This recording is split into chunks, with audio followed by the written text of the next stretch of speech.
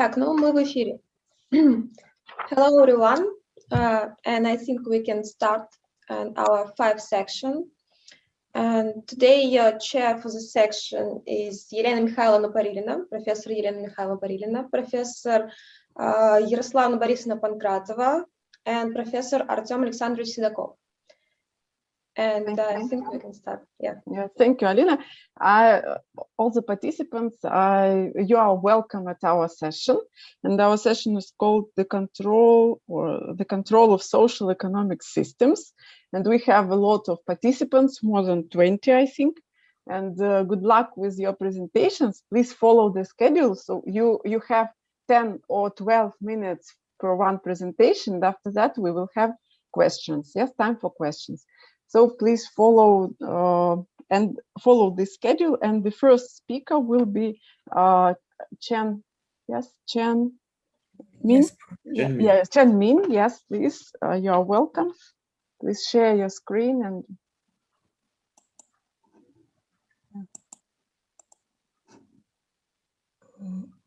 Hello, everyone. Welcome to my presentation. My name is Chen Min. What I report today is a study of nonlinear programming in lottery. There are 4 parts in this report. The first part is the introduction. In a mathematical programming, if at least one of the functions fx, jx, and hx is nonlinear, such a mathematical programming is called nonlinear programming. In real life, many problems can be solved by nonlinear programming. The theory and method of nonlinear programming are applied many aspects, especially in economic management and product optimization design. In this problem, in order to make lottery company and lottery buyers get the maximum benefit, we first analyze the problem, then build a nonlinear programming model, and finally get the optimal plan. There are 2 common lottery types. One is union lotto, and the other is super lotto. They have different ways of playing. This is union lotto. There are 6 groups of numbers. Each group contains numbers from 0 to 9. First, the player chooses numbers in each group. The same number can be repeatedly selected in different groups. Then a number from 0 to 4 is selected as a special number. Finally, the basic number and the special number are combined to form a bet number. For example, if your bet number is completely the same as winning number, you will win first prize. If your special number is different from the winning number, you win the second prize. According to the number of matches between your bet number and the winning number, you can get different prizes. There are various forms and ways of playing Super Lotto. We just discussed 2 common forms in this report. This is the first one. It's 33 choose 7. You can choose 7 numbers from 1 to 33 as basic numbers. Then you can choose 1 special number from the remaining 26 numbers, or you don't choose. It is not necessary. If your 7 basic numbers are completely the same as winning number, you will win the first prize. If you have 6 basic numbers that are the same as the winning numbers, and the special number are the same with winning number, you will win the second prize. The remaining awards can refer to the table. This is the second one. You can choose 6 numbers from 1 to 36 as basic numbers, and then choose 1 special number from the remaining 30 numbers. These 7 numbers make up a bet number. If your 6 basic numbers and 1 special number are completely the same as the winning number, you will get the first prize. The winning grades is divided into two types. One is high prize. The other is low prize. High prize contains the first, second, and third prize. The low prize contains the remaining prize. The first prize has upper and lower limits. The upper is not more than 5 million yuan, and the lower is not less than 600,000 yuan. And if you have already got a high prize bonus, you will not get a low bonus at the same time. Since plans have 4 different types, so we first calculate the winning probability of these 4 different types. The first type is choose 6 basic numbers and 1 special number from 10 numbers. And for this type, the probability is fixed. The second type is choose m numbers from n numbers, and we can get the winning probability as follows. The third type is the same as the second type, but we don't need to choose a special number in this type. This is the winning probability of this type. The last one is choose m plus 1 numbers from n numbers, and this is the winning probability. Now we set the objective function because we want that both the lottery company and the lottery buyers will get the maximal benefits. So we need to attract more people to buy lottery. The bigger the bonus, the more attractive it is. So set the objective function as follows. S represents the total lottery sales. Pi is winning probability. Xi is bonus. Due to the restriction on the proportion of the first prize bonus in the high prize, so Ri represents the proportion of the I prize bonus to the total high prize bonus. There is an introduction for some constraints. First is the range of the difference between adjacent prizes bonus, and we can get the value of AI, BI from the existing plans. And this is the restrictions on the proportion of high prizes. R1 plus R2 plus R3 equals 1, and R1 is greater than or equal to 0.5 and less than 0 or equal to 0.8. This is a nonlinear programming model. We need to maximize the objective function. The inequalities 2 and 2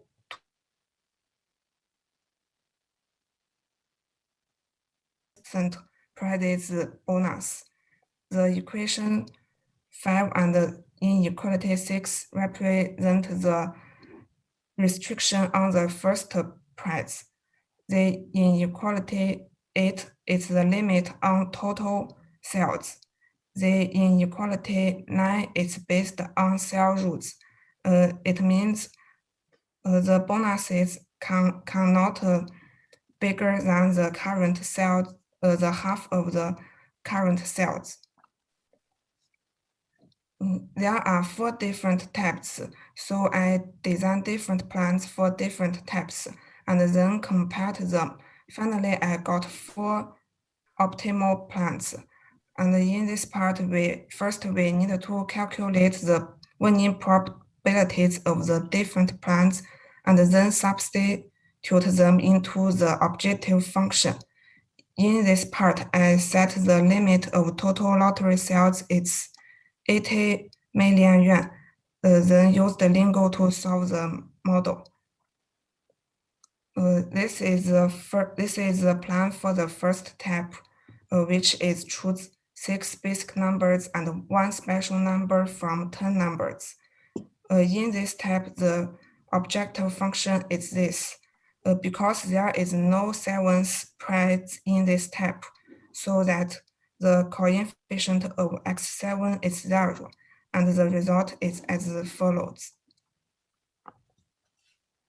This is the plan for the second type, which is choose m numbers from n numbers. In this type, the objective function is this one. The optimal plan is choose 7 numbers from 30 numbers, and the prizes are set up as follows. The third type's optimal plan is choose 7 numbers from 36 numbers and without special number. This is the objective function because there are no 6 and 7th prizes for this type, so the coefficients of x6 and x7 are 0. The prizes are set up as follows. This is the last optimal plan for the type, which is choose m+1 numbers from n numbers. This is the objective function, and the result is as follows.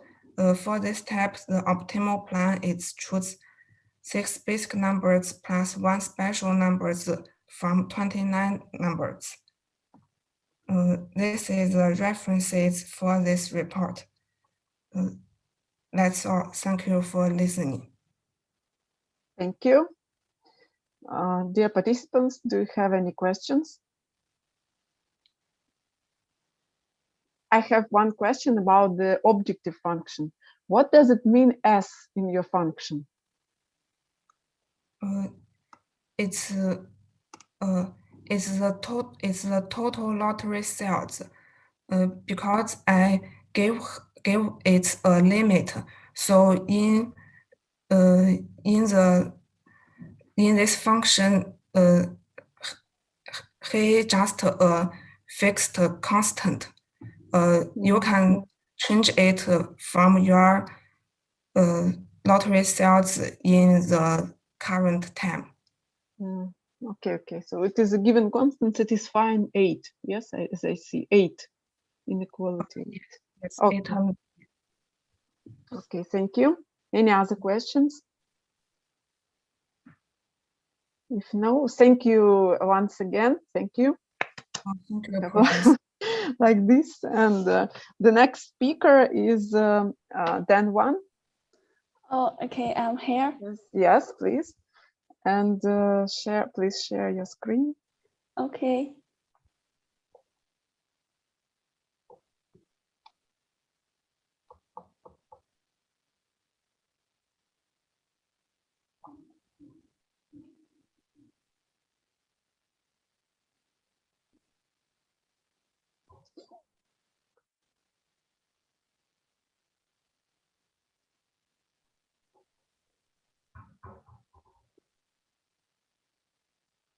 Okay.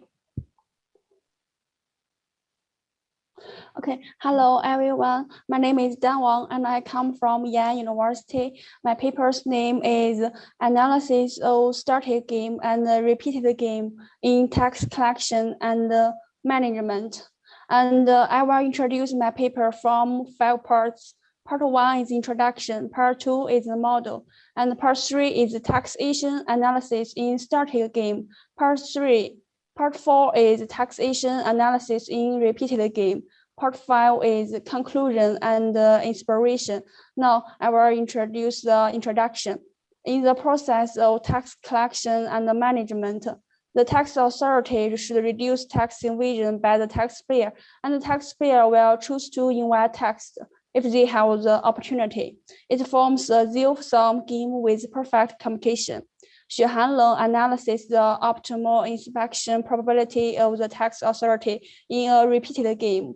It is inherently not conducive to maximizing social welfare. Thus, after the tax authority rewards non-tax evaders queue, we consider the static game and the repeated games perspective and analysis the behavior of tax authority and the taxpayer and propose corresponding measures to reduce the probability of tax evasion. The next part is the model. In the game, the tax authority is regarded as player 1 and the taxpayer is regarded as player 2. There are 2 strategies to choose. Player 1 may perform the inspection or not. Player 2 may invite tax or not. Define J equals such xi where u xi y represents the I strategy of players. I equal to 1 and 2 where x equal to x1, x2 equal to inspect, non-inspect, y equal to y1, y2 equal tax evasion, non-tax evasion, u equal to u1, u2, where u1, u2 represent the payoff of player 1 and player 2 respectively. And there are some assumptions before modeling. Assumption 1 is that player 2's pre-tax salary is y, which is accounting for profit. The tax rate is r. Assuming tax is leveled and flat rate, unified tax rate based on a percentage. Tax payable of player 2 is ry.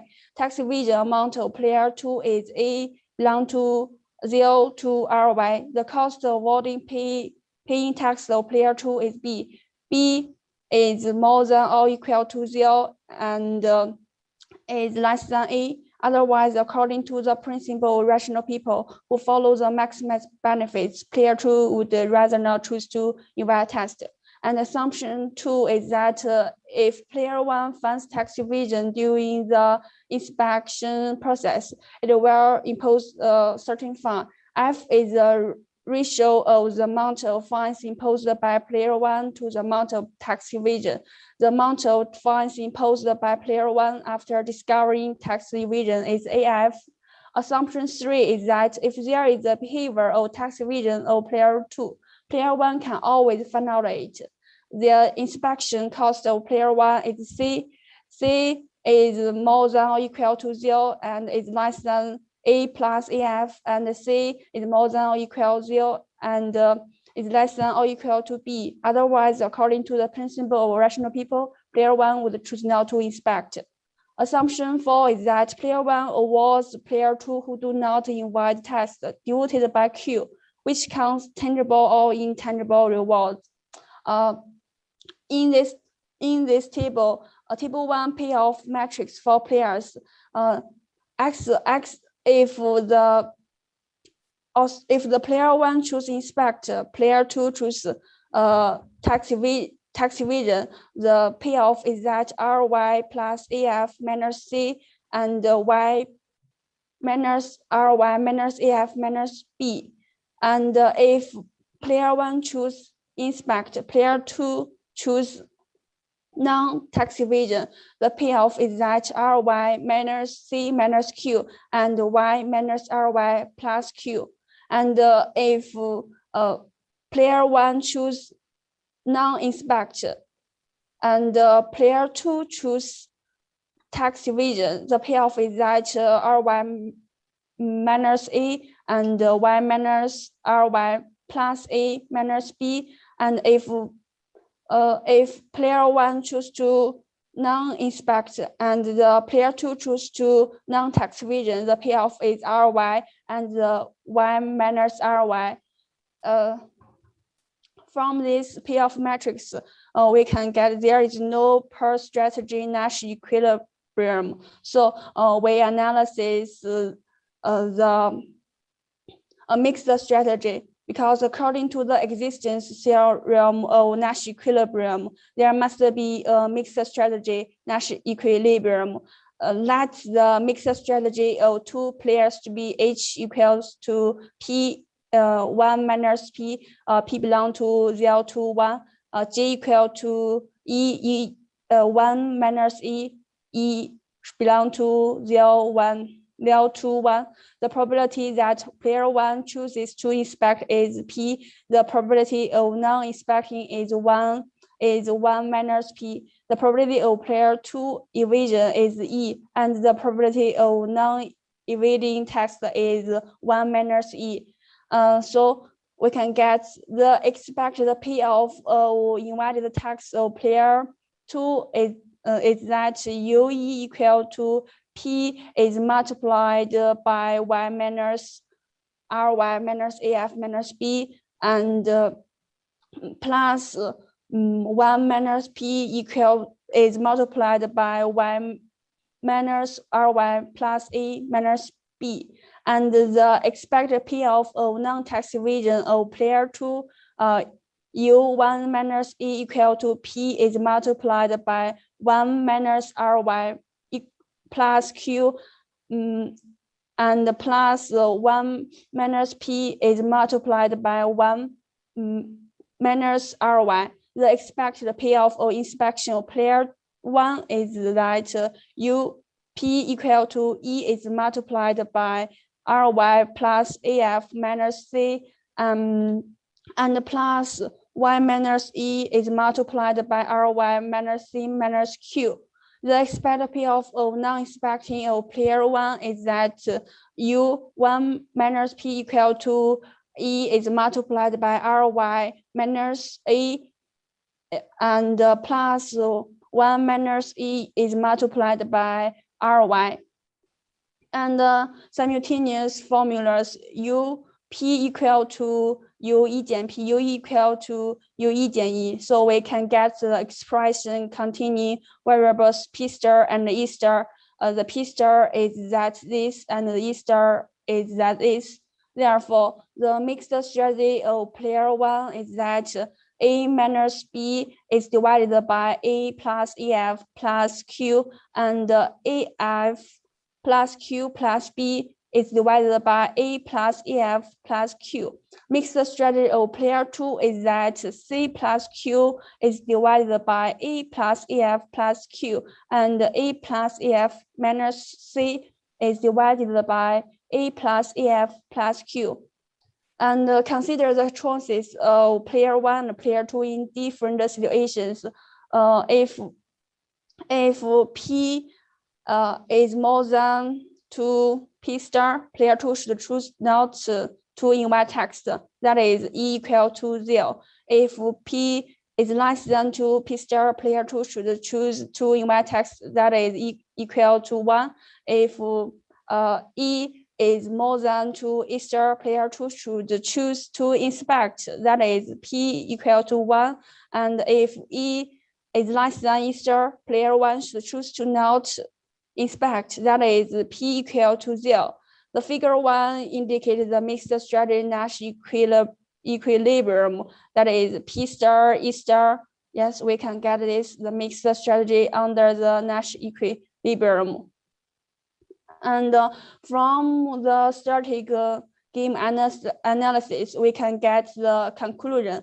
The first conclusion is that the tax authorities' best inspect probability is p star equals to a minus b is divided by a plus af plus q, which is positive correlative with the tax evasion amount a, and is negatively correlative with the tax evasion cost b, and the ratio of the fine amount to the invited amount of f.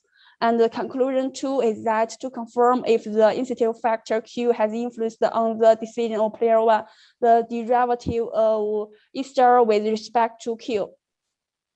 E star derivative q equal to a plus af minus c is divided a plus af plus a plus ef plus q,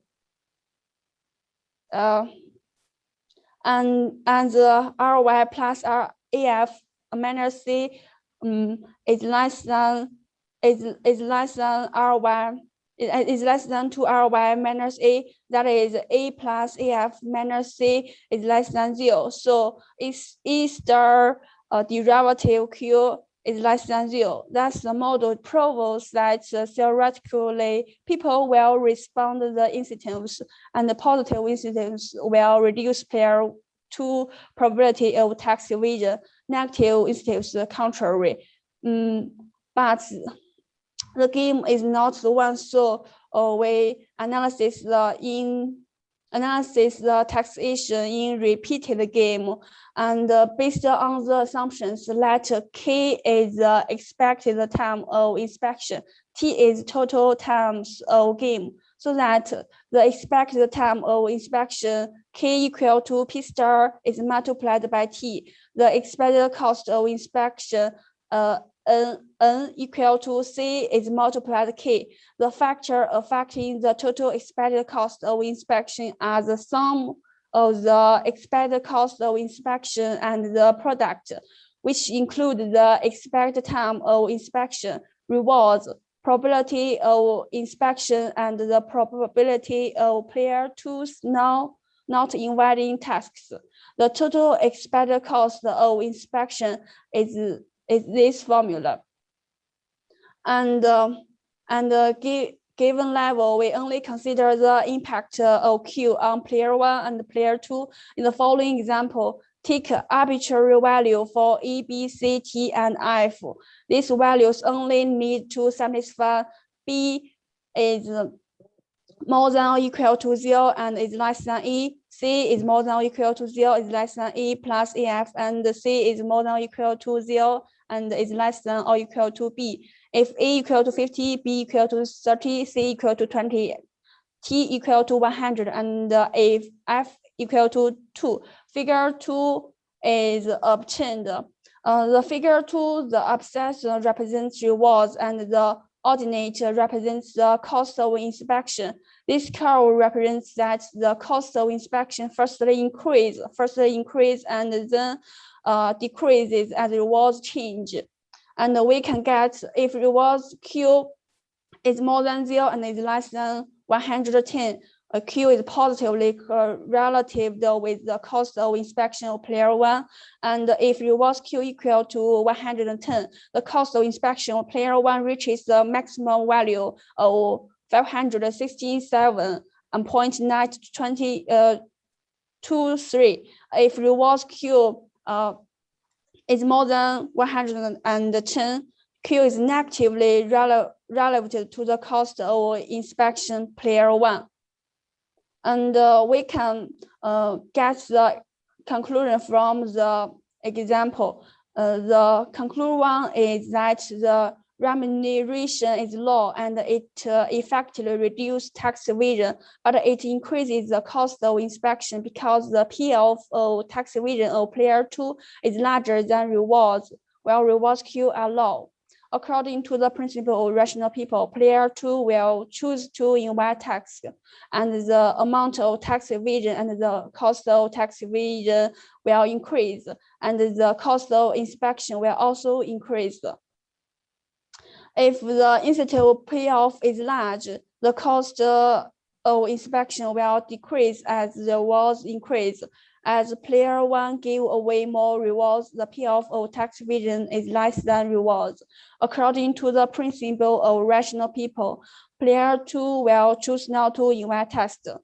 It will also reduce the cost of tax evasion and the cost of inspection. And the last part is that we can get the conclusion and the inspiration. The conclusion is that in the started games, we consider if the rewards will incentive player 2, and in the pre-treated game, being amplified rewards will reduce the cost of inspection of player 1 and the cost of tax evasion of player 2. The whole society will reduce dead weight losses, and the social welfare will increase relatively.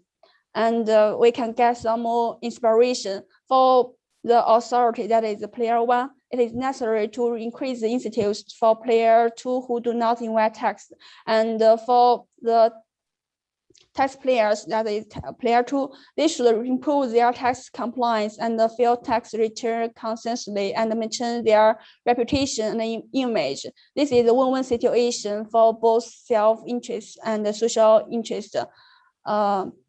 This is some more reference. Thank you. That's my report. Thank you so much, Binban. Do you have any questions, dear participants? No? I have one question, Binban. Okay. What do you mean by repeated games? So you have the infinite number of repetition? Repetition. Yeah, finite or infinite. So you have a parameter t. So you repeat the static game. Yes. This is the finite repeated game. Finite repeated game. The same game with the same equilibrium. So you repeat Nash equilibrium in any game. Yes. Yes. Right. Yes. Okay. I understand. Yes. Okay. Thank you. Okay. Thank you. So no questions. No. Yeah. Thank you so much once again for you. We have thank you. Apologize. Yeah. And the next speaker is Jingjing Gao. Please share your screen. Okay.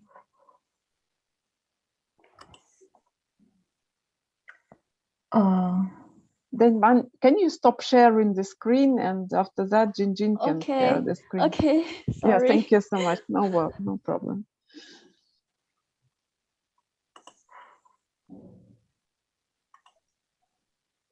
Can you see it? Yes.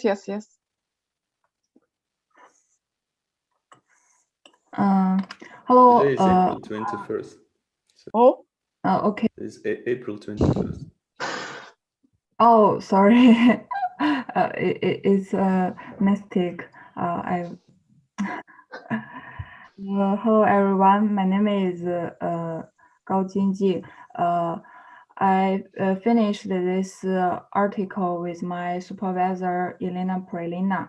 I'm very happy to be speaking. Today, I'd like to talk about my article. The title is Average Oriented Opinion Dynamics with the Last Moment of Observation.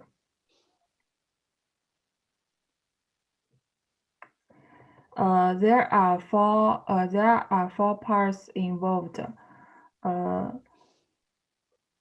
First part is my ideas.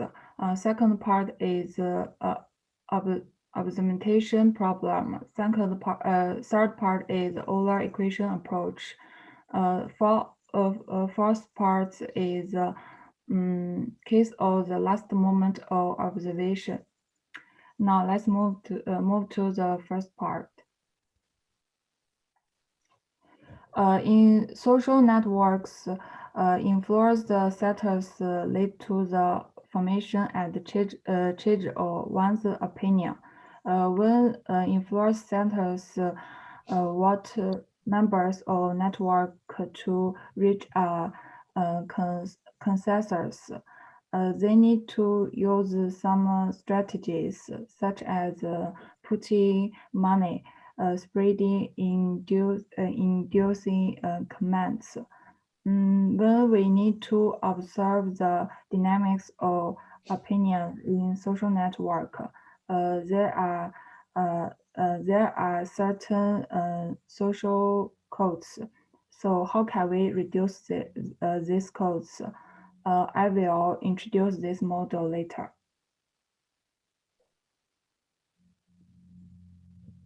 Next, we look at the problem to be studied.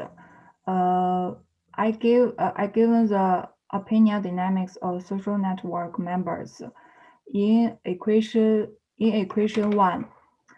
The opinion of agent 1 changes depending on his own opinion. The average opinion of society and the influence of the player. In equation 2, the opinion of any agent I equals from 2 to n changes over time depending on his own idea, own opinion, and the average opinion of society. We assume that there is a player who influences the opinion of agent 1 with ut and the time t from 0 to t minus 1. In period capital T, the player does not influence the agent's opinion.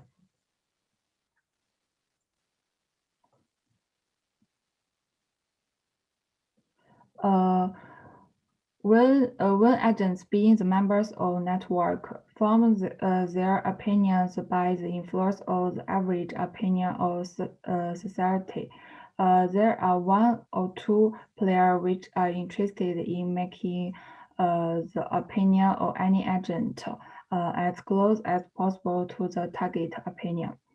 The player aim in minimizing the total cost. The equation 4 is the total cost.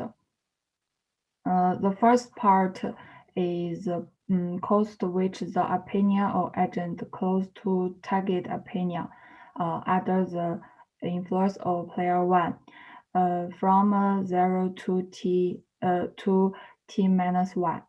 The second part is the cost at the end, no players influence.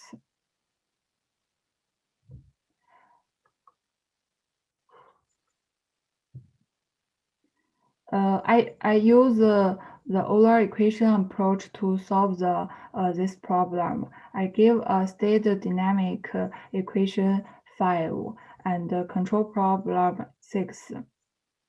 We assume that this problem can be stated in terms of state xt.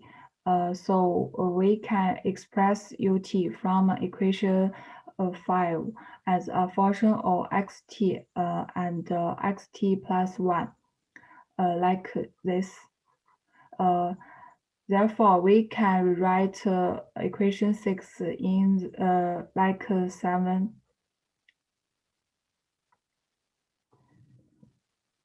The Euler equation approach gives the necessary conditions for the optimal trajectory x star. It is to find the first order derivative of the equation 7. The Euler equation approach shows better results in the work time, especially when the number of pairings is large. So we can build a model about the last moment of observation. Now we assume that we don't take care of the difference between x1, x2, and the target opinions. We are interested in a final result. I gave the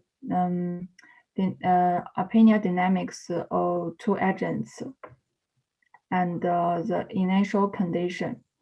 In this model, A1 and A2 are the degree of influence of the average social opinion or the formation of agent's opinion. So we can rewrite the equation of dynamics like equation 10 and 11. When there is a player, we can get equation 12. This is a cost function. Agents need to pay for a player. The first part is cost of fund control. Second part is cost to close to the target opinion in the capital T pairing. This is my result.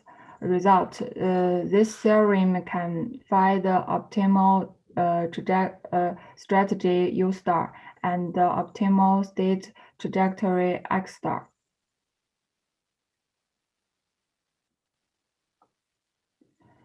This is my numerical simulation. I give the initial opinion, and the total time is 10, and the target opinion. This data can be better represented from the picture like this. From picture 1, it can be seen that the opinion of two agents have close to the target opinion under the influence the player. And from picture 2, the player's influence on the agent also tests to be stable. This is my references. Thank you for your attention. Thank you. Thank you. Dear participants, do you have any questions? No questions? I cannot ask questions to myself because I'm the course of this work. So, okay. Jinjin, can you say that this is the different, so in your numerical simulation, do you have different results if you consider all the moments of observations, or you didn't compare this result with the result of the previous paper? I mean, when you observe and you have the previously given objective function of the player. Did you have any comparisons of the results or not?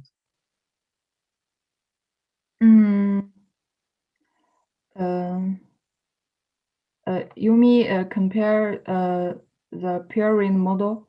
Yes, the previous model. So you change the objective function, you get the result, but did you compare the result, I mean the control, trajectory, optimal control trajectory, or state trajectory with the previous model or not? Sorry, I don't compare, but I think I simplify the pairing model. So there are some difference between the pairing model and my model.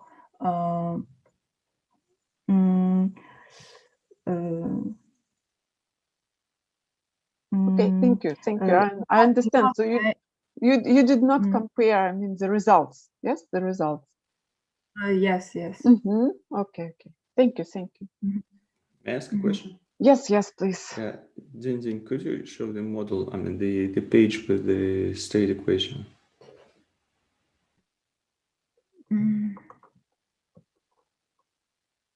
This? Yeah, that one. So can you explain the second equation for x2? So what's the meaning of the second term?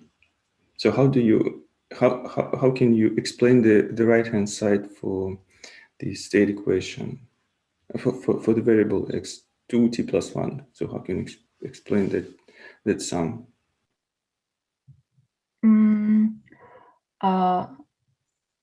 X1 t plus 1 is opinion of agent 1. But I'm asking, so can you explain the way how the opinion at the next stage is formulated for player 1 or player 1 and player 2?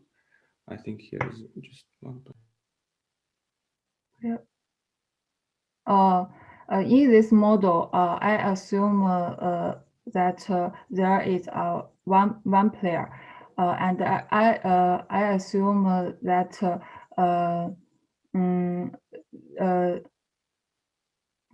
player influence the agent only influence agent 1.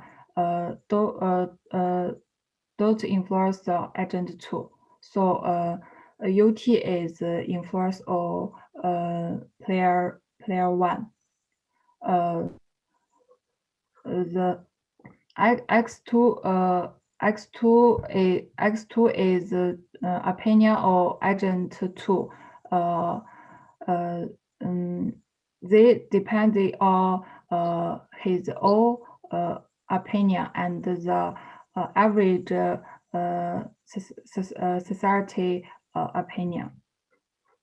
Okay, so A1 and A2 are some like drift parameters, right? So they represent the difference between the current opinion and the average opinion in the society, right? Yes, it's A1 and A2 is the degree of influence Okay, yeah. average. Thank you. Then. Mhm. Thank you for your presentation. And do we have the next speaker? Ke Gao. Artem Alexandrovich, am I right? Ke Gao? Yeah, Kegao. Yes. Kegao. Do we have Ke Gao in our list? Yeah, I don't see him in the participants list, so probably he just he didn't show up. Yes. So we will wait for, maybe we will start the next presentation 5 minutes before the time. What do you mean? What do you think? To have more minutes for the next presenter? I don't mind. Okay, Ivan. I don't mind. Yeah. Okay. So I may start. I think we will wait for until what? 5 minutes before 11. Okay, and we start your presentation. You will have 5 minutes extra. 5 minutes. Great. Okay. Thank you.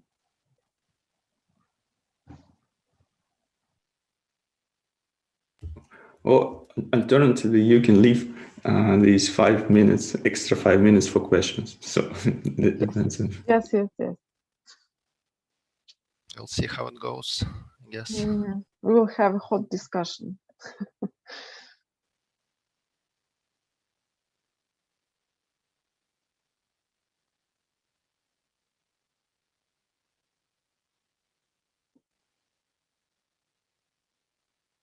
Dear participants, I have a message from our organizers. If you do not send the paper, haven't sent the paper before, yes, you can do it right after the session, yes, or some days after, yes, Alina, yeah, and to our organizers. And it will be reviewed, and if it is everything is okay, it will be published in our proceedings. It will be better if the paper will send to Professor Gromova. Okay. First to Professor Gromova, and after that to organize. Okay. So you are welcome if you want to publish a paper, small paper, because it is 5 pages or around 5 pages. You can send it. Yes, you can send it to Professor Gromova.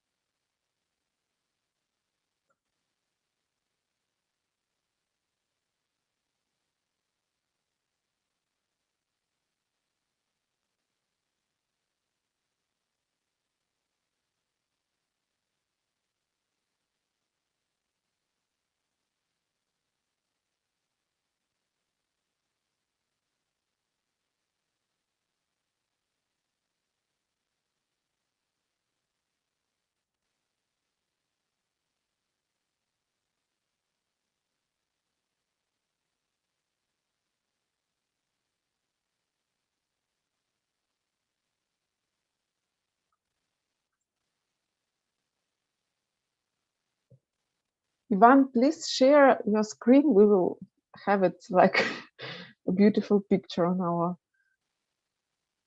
on our screen. Yes, thank you so much.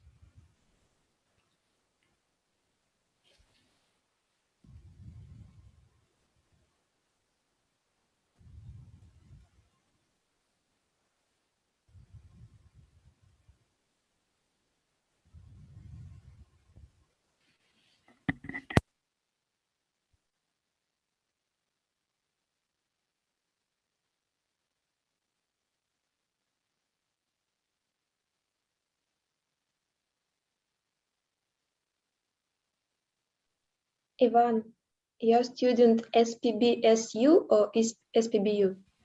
SPVSU. Oh, okay. State University, this is correct. State University. State University. Okay, okay.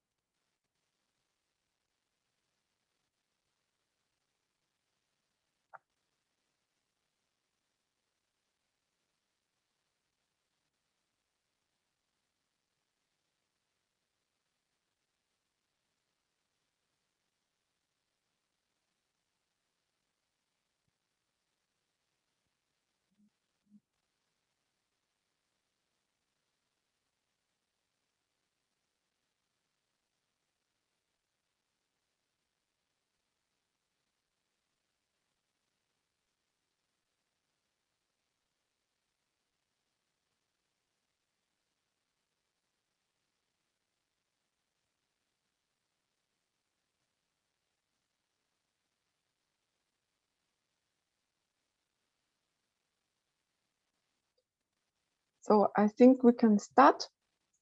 Yes, Ivan, Okay. you are Okay. welcome. Yes, please. Thank you. Good morning, dear colleagues. My name is Ivan Orlov, and I am presenting my work on a case of a hierarchical model of corruption. So the research object of this work is corruption in a hierarchical context. Corruption is embezzlement and bribery, like two particular types of corruption. And the aim of the study is to analyze it and find conditions under which it is minimal. Again, in this particular model, but probably it may be useful to fight corruption in the real world. My hopes are. So the research objectives are presented on this slide. You can see it.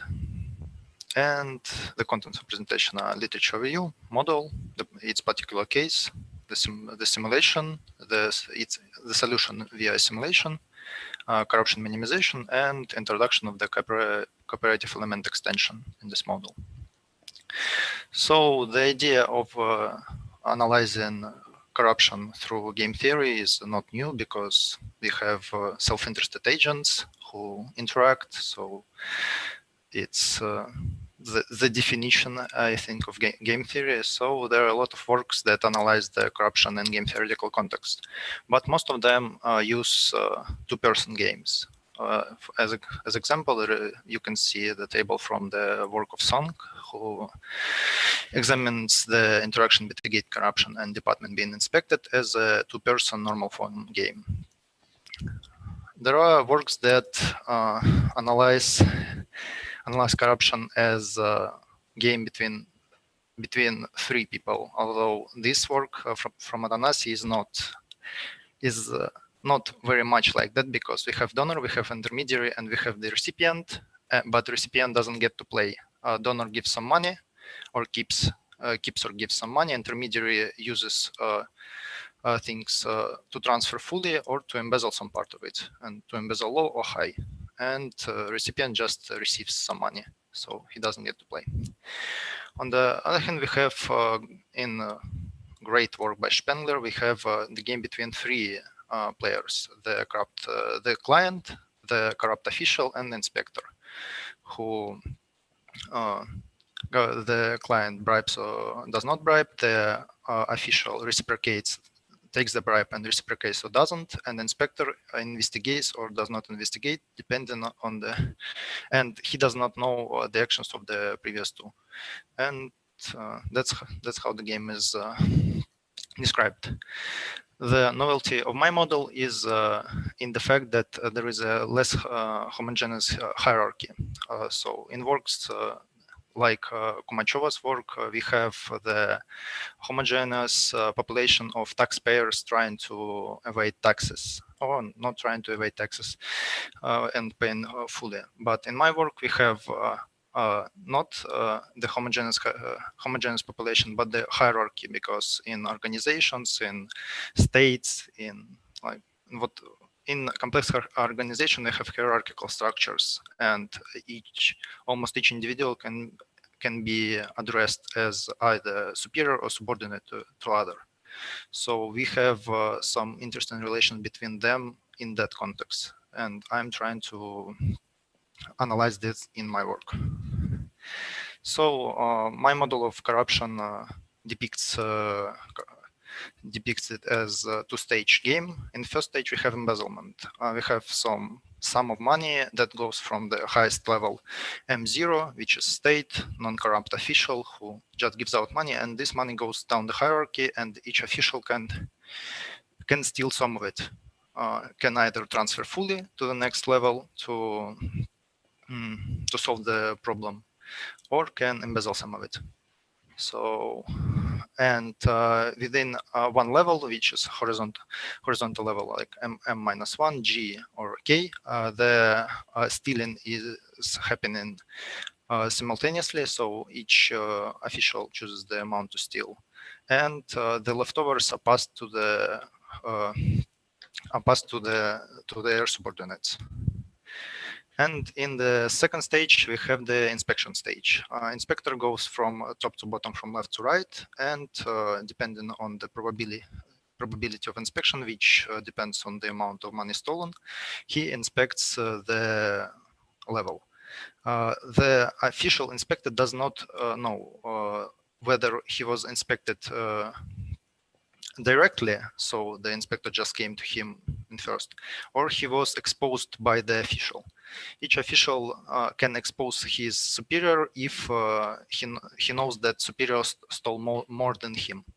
So the official on level 1 can expose the official on level J, and official on level J can expose the official on level L, and so on until the official on the level M-1, because the official on level M-1 cannot expose his boss because he did not steal, he or she.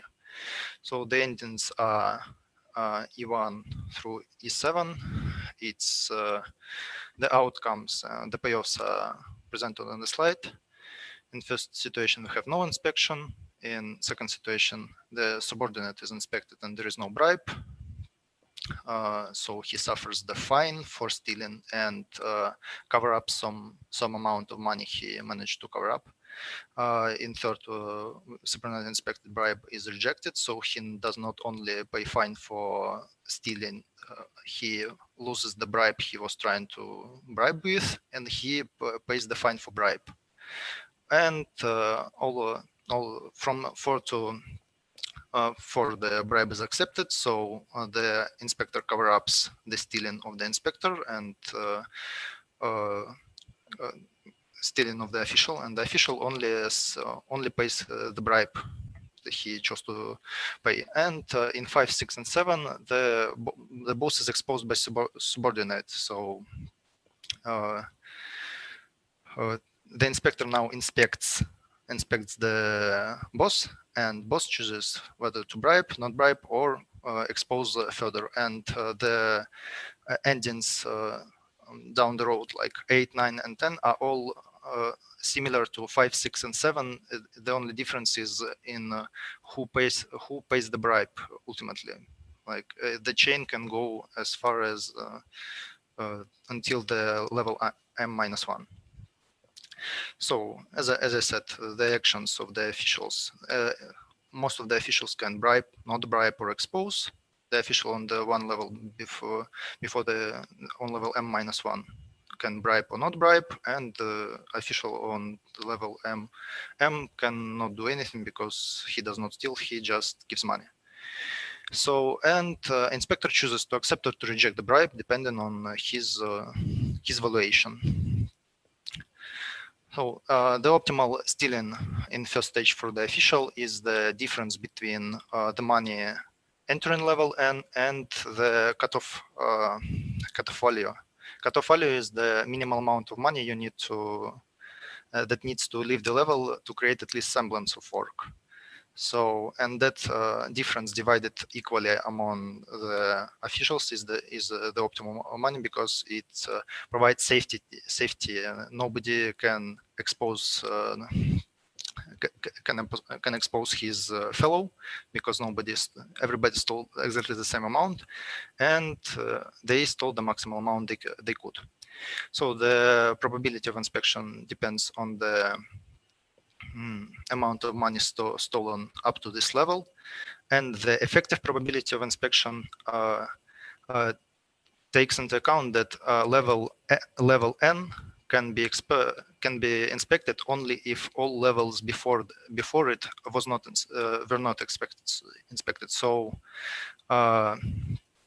in my example, the level 2 is inspected only if level 3 was not inspected, and the level 1 is inspected only if level 3 and 2 were not inspected. So the inspector goes 4, 3, 2, 1, and he does not inspect 4 because 4 does not steal.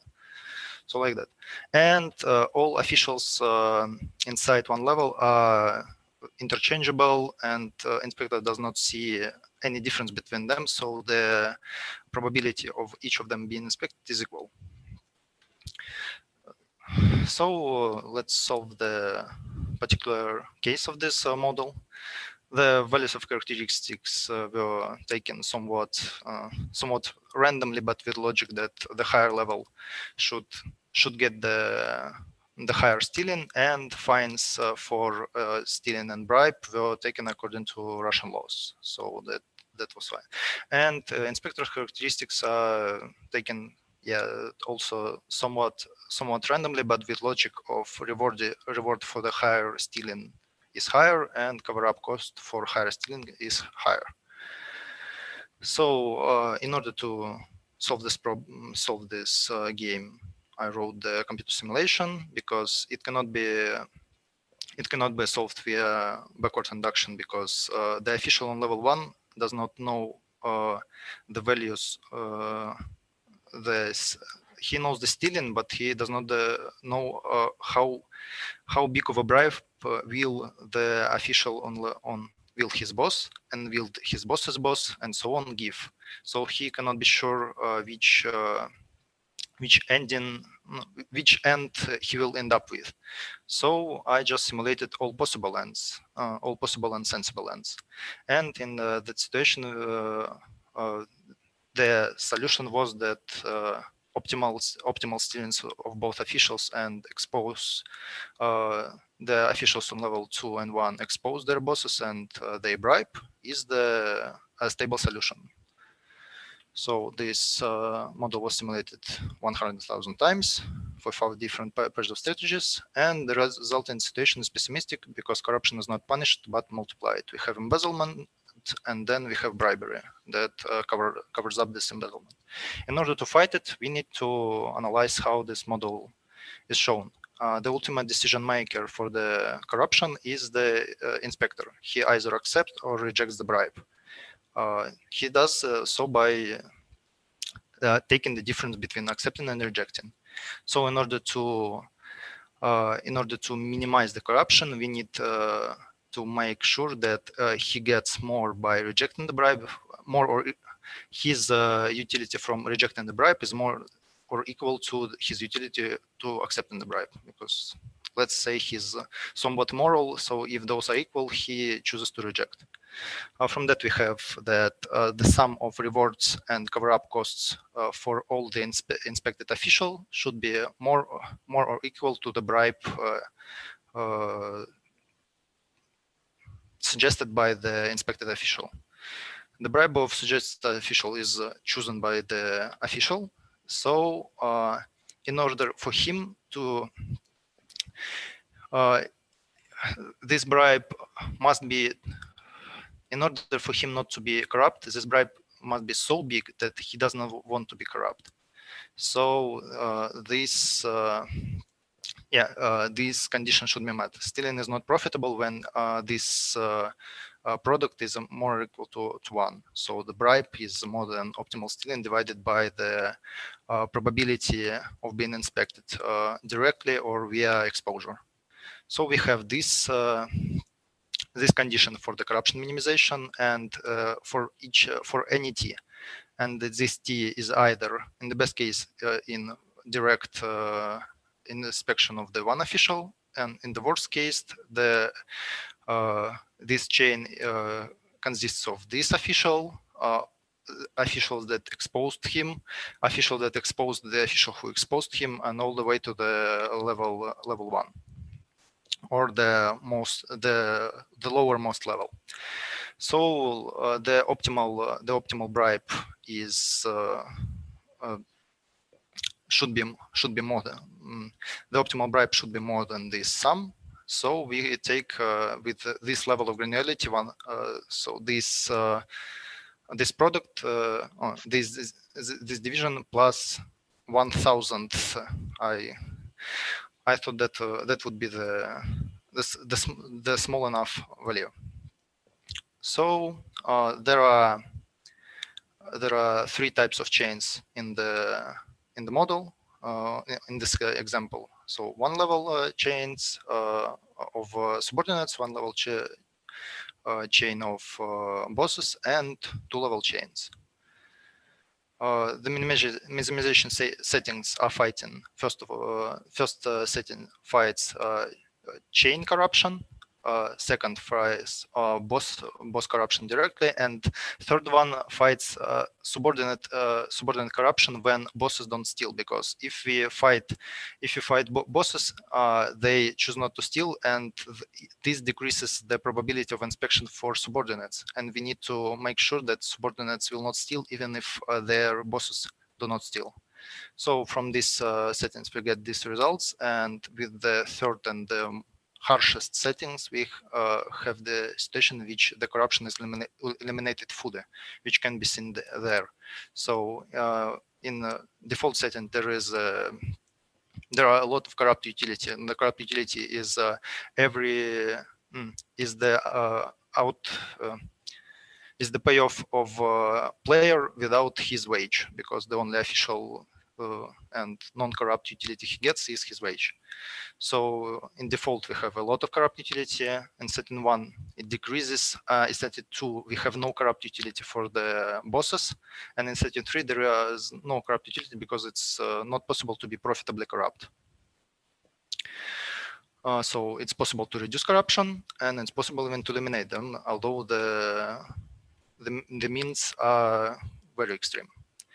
So in order not to have such extreme means, let's top optimal bribe coefficient by 1, and do the same for the same 3 settings, but not 2, because topping it by 1 made it impossible to get sufficient bribe coefficient for boss 1 without making the reward and cover-up cost for subordinate 0. So this is not realistic, so it will not be modeled. We have such results, and they are less, I don't know, less great. They are not so positive, but still they reduce corruption. And what's most important, they increase the amount of corrupt money that inspector has, and it's much easier to put pressure some legislative or any other sort of on one person than on the whole hierarchy. So the logic of my work like mathematically shows that it's important to the most important part of the anti-corruption means is the inspector. So do not overlook it if you want to fight corruption. So and one of the results of this corruption minimization is that high-level officials need some mechanism of protection from subordinates because they expose them and they cannot do anything about it. So I introduced the cooperative element. Two or more officials can form a corrupt cooperation in which they sum their stealings. In case one is inspected, they both conjure up the bribe and they cannot expose each other. And this is what I'm working on currently. So, and the further research is the introduction of Meyerson and other payoff rules for this cooperative extension, writing the code simulation, and analyzing them for stability via core or imputations, yes, and finding the conditions to minimize the corruption in the cooperative situation. This work was presented in previous CPS, in Electra Pribor conference, and in GTM 2020, and is currently being published in it, even though I'm failing at some text problems. So those are the reference, and thank you for your time. Thank you, Ivan. Yeah. Dear participants, do you have any questions? I have one question to Ivan. Which equilibrium concept do you use to find equilibrium in your game? As I understand, you try to find equilibrium. This one, I would say it's. I'm not sure, but it feels like it's Nash because we have the I simulated all the strategies, and I'm going like that. So we are finding the maximal utility for subordinate. It's 165, and we are finding the maximal utility for the boss. It's that, but the boss cannot do anything to make subordinates go there because they do not prefer it there. The only action boss can do is to change to this, and the 90,000 is less than 500,000. So he's fine. He is fine being there. So it's like they are maximizing their utility simultaneously, and they cannot affect each other's outcomes directly. So I think it's Nash because nobody has a profitable deviation from this situation, even though the bosses would be much happier in this one. It will be good if you formulate it like a mathematical result. So this theorem that you find the Nash equilibrium strategies. If it is a game in extensive form with imperfect information, as I expect, so as I understand, if I understand correctly, you can try to do it. Leon Ganesovich said that it's not even imperfect information. It's even imperfect information about payoffs because the officials don't know which bribe would be enough for the inspector. So it's like extra, and I'm not sure. I'm not sure even that's like it's Nash-like. I'm not sure it's even Nash because they don't have the full information about the payoffs of the counterparts. So maybe in these cases you can add some definition Nash-like something as a solution because you have to define the okay. I will think very much. Solution. And so in these cases you mean you have solution in Nash equilibrium, like I don't know. Yes, it will be good to define. I mean, the equilibrium concept. If you find something, it will be good if you defined it before. It will be good. Okay. Thank you. So much. Any other questions? No. please, thank you for the speaker. Thank you. And yeah, and the next speaker is Dunfan Thi. Yes. Are you here? Yeah. Ah, Yeah. yes. Nice to see you. Please share your presentation. Mhm.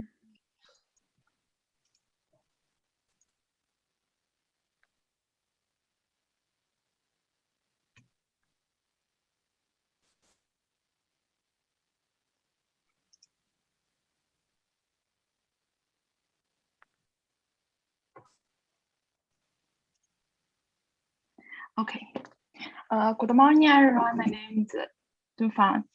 The topic of my presentation is research on factors affecting differences in investment attractiveness based on HLN.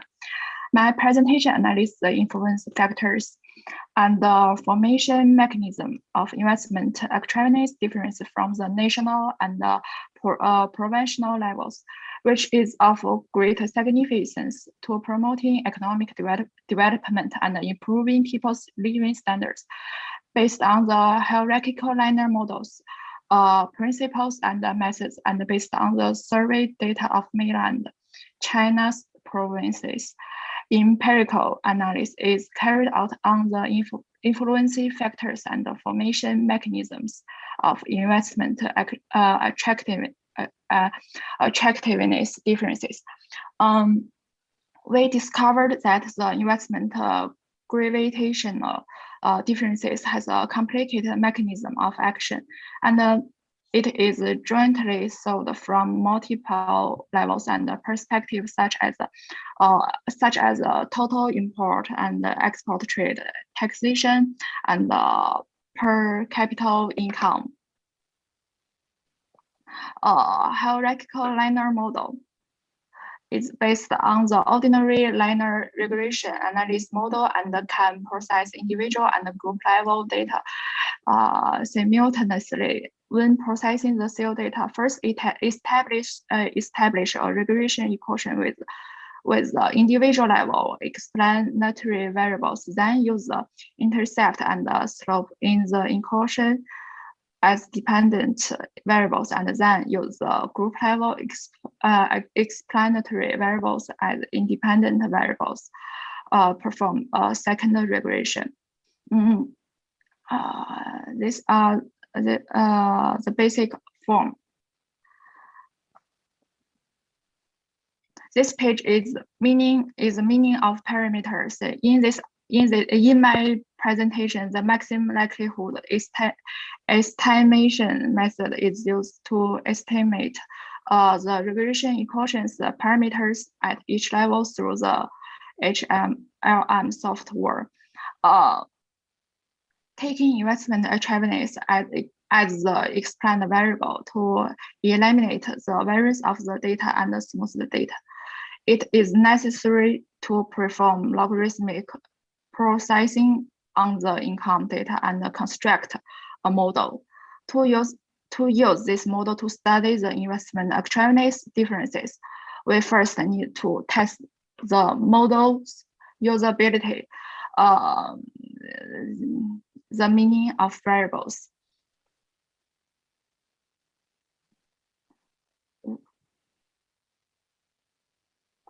This model is a ANOVA model and does not include any independent variables. It only has a random effects at the individual level. It is to determine how much of the overall variation of the investment attractiveness logarithm is caused by the group level. To test the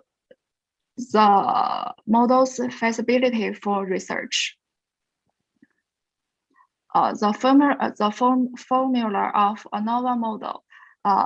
Here we have ICC. ICC means intergroup correlation coefficient.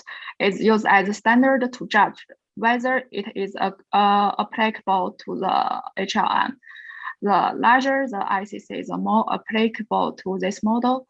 As ICC larger than 0.138, that means we can use HLM.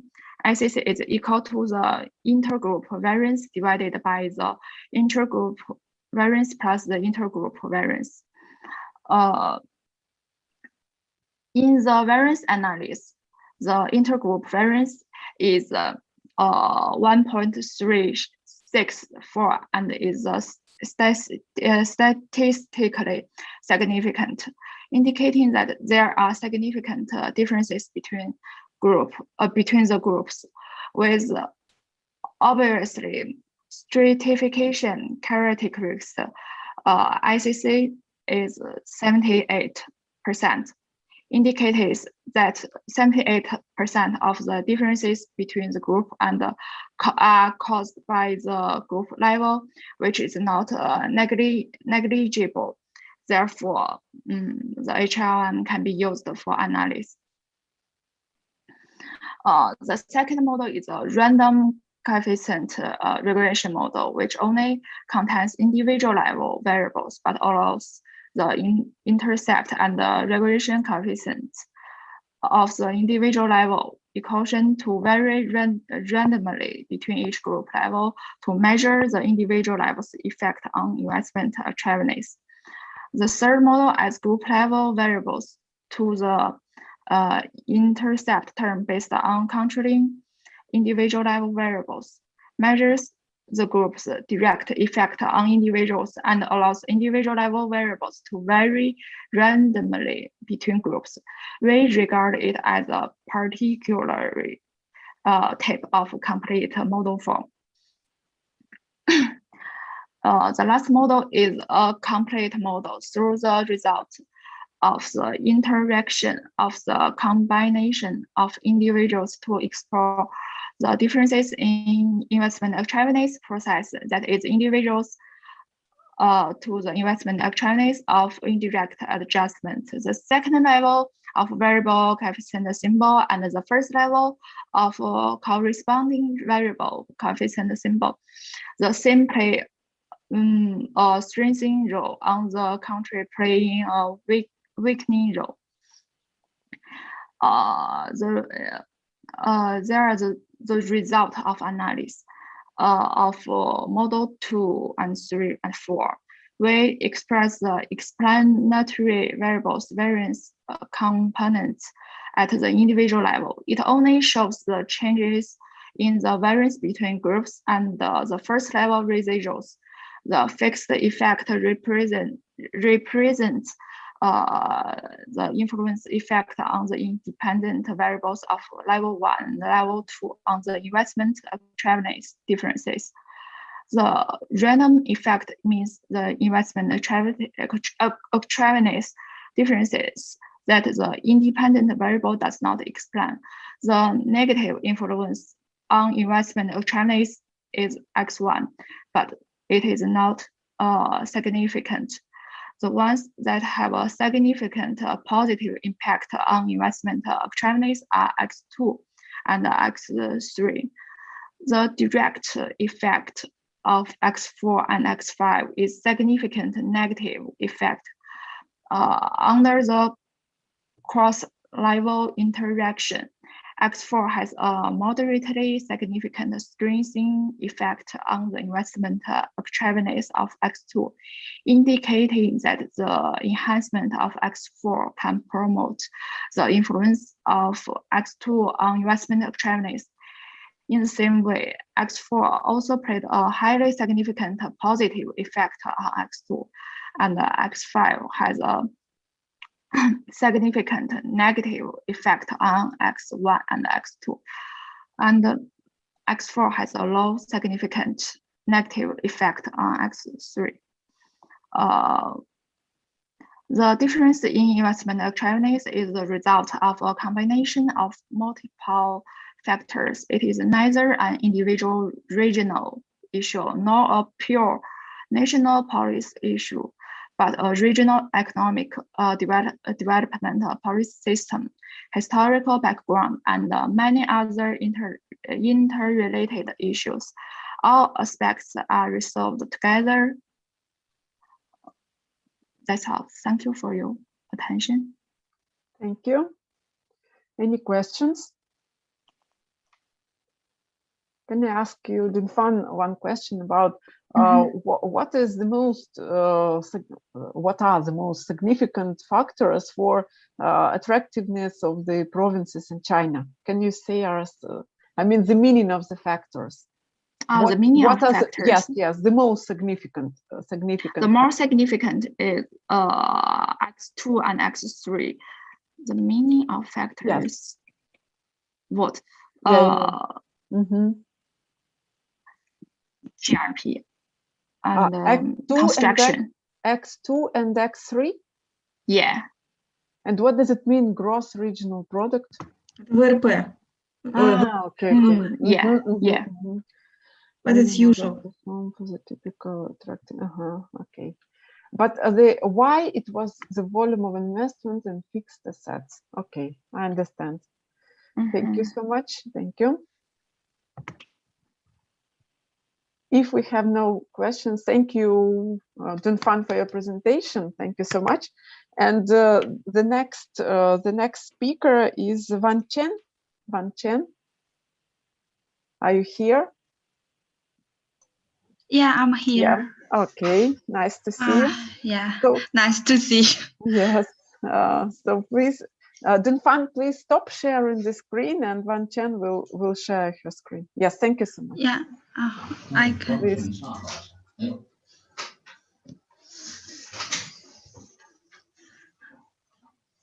Yeah.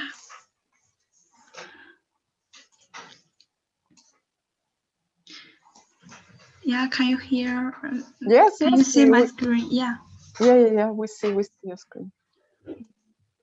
Okay. Hello, everyone. My name is Wang Chen. I'm from Qingdao University. The title of this presentation is Controlling Opinion Dynamics and Consensus and in a Social Network. Now let's begin.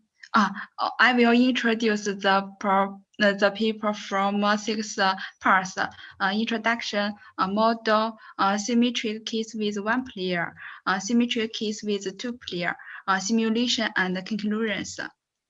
Now let's begin. As we all know, in our life, there are so many societies. For example, the students in this classroom can form a society, and some students can communicate with each other. They have different answers for some questions. For example, if there is a question that how much time do you want to spend on studying after class, maybe some students think 1 hour, some students think 2 hours.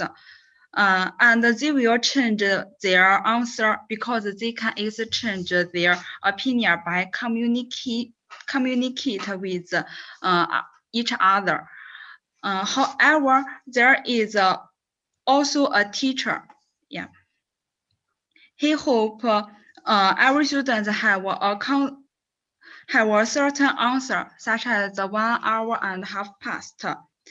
To attain this goal, he can pursue some students. After communication between students, the teacher can influence more students' opinion. However, it is significant for the society that all students in the classroom have the same answer to the question. In this society, we call students agents, and the teacher is a player. The society can be represented by a graph NE. N is the set of agents, and E is the set of links. If there is an edge between agent I and agent G, then they can influence one another.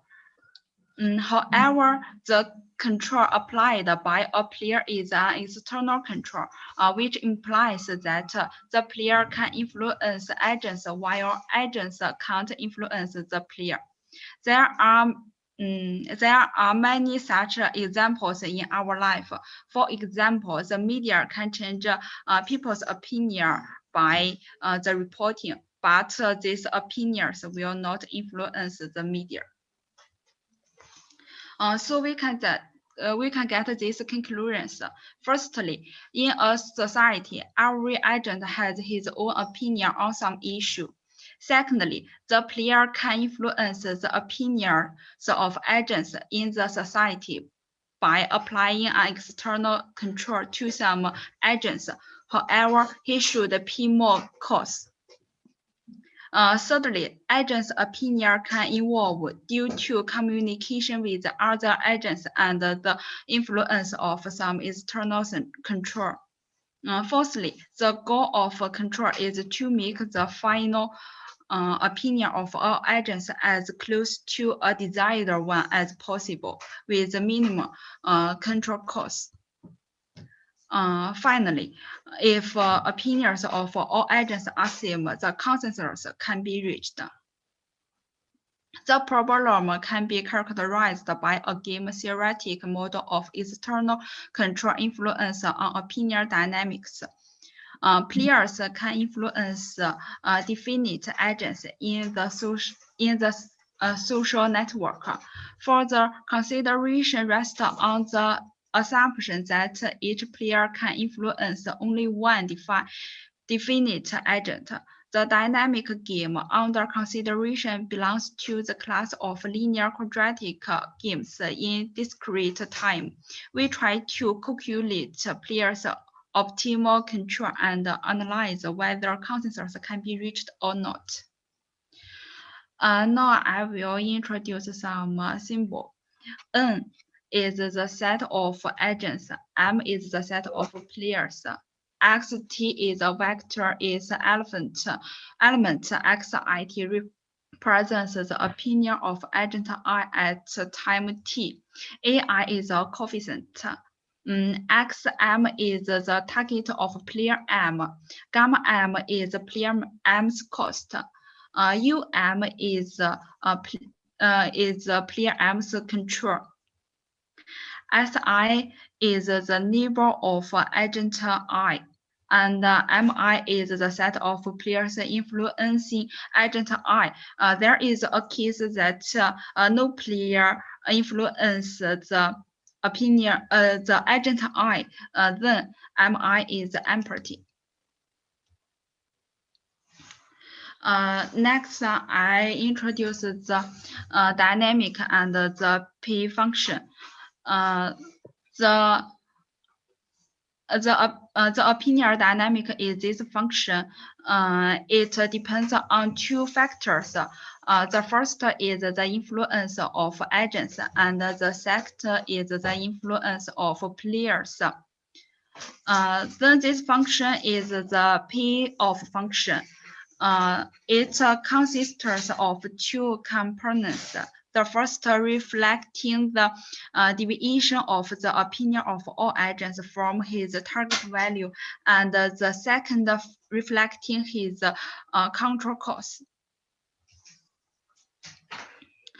Now we study a special case in which all agents are identical and communicate with each other through a complete graph.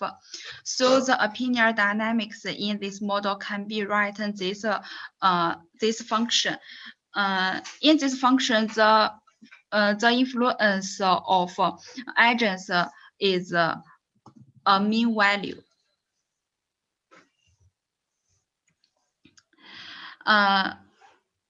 Now we consider a symmetric case with one player, and we suppose the player influences the first agent. So the opinion dynamic is equation 1, x1 t plus 1 equal x bar plus ut. And for other agents, xit plus 1 equal x bar t. Then we can get the dynamics of x bar t is equation 2. Yeah, this is the player's objective function. Now we can get the dynamic game under consideration belongs to the class of linear quadratic games in discrete time. So we can use the Bellman equation to solve this problem. Firstly, we should get the Biermann equation of this problem. It's equation 3. Yeah. Then we suppose the solution of Biermann equation is this form. Substitute this solution to Biermann equation. The minimum Biermann equation, we can get UT.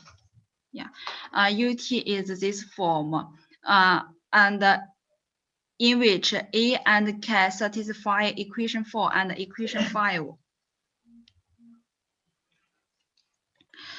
Substitute UT to dynamic of X bar. Of X bar, we can get the optimal trajectory for mean opinion is equation 6. We suppose that optimal trajectory has a limit value X star. From equation 6, we can get X star equal minus K over A plus N. Then from equation 5 and equation 4, we can get the relation of A and K. K equal minus A plus N times X hat. So we can get X star equal X hat. It means that optimal control gives a consensus that considers with the target value X hat.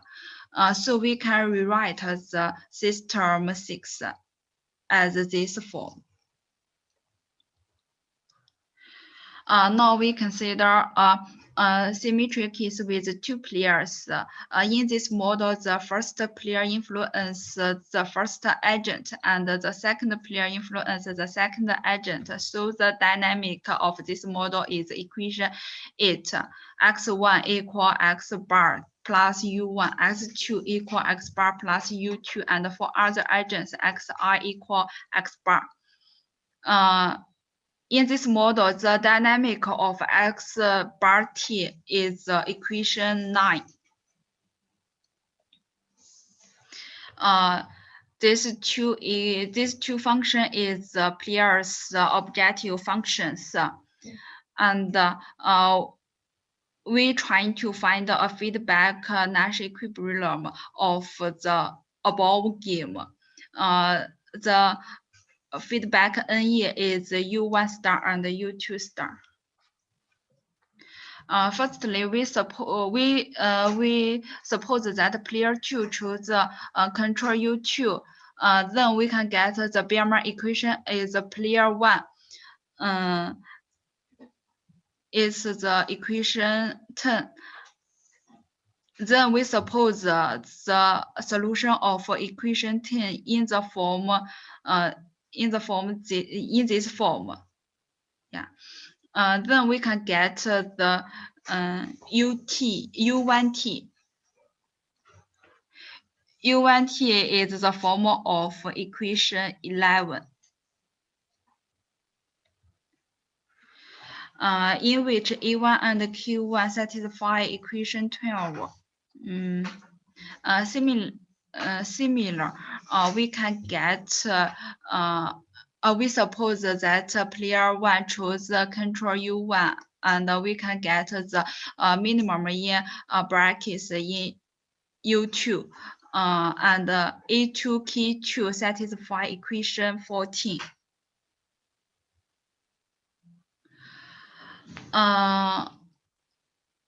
Now we rewrite U1 and U2 in this form, in which alpha I and beta I satisfy equation 14. This is the equation system. U1 star and U2 star is the solution. This is the U1 star and the U2 stars form, in which alpha I and beta I satisfy equation 14. Substitute U1 star and U2 star to the dynamic of X bar T. We can get the optimal trajectory for mean opinion. It's equation 17.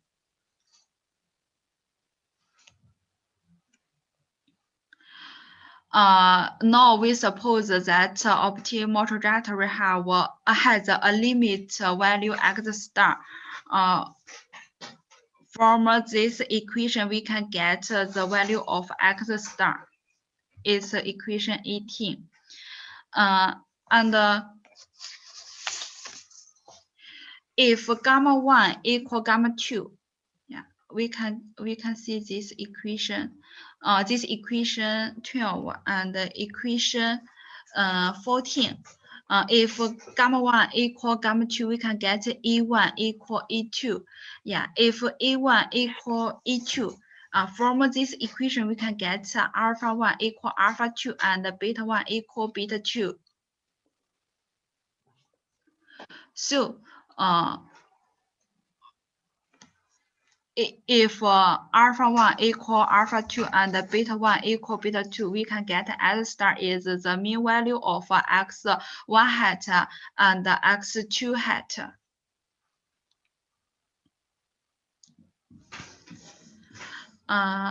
Now we consider a simple three-agent scheme. We obtain numerical results that allow to analyze the convergence of opinions of agents, as well as the relationship of remaining factors of the model with each other. Firstly, we consider a problem. There is a single player and he influences the first agent, and x0 equal 0.6, 0.4, gamma equal 0.01, delta equal 0.95. The target of player 1 is 1. This is the results. From this results, we can get all agents' opinion tends to 1, and the UT tends to 0. This picture is the opinion of agents. This picture is the control of players. We can get this conclusion. Firstly, the consensus can be reached, and the limit value is the player's target is 1. Secondly, the control of a player is decreasing respect to t, and the optimal control tends to 0. Under t is infinity. Then we consider a model with the 2 players, and suppose the a player influences the first agent and another player influences the second agent, in which gamma 1 equal gamma 2 equal 0.01, and x1 hat, the target of player 1 is 1, the target of player 2 is 0.6. This is the result. From this table, we can get x1 and x2 didn't tend to the same value. Yeah, and U1 and U2 didn't tend to 0. This picture is the opinion of agents. This picture is the control of players. So we can get this conclusion. When there are 2 players in the society and their targets are different, we can notice that the limit opinions of agents are different, which implies that the consensus can't be reached. Secondly, the optimal control tends to not 0 but constant, because the difference between two players' goal leads them to apply control to offset the influence of another player. Finally, we consider a game with two players. In this game, we can see gamma 1 equal 0.01 and gamma 2 equal 0.03. They are different. Yeah, from this table, we can get X bar tends to 0.778. Now we can last model. Yeah, in this model, gamma 1 equal gamma 2 equal 0.01, and in this model, X bar T tends to 0.8. 0.8 is the value is a mean value of target a player 1's target and the player 2's target. So we can get this conclusion that when gamma 1 and equal gamma 2, the X star is the mean value of player's target. And if gamma 1 didn't equal to gamma 2, X star isn't the mean value of player's targets. In this paper, we consider a game theoretic model of external control influence on opinion dynamics and reached consensus in a social network. In the special case where all agents are identical and communicate with each other through a complete graph, we can use the Biermann equation to calculate the optimal control. Okay, that's all. Thank you, everyone. Thank you, Wanchen. Do you have any questions, dear participants? Yeah, I have a question. Please, please. Yes. First of all, thank you, Chen, for the very nice talk. The topic is really interesting. So I'm having a question. So regarding equation 6 or similarly 18. So in those equations, I mean, you assume when you just write the dynamics, the state equation for the average opinion, you assume that there exists a limit. Yes, but you suppose that there exists a limit. But can you prove that the limit actually exists? Sorry, can you prove the limit? No, not me, but can you prove that the limit exists? So could you open the, show me the formula 6?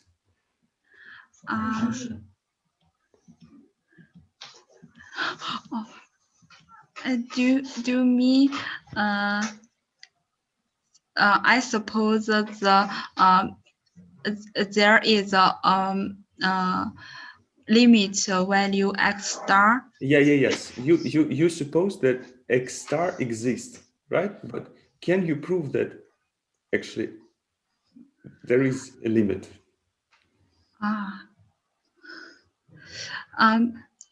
I think, yeah. Sorry, I suppose that the value is there is a limit value. Okay, so you just suppose that there exists a limit, but you haven't examined yet the existence of it. Okay, thanks. Thank you. Thank you once again, Wanchen. We have no time for questions because now we need to listen to another speaker. So thank you once again.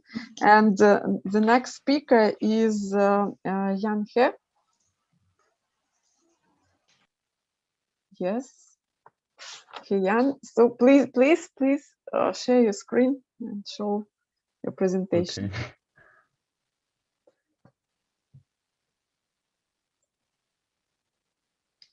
Can you see my slide?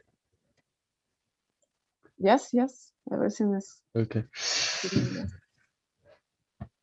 Good morning, professors. Hello, everyone. My name is He Yang. Today I'm going to show you a presentation.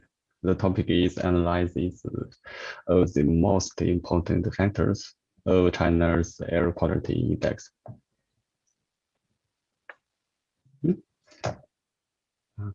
I divided my presentation into 5 aspects. As we know, sunlight, water, and air are disposable elements for people's survival and life, as well as essential elements for health.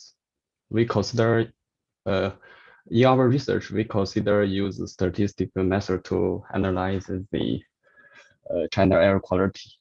The main objective in our work is to determine the most important factors of China's air quality index. And first, let me introduce what is China air quality and how to calculate it. Air quality index, China air quality index is defined by the Ministry of China, the Ministry of Protection Environmental of China, and with the a higher value of the air quality index, the polluted is more worse. We calculate, as shown in figure 1, we calculate the 31 cities air quality index. With the darker of the color, the air quality be worse. From the formula 1, it's air quality index calculation. The left is the air quality index. The right is the maximal value of the individual air quality index from the pollutant item 1 to polluted item 6. And from formula 2, it's individual air quality index calculation. The left is individual air quality index of polluted item N. The right thing is the correct value of the polluted item N. The BPHI, BPLY is the high value of the lower value of the pollutant concentration limited close to seen in the polluted item concentration limit table. And IAHI, IAQI, or IAQILO is the air quality survey index corresponding to the BPHI or the BPLY, except the individual air quality index and correct concentration value of the pollutant. Other all information is from the concentration limit table, in table 1. Our research method, we use the multiple linear regression to construct the initial model. Then we consider use the stepwise regression. Normally we have 3 choices: forward selection, backward elimination, and stepwise regression to get the final model. In our research, I choose the backward elimination regression to get the final model. Data from except the air quality index data calculated by myself. Other all data from the National Bureau of Statistics, we consider use 31 cities to represent the China. The long-reserve China air quality index model is constructed based on the following assumption. Air quality index data for the region indicates air quality in this city. All data should be normal distribution, and multiple linear regression should have a linear relationship between response variables and control variables.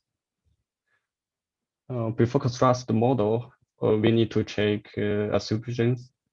there are three assumptions that should be checked, which are normality, linearity, heteroscedasticity among all data.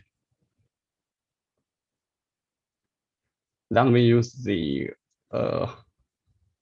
ordinary least square method to calculate the model. As we see the formula for the left is the prediction of low-risk China air quality index. The right is the right beta I t is the parameter of each coefficient, and from variable x1 it to x6 it x6 it is polluted item from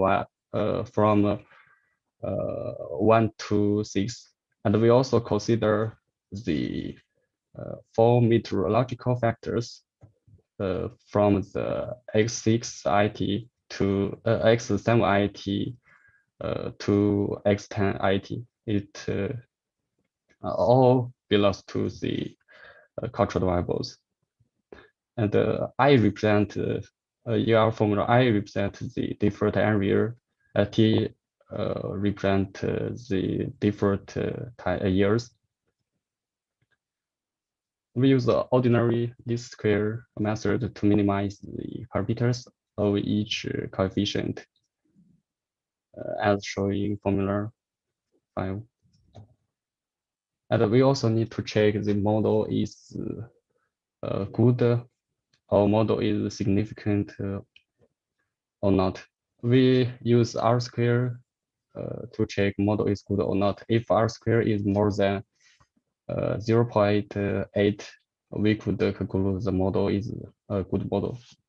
Else, this method is not suitable for this model. We also need to check the R adjust square.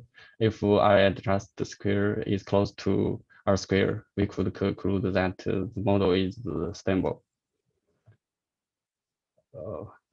We use F-test to test the model is significant or not. If F-test value is more than F criteria value, we could from the p-value F-test, if the p-value is less than 0.05, we could conclude the model is significant. We also use student t-test to test each coefficient. If the t-statistic value or p-value corresponding to the t-test is less than 0.05, we could conclude that the coefficient is significant. We also need to test for residual normality by some hypothesis test, and test for heteroscedasticity. If some important factors are missing in our model, then heteroscedasticity will be occurring. We also test for the autocorrelation by hypothesis test each step. After we construct the initial model, I choose the backward elimination selection to get the final model.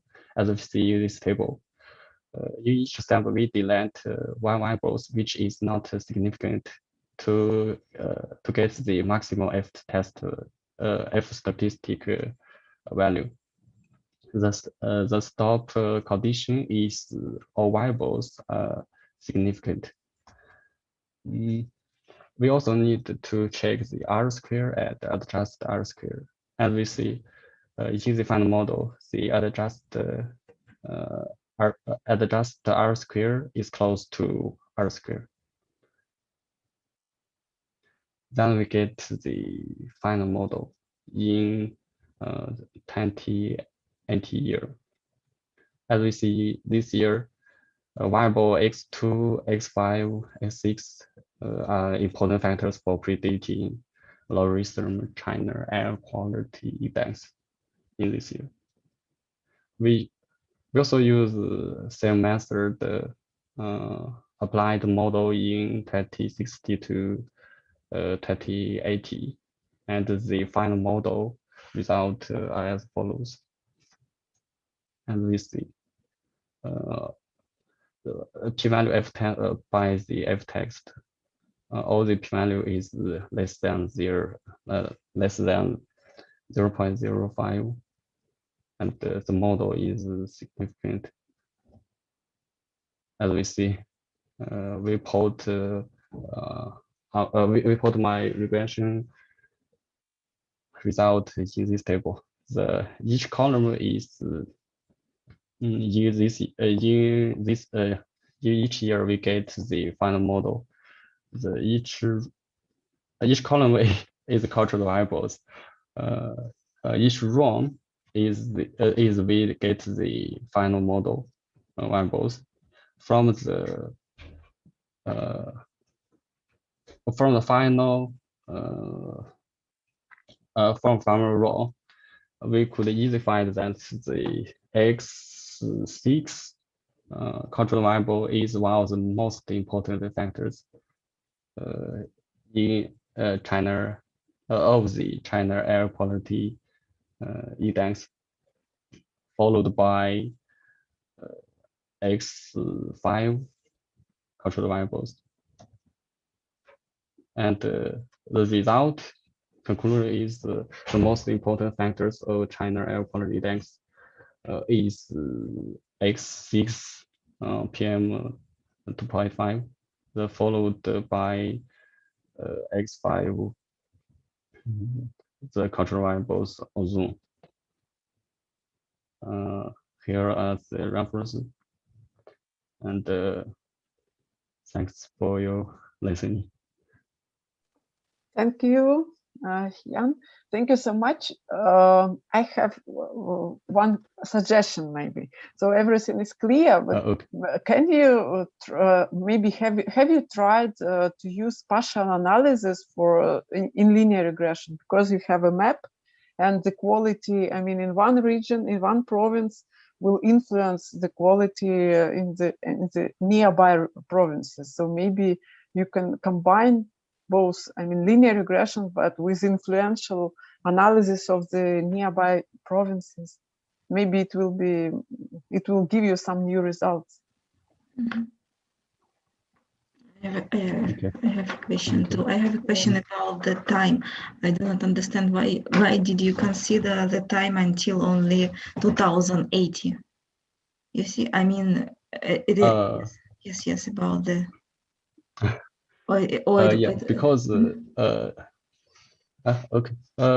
because air quality index is first defined in began in 2060 January, and why I choose the 2090 yes, with the last year, because I don't have the 20 years date, because maybe in because if we want to get the if we want to get the 2020 years date, we need to wait in the 2021 years. That's why I just analyze this between 2062 and I also think that maybe there is a dependence on one region. Different factors may influence. So if you can, because I think you consider in one sample all these cities, yes, in one sample, and but you can consider, I mean, one city and alone the time horizon you have, and try to analyze this. No. And maybe it will give you some other results about the significance of the factors in this region. Yeah, I also do some experiments. I consider use the Wuhan city by time series analysis model. But in my result, I find some cultural variables from polluted I1 to polluted 6 was changed a lot, but air quality index not changed a lot. It is normal. Okay, thank you. But I will consider your advice. Okay, Thank you. Thank you. And maybe one comment. I'm not sure. Could you show us slide number 15? Slide number 15. 15. 1-5. Oh, okay. Maybe I'm not sure because it's just okay.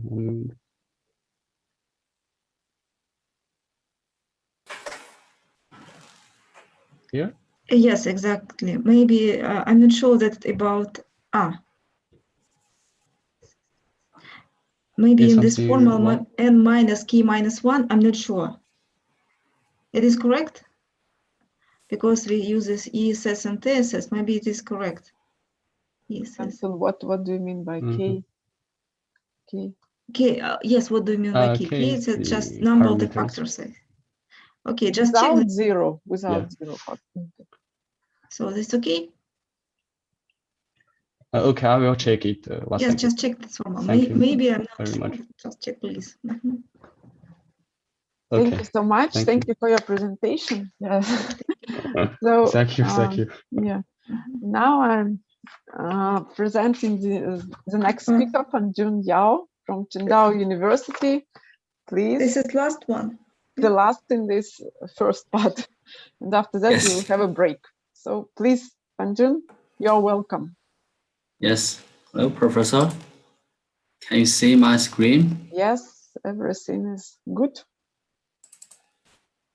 Yes. Hello, everyone. Maybe we all in the afternoon. Good afternoon. Yes, my topic is low carbon supply chain. I have two contributions to this in this paper. The first one is the reference emission reduction effect, and the second is use the cost sharing contract to increase the payoff of the supply chain. And here is my content is 6 sections. The first one is the motivation.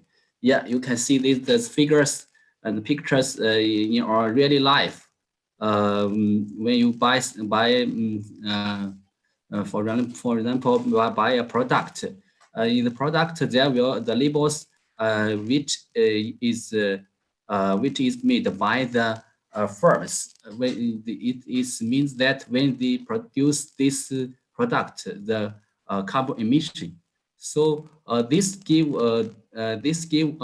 knowledge to the consumer to know the carbon emission about the product, and the consumer use his knowledge about this is higher or is lower, and to determine he buy or not. This is a new fashion. Yes, and here is the transportation. The transportation. When I saw some papers, the transportation is the main sources of the carbon. Every day, the planes in the sky is so many. Yes, the carbon is very high, and so that this is the cause of the bring the cost of the all parties for the governments and some firms. Yes, and here is the two famous contracts to in the world to abatement the carbon. This Kyoto Protocol and the Paris Agreement. Yes, and here is is we all in this new fashion of life. In our life, we can buy something. Not we must go to the shop. We can use our full our mind to just to kick some websites, and the someone will give the give products to your home. Yes, it's just like a new life, and this is have a big contribution to the carbon abatement. Yes, here is the main feature. The main feature of my paper is the reference emission reduction level. Yes, we assume that the consumer, you, me, or someone else, they have a reference emission reduction and RE of T. This means that if you buy a product and he has a label of the carbon when produce this product, maybe it's 5 kilogram, and in your knowledge, you think that this product should be 4, and the 5 is bigger than this, and you don't buy this. Yes. And if you, in your knowledge, you think that it's maybe it's 7, 8, or 10 kilogram, and this is 5, and this firm is investing in the cleaner technology to produce the product. So you can buy this one, and this is a good signal of the our abatement of the carbon. So in my paper, I think that this RE of T is have a positive relationship with the goodwill of the firm. And yes, here is the dynamic motion equation in my paper, and I refer to the classical goodwill dynamic equation. Is this the first one? The first one is the I said this is this one is the RE of T, and the first E of T is the really emission, and the IE of T is the consumers think what how much should be emit, and this is the theta is a parameter, and the A of T is the advertising effort of the retailer. Yes, it is the promotion. Yes, and I think that is the IE of T is have a relationship with the goodwill. So I substituted the one into and with the notation here, the notation there is use this is in the decay parameter of the goodwill. So the dynamic, so the goodwill is this, is the 3. And here is the demand function. I assume that the demand function have the goodwill, the goodwill's effort on the demand is the multiplication form. Yes, it's like this. It's in some papers. Yes, here is the cost function. The cost function, yes, is a traditional. Yes, in many papers just use this quadratic form. Yes, here is the objective function for the manufacturer and for the retailer. Yes, here is the 3 section is the model analysis. The first one is the centralized decision making, model C. This is the objective function. In this model, the firm, the manufacturer, and the retailer, they determine their maybe the product and the advertising as a firm to increase the profit of the supply chain. Yes, here is the first 3. Yes, is the E, F, T, E, A, and P. E is effort of the emission reduction. A is the advertising effort. P is the price. Yes, the 2 is the evolution of low carbon goodwill in this model, in model C. Yes. The 3 is the total profit of the supply chain. Yes. Yes, it's the similar. This is the decentralized decision making. It's model D. This is the equilibrium strategies. Yes, here there is the manufacturer have two strategies. The first is the E is the emission reduction effort. The omega is the W is the wholesale price.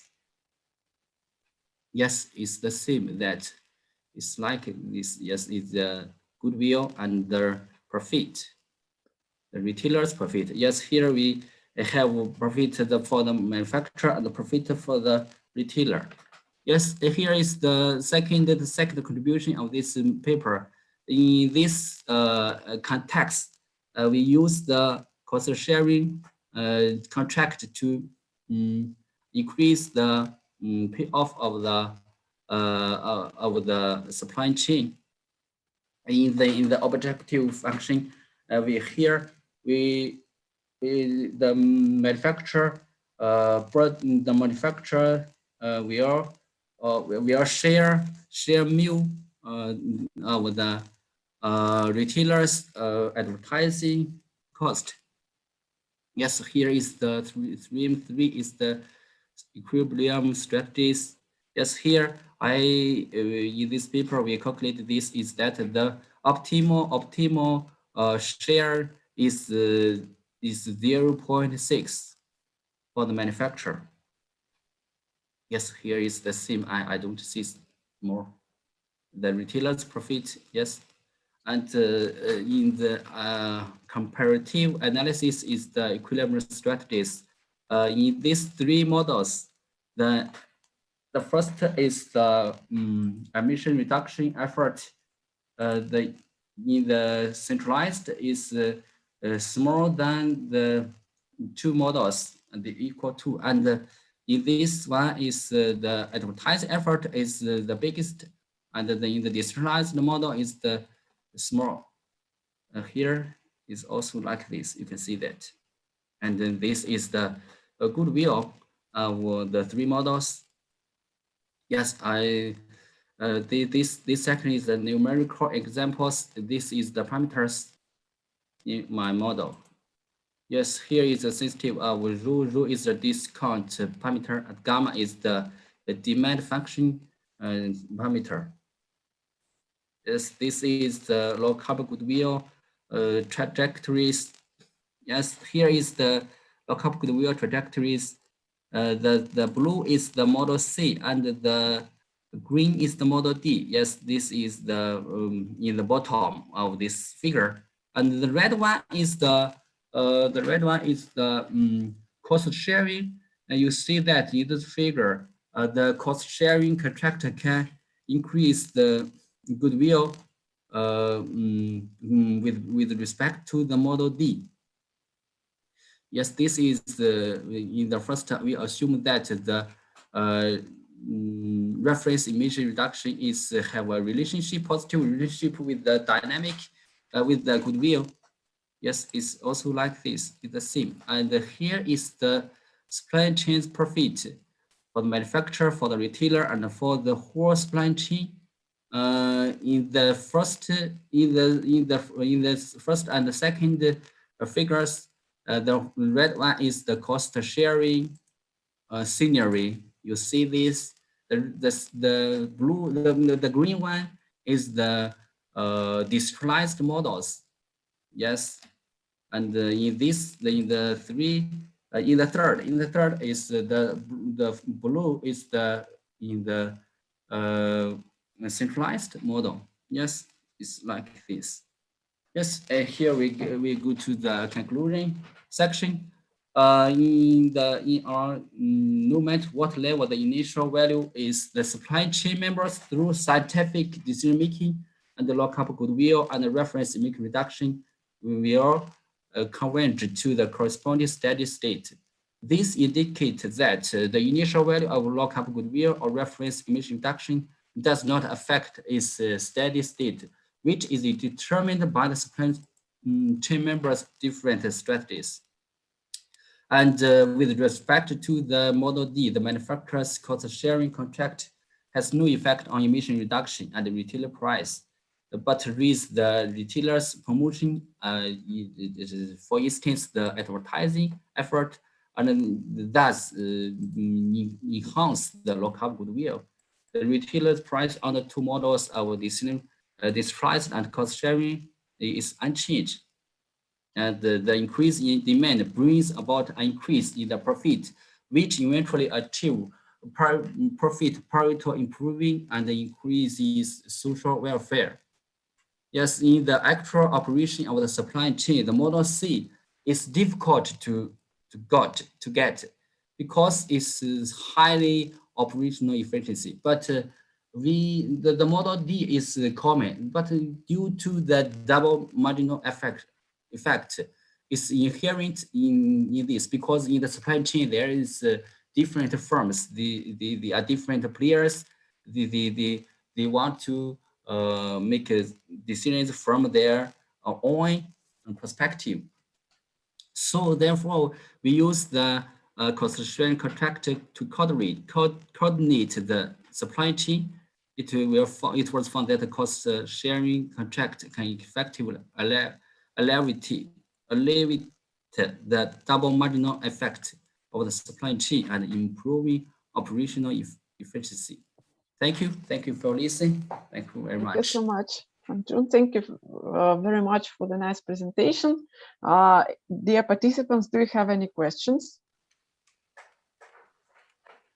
I have a question. Several questions. Yes, please. So the first one is about the maximum. I think it was about this scenario, decentralized scenario. When you, or maybe it was about cooperative scenario. I forgot. When you found the maximal value of parameter mu. Yes. What does it mean? What does it mean? So for maximization of which function? Yes, here. Yeah. Yes. In this case or this scenario, I calculate that the manufacturer. This is the cost sharing. The cost is the retailer's advertising cost. Yes, you know that the manufacturer share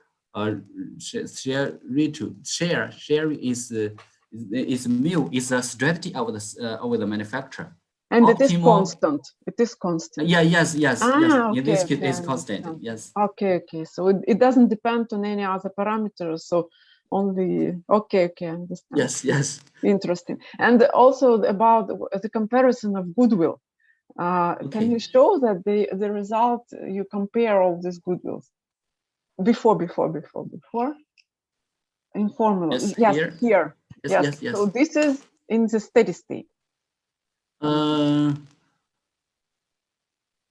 No, it's always anytime. Anytime you have this one. Yes, because the exponent function is minus delta t. Yes, this is the same, but the steady state is in the Model C is bigger than the CF and the Model D. Yes. So this is for any t greater than initial point. So they start from the same position, and after that they have the. Okay. Yes, we can compare it. Yes. And can you show it in the picture? Okay. You compare the goodwills, yes, in the picture, so we can. See it. Here.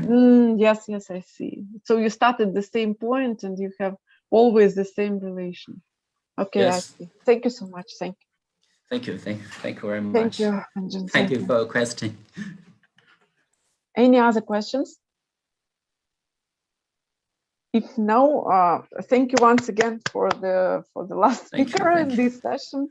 Yes, so we finalize this part of our session, and we have a break. Yes, and you all are welcome at 12:45 to proceed our session. And now we have 20 minutes break. Okay. Okay. Please Sorry have a for the nice delay. lunch. Sorry for No, the delay. no, it's not. It's not your fault. So everything is good. See you in 20 minutes. Okay, see you. See you. See you, Goodbye. everyone. Thank Yes. you, Bye. everyone, for the presentations and for participation. Goodbye.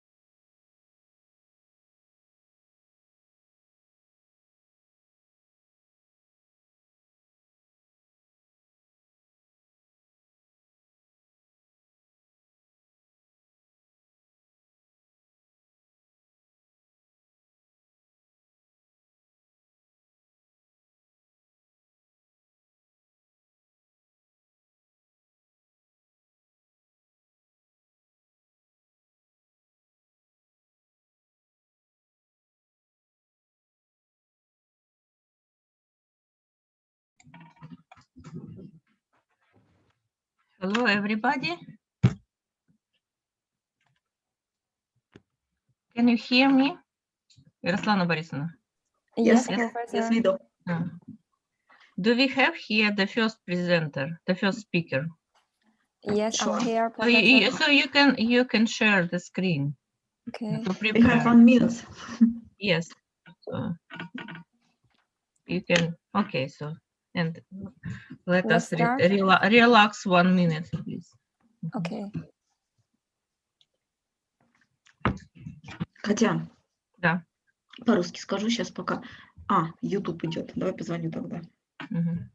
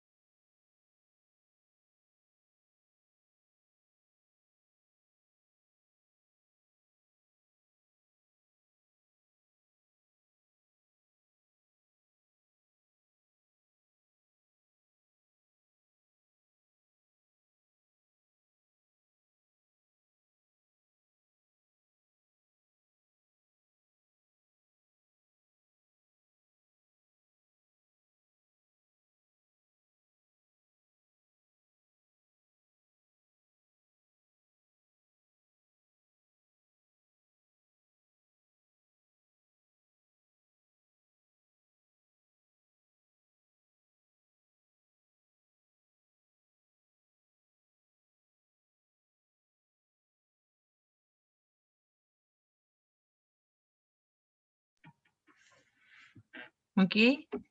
Hello, everybody again. So we continue our section on social and economical applications. Okay, and the first speaker is, I believe, Jianjin Zhou. Yes. Yes. So is it you? So the first topic is cooperative differential games with continuous updating using Pendragon maximum principle. So you will each speaker will have about 15 minutes for the whole talk and questions. So I suggest you to have approximately 12 minutes for the presentation and 3 minutes for questions. Okay, please. So let's start with my presentation. My topic is cooperative differential games with continuous updating using Pendragon maximal principle. And this is a joint work with Professor Anatol and Professor Onas Bijloxian and Professor Go. Next, here is my list of my presentation. The first part is the introduction, and next one is our continuous updating approach. The third one is a method which we use to deal with our continuous updating, Pendragon maximal principle. The last one is an example for pollution control problem. Let's start with the introduction. This is the introduction for the initial game model, or we can say it the classic differential game. We consider n-player differential game. The time horizon is defined on from t0 to the capital T, and the motion equation has the form x dot t is equal to f. At the initial state is x0. U is our control vector. The PO for each player I is defined on the interval from t0 to is it integral from t0 to the capital T. Hi is the instantaneous utility for each player I, and Hi should be a integral function. And next, we introduce the cooperative differential game. We define U star is an optimal strategy for players if it maximizes the sum of PO for each player. We call it the optimal strategy. And L is an imputation set in the game. The arguments in L, it is a Kasai should satisfy two conditions. One is the group optimality, and the second one should be the individual optimality. M is a subset of our imputation set L. We call it the cooperative solution set. Next part is for the continuous updating approach. There are two assumptions for our approach. The first one is we assume that players have information about our motion equation and payoff function only on the interval from t to t plus t dash. T dash, we call it the information horizon. T is our current instant time t.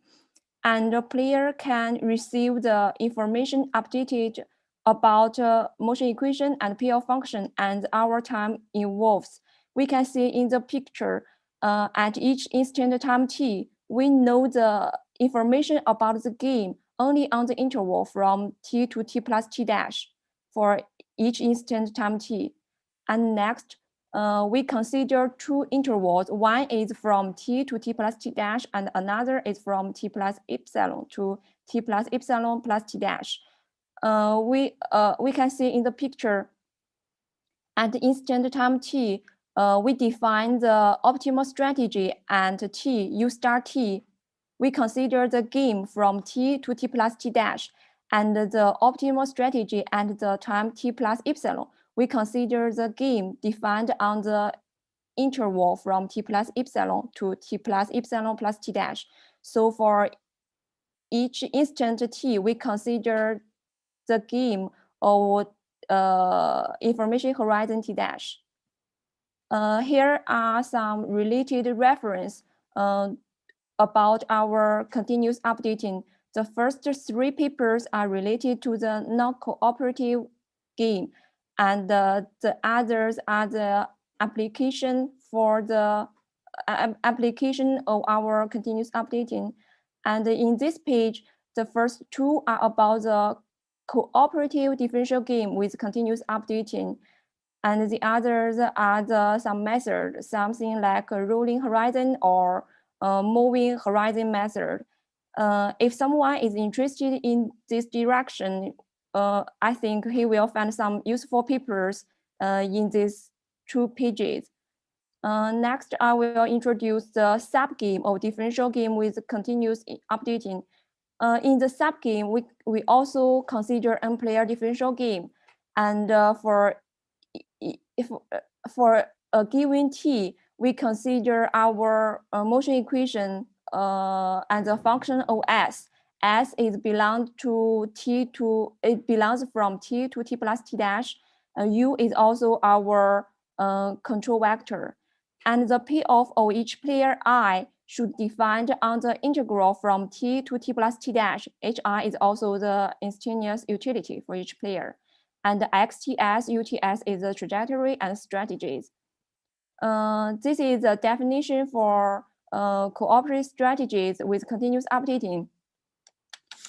We define U star T is with continuous updating by using the optimal strategy, which maximizes the total payoff of all players from T to T plus T dash. And then we set our S is equal to T. S belongs from T to T plus T dash. After obtaining the U star T, we get the corresponding trajectory by substituting the strategy into our motion equation. Next, I will introduce the method to get the strategy of the subgame, the Pontryagin maximum principle with continuous updating. The most important part for Pontryagin maximum principle is the Hamiltonian function. For each given t, we consider the subgame from t to t plus t dash. Hamiltonian function ht is defined as the total instantaneous utility for each player plus our co-state variable psi t and times f. F is the right side of our motion equation. It is defined for each s. S belongs to it belongs from T to T plus T dash. Next is a theorem for our cooperative strategy with continuous updating. This is a trivial theorem, so I'm not going to introduce more about it. There are two assumptions: F and GI should be continuous differentiable, and the equation 1, 2, 3 is our is the equation for optimal trajectory, optimal control, and our co-state variable. Here, because we are considering the cooperative differential game, so it is important to define the characteristic function with continuous updating. We define our V is a characteristic function with continuous updating if it is a integral from T to infinity minus the derivative of our V theta tau with respect to S, and set S is equal to tau. Here, V theta tau is a characteristic function in the game defined from S to tau plus T dash. And here we use a delta form characteristic function, which is constructed by Professor Bedrosian and Professor Zarko in 2003. The last part is for the pollution control problem. In the initial game model, there are n players. Each player is a country. He will decide to choose the amount of pollution emitted to the air. UI is a strategy of player I, and XT is a stock of pollution and time T. And the dynamic of XT is given by the sum of the total pollution emitted to the air and instant time T minus delta XT. Delta is the absorption rate. Here, for simplicity, we assume that delta is equal to 0, and x0 is the initial state. The P of each player I is defined from T0 to the capital T.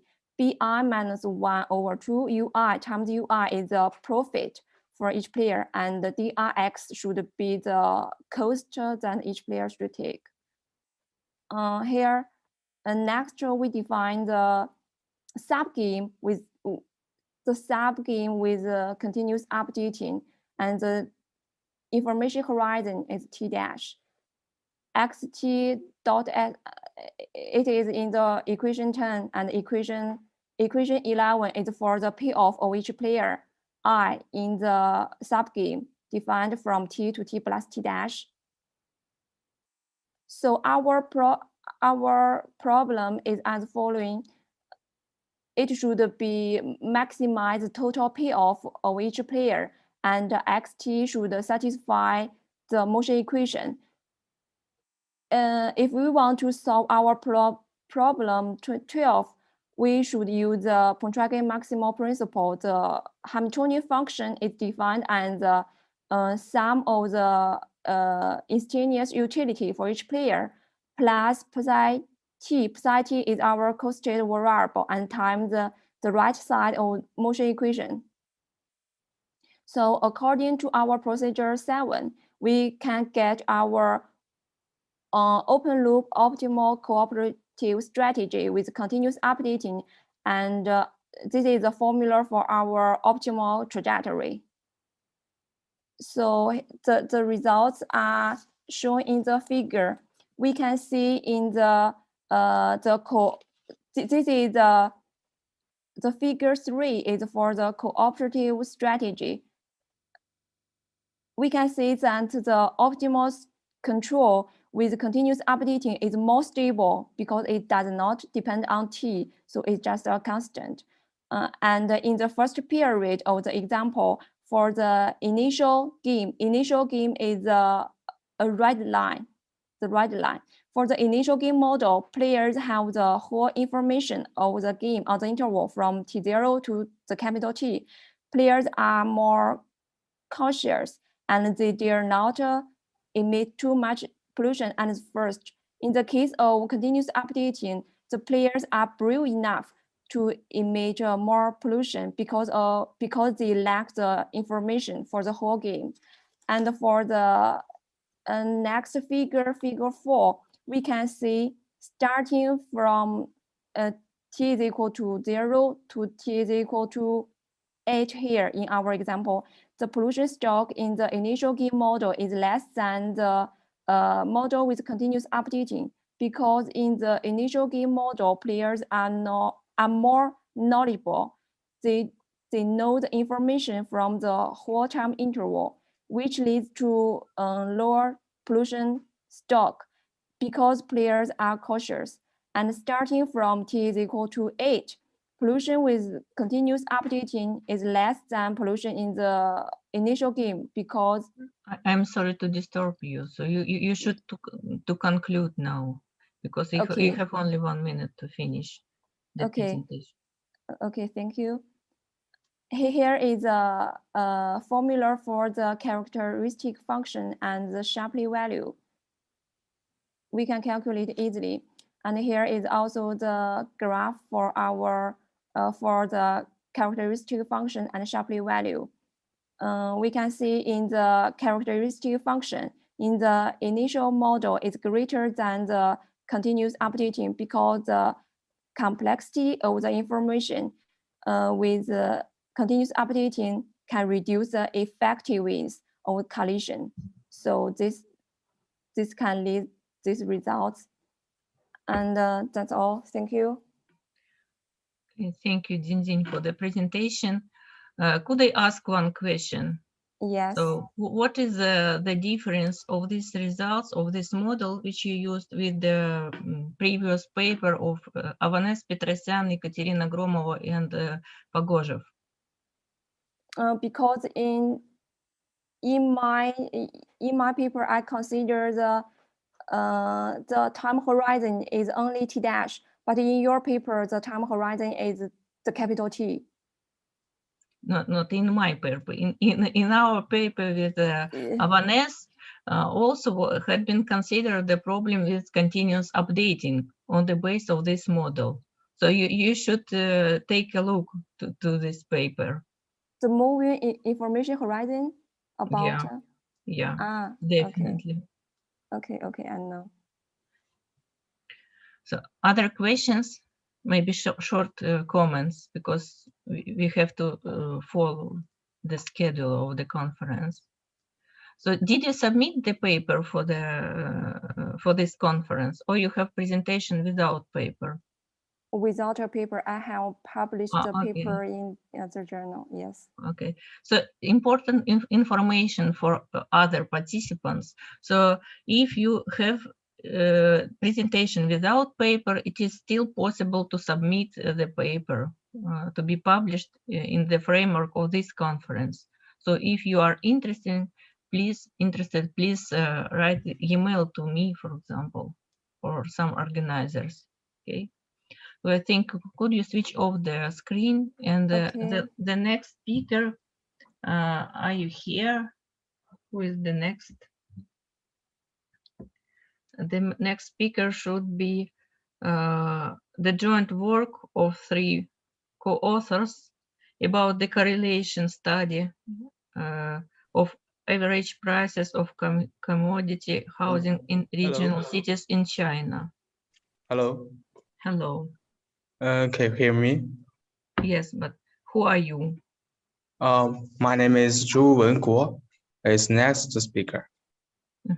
You can start, please. Yeah.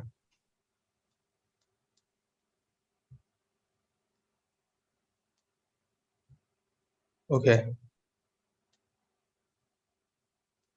Can you see my presentation? Yes.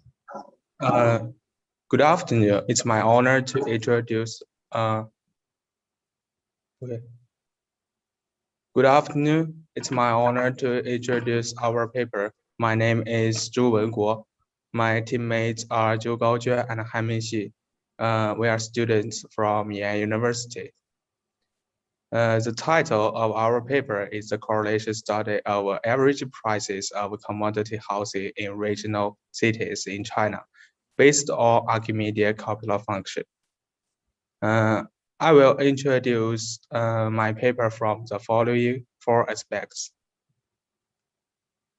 In this paper, we want to study the tail dependence of housing prices between different regions in China, and in order to provide more effective macro regulation for the government.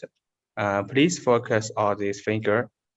We choose 10 regions in China, and we will find 2 different colors in this map.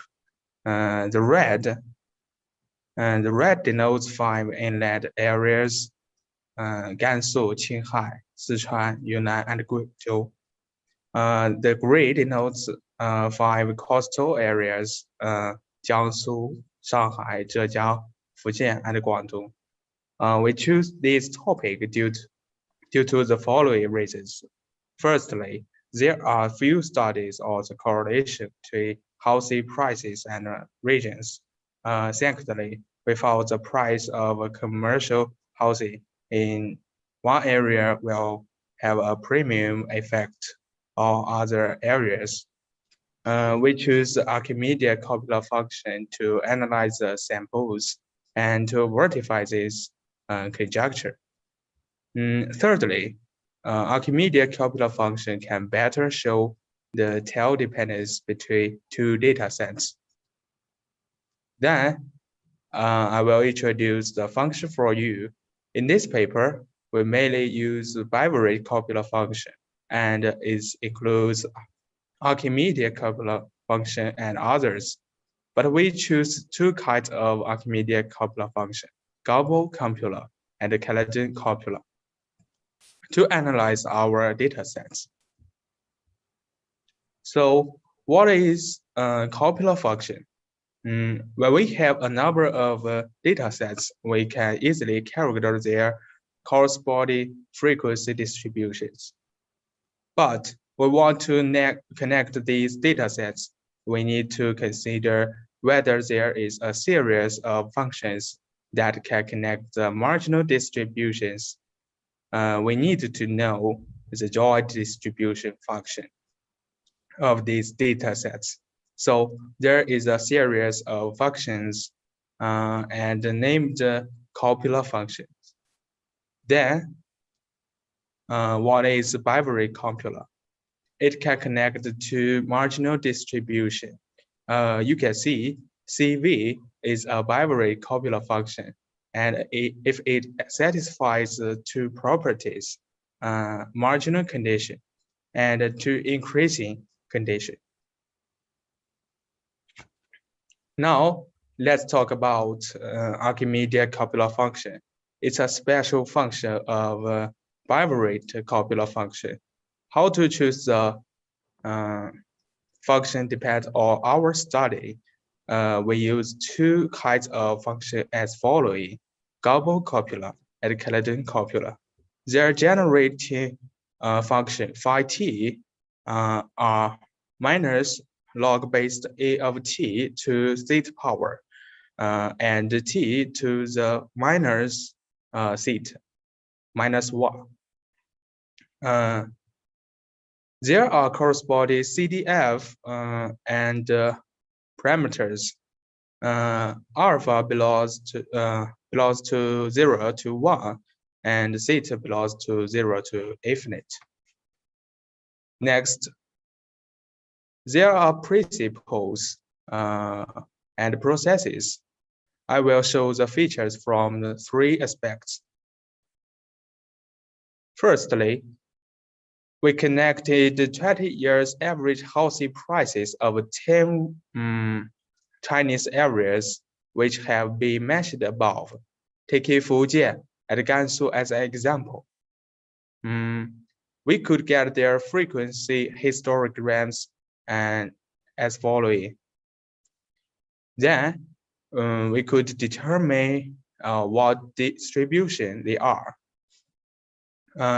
Taking Fujian as an example, we could get the mean and the variance of 3 types of distribution. Then we estimate the three parameters when the significant levels equal 0.05. And we could get the results as following. Because of the sum of the squared areas, we choose the normal distribution to the marginal distribution of Fujian's data. At this map, I have highlighted in 3 colors the distributions of the data in different regions. You can see the yellow part are normal distribution, and the blue part are uniform distribution, as the red part are exponential distribution.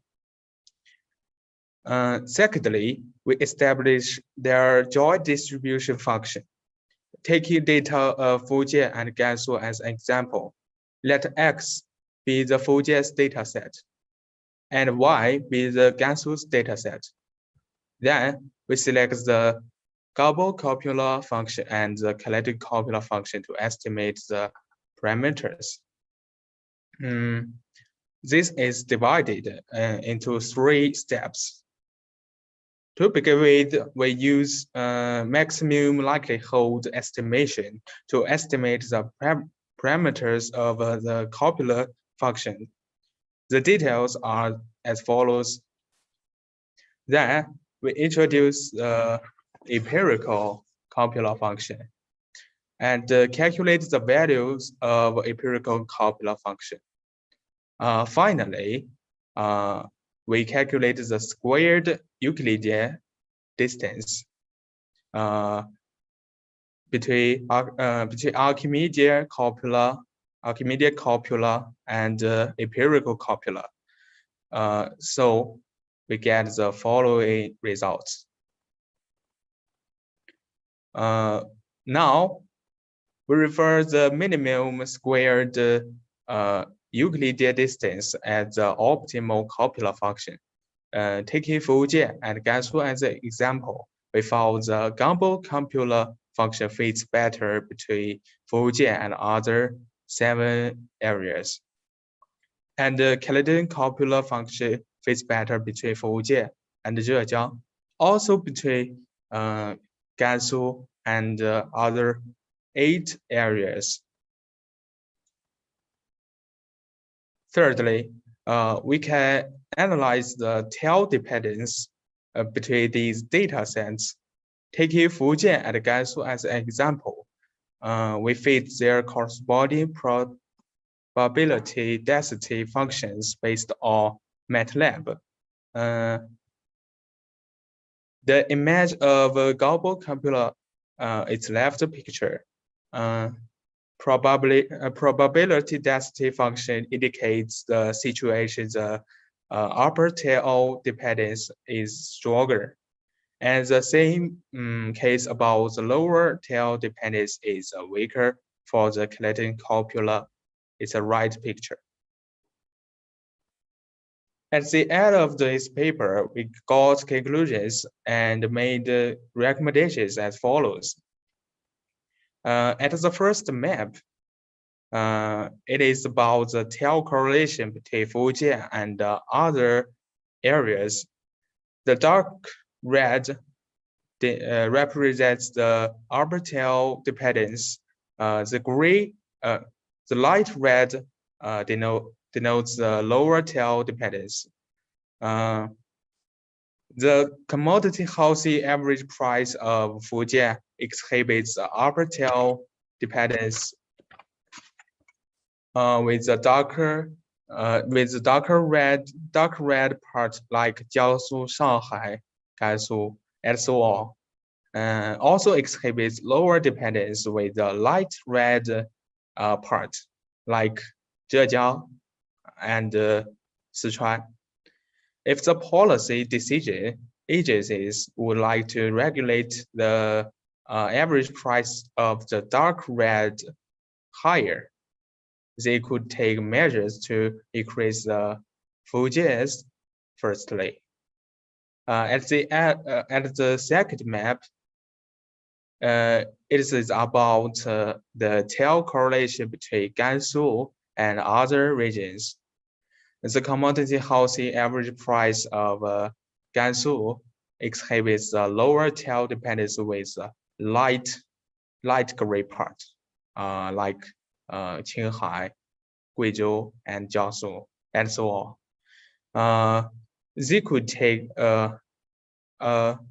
then if the policy decision agencies would like to regulate the average price of the light gray part lower, they could take measures to decrease the Gansu's firstly. This helps the policy agencies to decrease the risk of direction measures. There are some references in our paper. That's all my presentation. Thank you for listening. Okay, thank you very much for the presentation. So, any questions? I have, can I ask one question? Yes, please. Yeah. Yeah. Please. Please, thank you very much for your presentation. One question about maximization of likelihood function. Is it done in theoretical way? I mean, you find it theoretically, or you find it like in numerically in simulations? Maximum likelihood function. Maximum likelihood estimation. Taking Gabor-Coppola function as an example. This is Gabor-Coppola function's likelihood estimation function, log alpha, L and alpha. But you find it for your data set numerically. I mean, in your simulations, yes, in your with your data set, you find it numerically maximum value of this function. Yes, its values in their Gabor-Coppola functions parameters. This is their parameters. Maximum likelihood estimation is to estimate their parameters. Yeah, okay. This Thank is you. parameters. I understand. Thank you. Thank you. Thank you. Unfortunately, we don't have time for other questions, so maybe you will write comments in the chat if you have some questions for the speaker. And I don't know how to know if you have questions from internet or not, from YouTube. Только, наверное, смотреть. We'll need to see. I do not know. Yeah. Maybe Alina. Alina. Да, нету вопросов там. Okay, thank you. Слежу за этим, так что. Okay, thank you. Again, could you switch off the screen and Alina, I'm sorry. Our participants want to enter, but they cannot do it. They told me. Yes, okay, I see. Because they're next speakers. Okay. So the next speaker, I don't know. Okay. I'm sorry if I will pronounce not correctly. How to pronounce it, Елена Михайловна? Serine Madhu. Serine Madhu, a mathematical model of malaria epidemics in human population. I'm sorry if I pronounce your names not in a correct way. Yeah. Everything is correct. Madhu, Serine. Yeah, but you should switch off. Okay, thank you. Madhu. Are you here? Yes, he is here. I see him. Please share the screen. So, dear participants, please take into account that you have 15 minutes for the whole presentation, including questions. So I suggest you to finish in, for example, 12 minutes to give us opportunity to ask you questions. Otherwise, we will not, okay? Okay.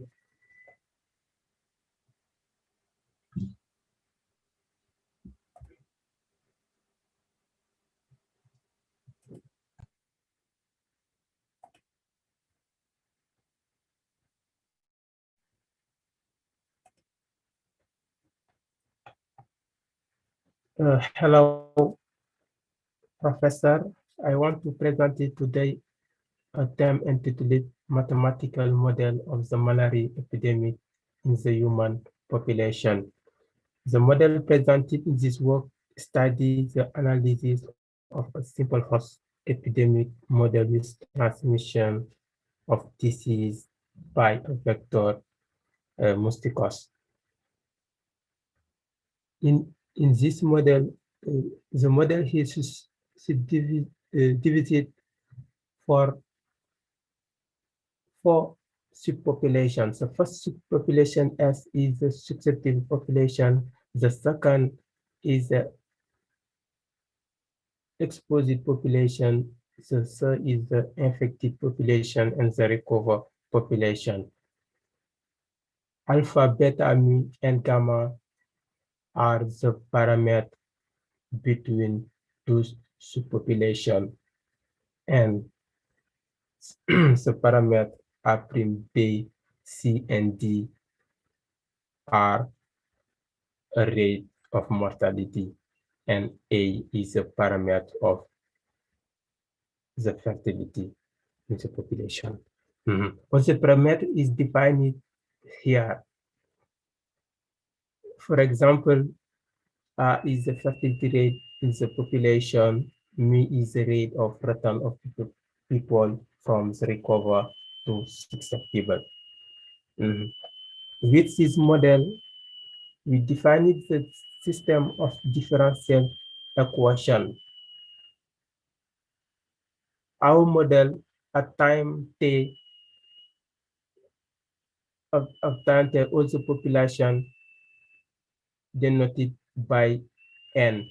N equal S plus E plus R plus I plus R. And in the initial condition to have the equation 1, and the derivative of n giving this equation. In the state domain of the equation, we define it omega, and omega is defined with the equation 1 and the initial condition. It is a closed set, and omega is positive invariant absorbing for the system. In the initial equation and the equation system differential, we define it the equilibrium point. In the equilibrium point, the first three equation is a disease free equilibrium, and the last two equation is a point.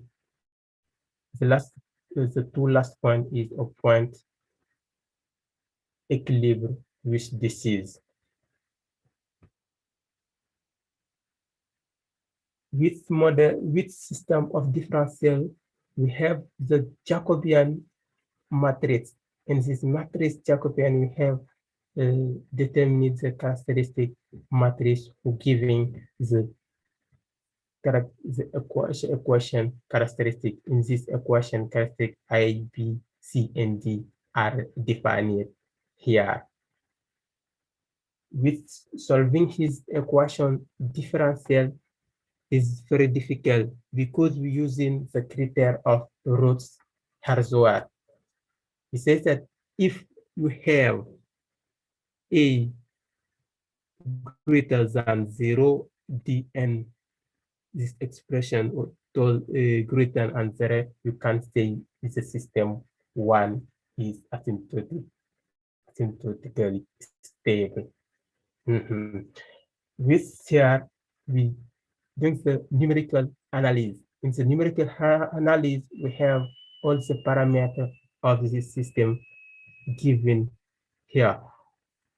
And which parameter we have this figure. In the figure, we define the evolution of the disease. If R less if r less than or equal 1, r we can't define it. R is a parameter representing the average number of the case of infection caused by infected individual in the application and treatment of a susceptible. R is a product of 3 parameters. The first parameter is the number of contact each infection individual has per in time. The second is the probability of transmission per contact between an infectious case and a susceptible person. And the third is the mean duration of infection. In here, in this, if R less than 1, you can see the disease is less dangerous in this population. We have not panic in this population, and the population can tend to recover. And if you have the parameter R greater than or equal 1, you can see the disease is dangerous. The population will have a panic, and the population have panic because in a certain moment you can see all the population can detect the disease. If the disease of the malaria is not dangerous because it is a simultaneous duration the disease is that you see that the curve, the figure of recover tending to increases. Thank you very much. Okay, thank you, Madhu, for the presentation. So it's a pity that you wrote on the first title, on the title slide, that this work is supported by yourself.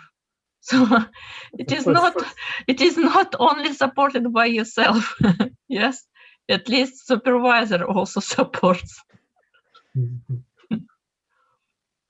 So any questions? So may I ask question? Maybe I missed something. So it is the model without control, or it is a model of the malaria. We can look when the malaria is developing in the population. Yes, but could you control something here in this model? In the section of control, I'm not doing in this. Maybe so after I want to write it is uncontrollable model. Yeah. So most interesting to consider how you can improve the situation. Yes. So if you will control something, so maybe you will improve situation with malaria. Yes. Yeah. Yes. Okay. Other questions or comments? No? Okay, thank you very much again. So could you switch off the screen? Thank you very much.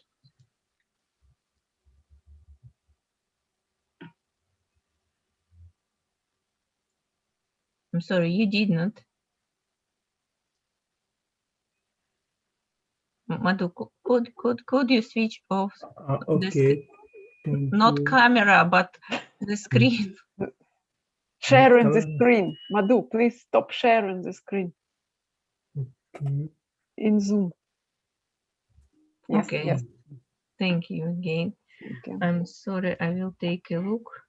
Who is the next? So we have 2 minutes to start. The next presentation, it will be done by Ping Soon.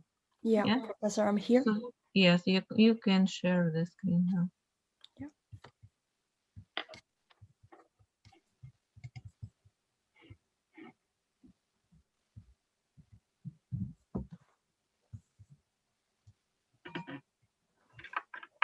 Okay, I believe that you can start now. Okay, thank you so much, Professor. Yeah. Good afternoon, professors and friends. The title of my presentation today is Dynamic Network Formation with Groups, Incomplete Information and Updating Capability. And I will introduce this work from the following several parts. First, I'd like to mention some main features of the model. We study a dynamic process. The time is discrete and the horizon is infinite. And it is of incomplete information because players don't know the cost of forming a link initially. And there is simple updating rule, which means that players are able to learn in the process. And the players are heterogeneous in our game because the players set is partitioned into different groups. And there is also random element in the process because in each period, a pair of players is randomly chosen. And finally, I will introduce a higher updating capability of players, which is more interesting. Now we need to learn some basic notations and definitions. Here, small g is a set of links, which is a network structure. And the I1 to IK is the path between the two players. And here, CIG is the set of players with whom player I is connected with. Then about heterogeneous players in our model. Here, P, a set of disjoint collisions is a partition. And then L is the group labeled L in this partition. And here pi I is the label of the group that player I is in. Then about utility function. Here we define the utility of each player in the network as the difference between the benefits and the costs. And the benefit is considered with the decay and without the decay. And the cost for a direct link depends on the label difference. And the larger the difference and the higher the cost. Now we start to focus on the dynamic process. We see that in period 0, players start with an empty network. And in each following period, a pair of players is randomly chosen to update the link.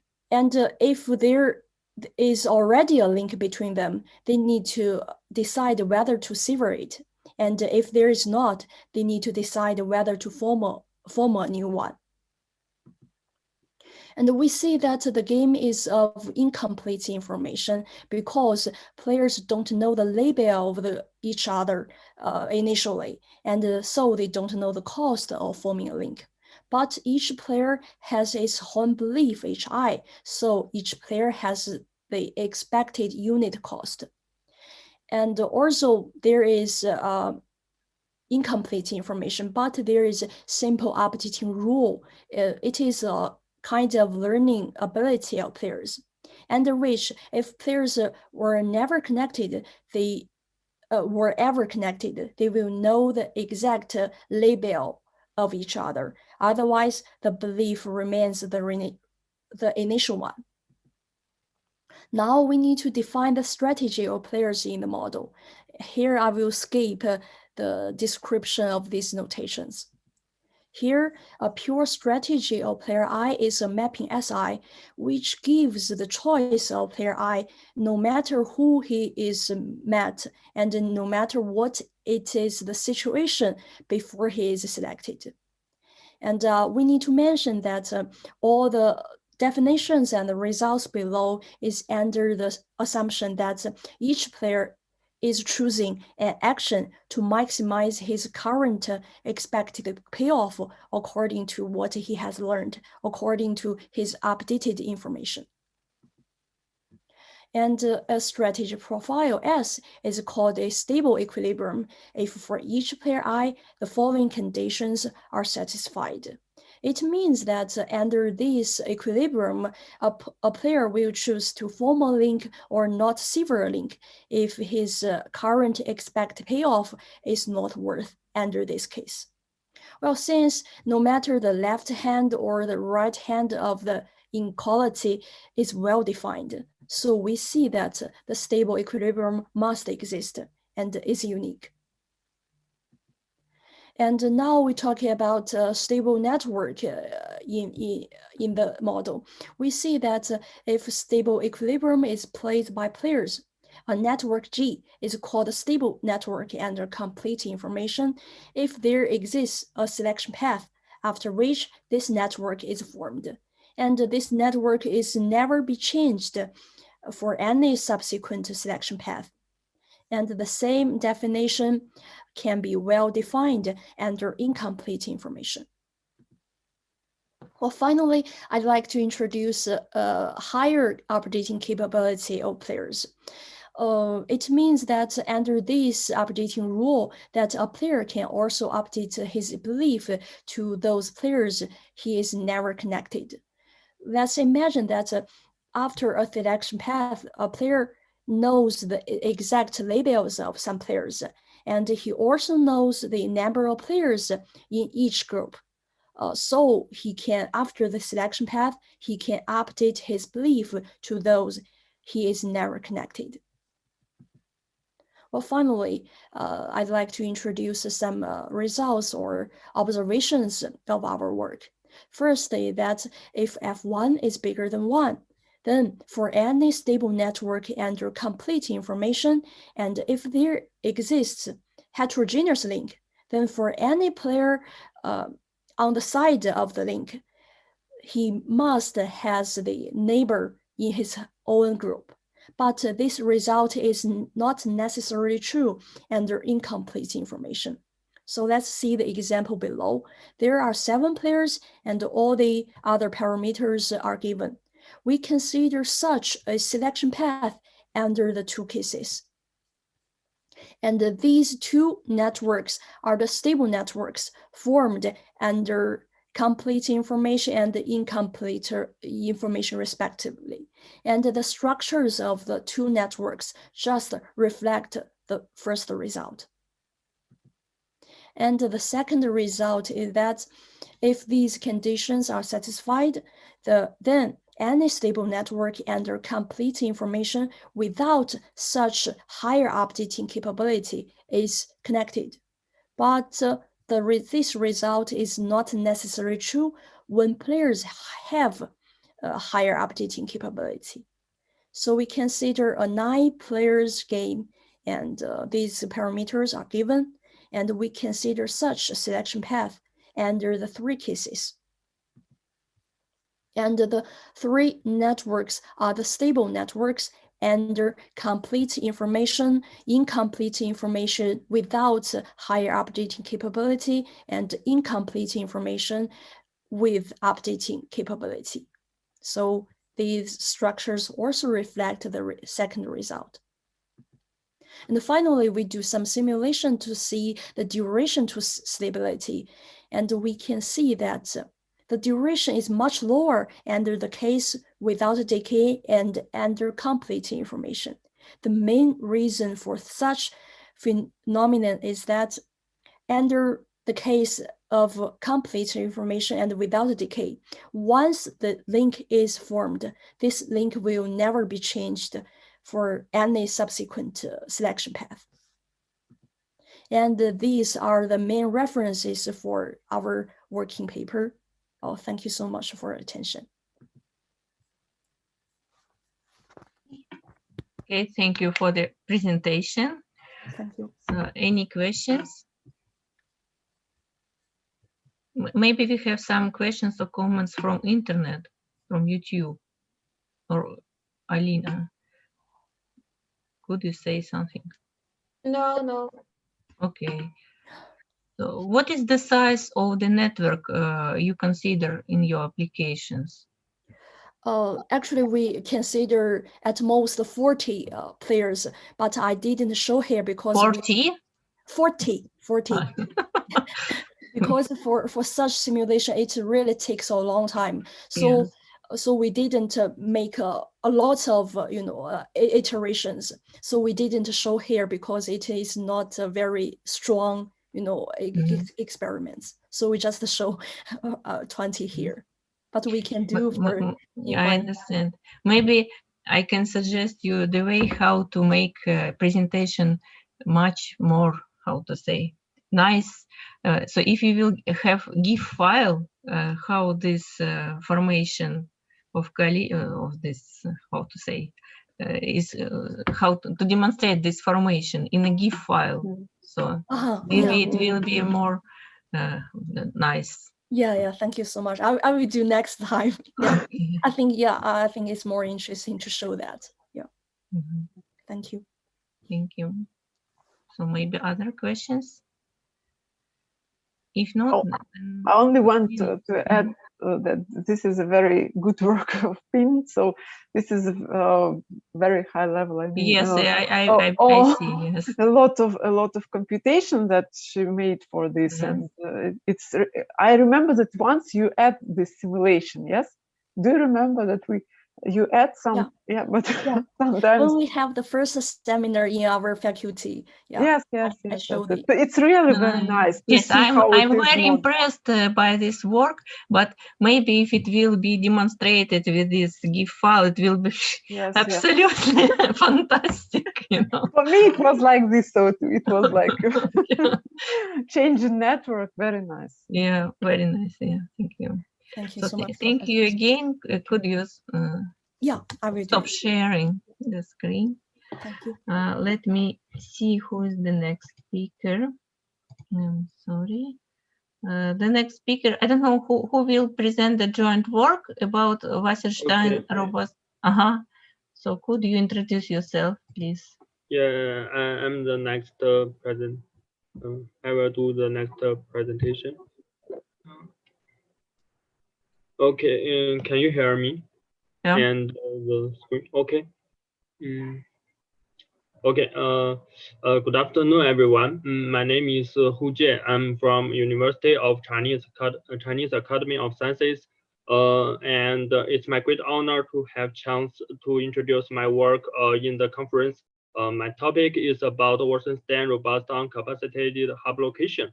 Actually, it's not a game theory model, but an optimization model. Maybe you can give me some advice from different perspectives. The presentation concludes 4 parts. Firstly, I will introduce the background and the challenges. Hub, as we know, hub and spoke networks have been widely applied in many industries. For example, there are a set of commodities which need to ship from a city to another city. Sometimes directly shipping commodities between cities may cost too high. Maybe there is too little commodities to be worth opening a flight. So we have to select several cities as a hub city, like the Atlanta. Then we can ship commodities from the orange to the destination, maybe through the one or multiple hubs. Then we can save money. Obviously, our goal is to minimize the total fixed cost of setting up the selected hubs and the average long-term shipping cost. Yeah. Actually, it is a two-stage model, two-stage problem. In the first stage, we should decide the hub location. As the picture illustrated, the red circle is the hub, and this two circle is a selected hub, and the others is unselected hub. Then in the second stage, we need to decide the routing of each commodity. For example, the commodity from 1 to 4 he has several paths to be selected. Meanwhile, there is a major challenges during the decision-making process. We don't know the exact demand, or we even don't know the distribution of demand. This indeed cause big problems for our decision-making. The decision made based on the predicted demand may not be optimal. For example, we do an experiment. The experiment show that the optimal decision under the predicted demand may not is different with that with that under actual demand. It's really brings a big problem. So we need to consider the uncertainty during making decision. Right now, there are two challenges in this area in this research field. Firstly, when we consider demand uncertainty, the right-hand side of the constraint in our model exists uncertainty. It may cause the problem intractable.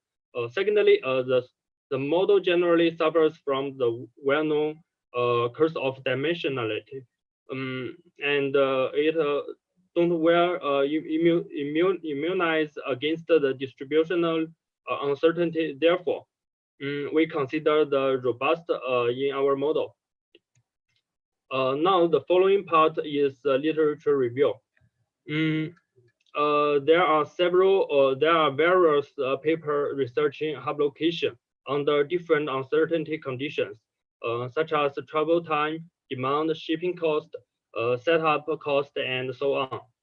Meanwhile, scholars use different methods to study the different problems, such as stochastic models, robust model, and so on. The most relevant paper is written by Wang et al. They study the uncertain demand using different distributional model, robust optimization with moment ambiguity size, while we use the Wasserstein ambiguity size. Our work has the following contributions. Firstly, we developed an adaptive distributional robust optimization model using Wasserstein ambiguity size. Secondly, we show that our adaptive DRO model problem is equivalent to a regularization form. Finally, we reformulate our problem into a mixed integral linear programs. It can be handled by the existing solvers. The next part is the structure of uncapacitated hub location problem. The parameters are listed in the picture. Especially UK represents the demand of keys commodity. And we assume the demand is uncertain. And the decision variables include X, which is a binary decision variable. Well, it has a value 1. It has value 1 if the hub is open and zeros otherwise. And the other decision variables is Z. It represents the quantity of commodity key shipped via the specific path. Here is our quantity model. The first term is the setting up cost, and the second term is the shipping cost. The first constraint group guarantees each commodity demand is fully satisfied, and the second constraint ensures commodities cannot be routed through unselected hub. As we mentioned before, the right hand, as we can see, the right hand side of constraint containing uncertainty will cause the problem intractable. Therefore, we use the following corresponding fraction model to solve the problem. In this model, y represents the fraction of commodity key shipped from by the specific path. In our paper, it's easily to show that the two model is equivalent. Then we solve the mentioned problem.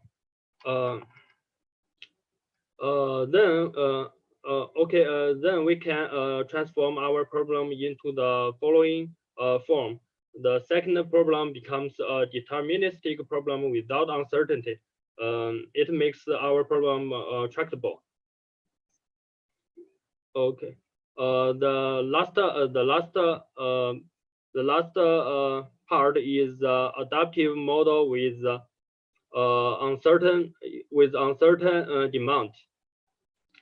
Actually, as we mentioned, we assume the demand is uncertain.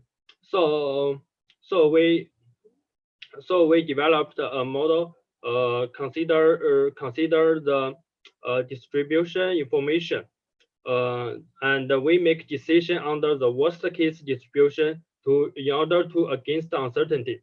There are two main ambiguity sites used in the distributional robust. One is moment ambiguity site.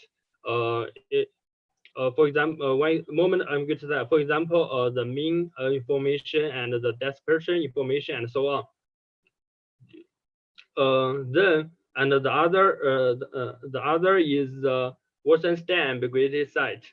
It includes all sample information in it. We assume the true distribution is located in the ball. And the moment ambiguity site has two limitations. Firstly, we can't get the exact moment information. Secondly, the result obtained by moment information sometimes yields overly conservative decision because of insufficient use of information when the sample size is large. Therefore, we selected the Wasserstein ambiguity site to develop our model. As the picture illustrated, the distance between different distribution is the minimal transportation of moving a distribution to another. As we mentioned, the adaptive distributional robust quantity model is shown in the picture. In this picture, similarly, we have the fraction model and these two, and we show a lemma that these two models are equivalent. Meanwhile, applying the duality result from Gao and Kleiweit for Wasserstein distributional robust optimization problems, we have the following lemma, and the complete process of proof are in the paper. Then we have the theorem. Regularization theorem. We can transform the primal problem into an regularization form. Naturally, we can get the worst case distribution when given the p is equal to 1. According to the theorems, we have the following implications. Firstly, in uncapacitated hub location problem, the second stage decision is only related to the selected hub X. As a fraction model illustrated, it can be solved by a sub problem. Secondly, we establish a connection between Wasserstein robust and regularization. According to the above conclusion, we can get the tractable reformulation easily. It can be handled by solvers. Following is the reference. Thank you for your listening. Okay.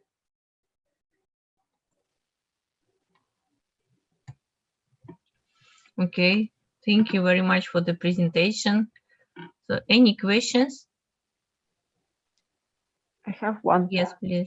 Thank you for the presentation. Please explain the robust case. So how you take into account the, for example, if you have normal distribution, how you take into account these very rare events. So you have, yes, probability of the rare events is positive, but how do you take into account this demand into your robust optimization problem?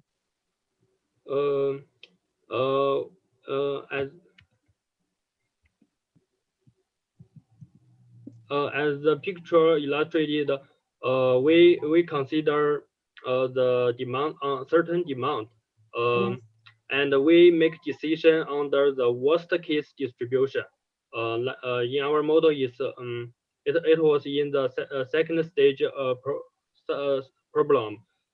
We make decision based on the expectation of the demand, and we choose the and we make decision under the worst case distribution. That's our model. Yeah. But you have the finite set of distributions from which you choose. We choose the model from the Wasserstein ball. Yeah. It is a ball defined by a distance of distribution. Yeah. Okay. I see. So theta is given for you. Yes. Yes. Theta. Yeah. The central distribution is the empirical distribution. It can get from the sample. Yeah. Okay. Then we construct Wasserstein ball. Yeah. And there are literatures show that it have a large possibility that it has a large possibility that the true distribution is located in the ball. Yeah. Thank you. Thank you. I understand. Yeah, you're welcome. Yeah. Other questions or maybe comments? I'm sorry, maybe a naive question. Why did you use this Wasserstein distance in the work? You mean why I choose the Wasserstein ball other than the moment ambiguity set? Yeah, because I in the literature when it comes to the moment ambiguity set, it has two limitations. First, sometimes we don't have sometimes we have enough enough samples, but the moment ambiguity set only includes the little information, such as the mean information and dispersion information. But the Wasserstein ball concludes all the sample information in the set. So I think the Wasserstein